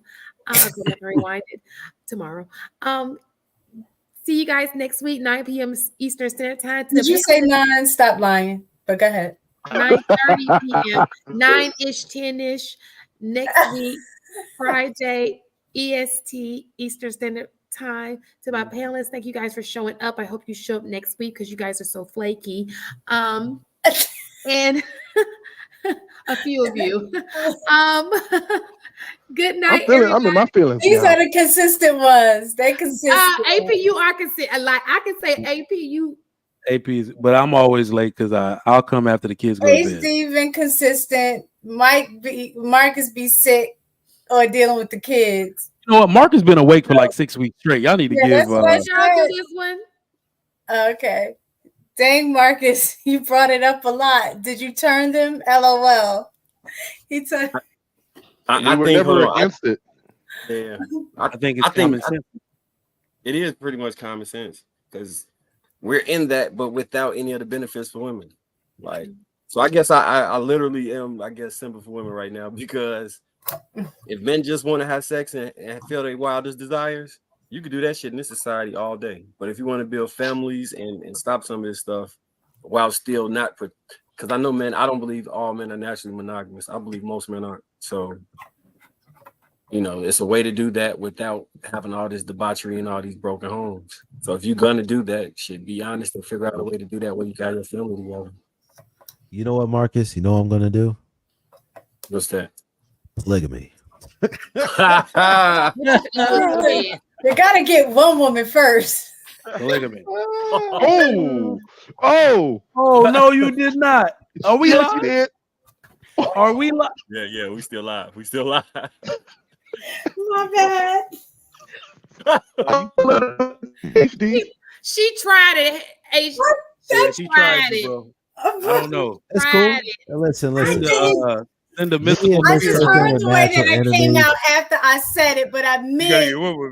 No, you get what you said. Stand on what you said. Don't backpedal now. Don't backpedal now. It's just No. Don't backpedal now. But what I was trying to say was you had Hey yo, clip one this. woman first Clip before this. it become. I wanted it to be clipped. Okay. You gonna eat your words. You show her. I ain't hungry. Show her, HD. Let her know. Let her know. And you said I gotta get one? I said you have to have a woman first before it can turn into polygamy. You gotta be in a relationship first with one woman. That ain't what she said. But that ain't what you said, though.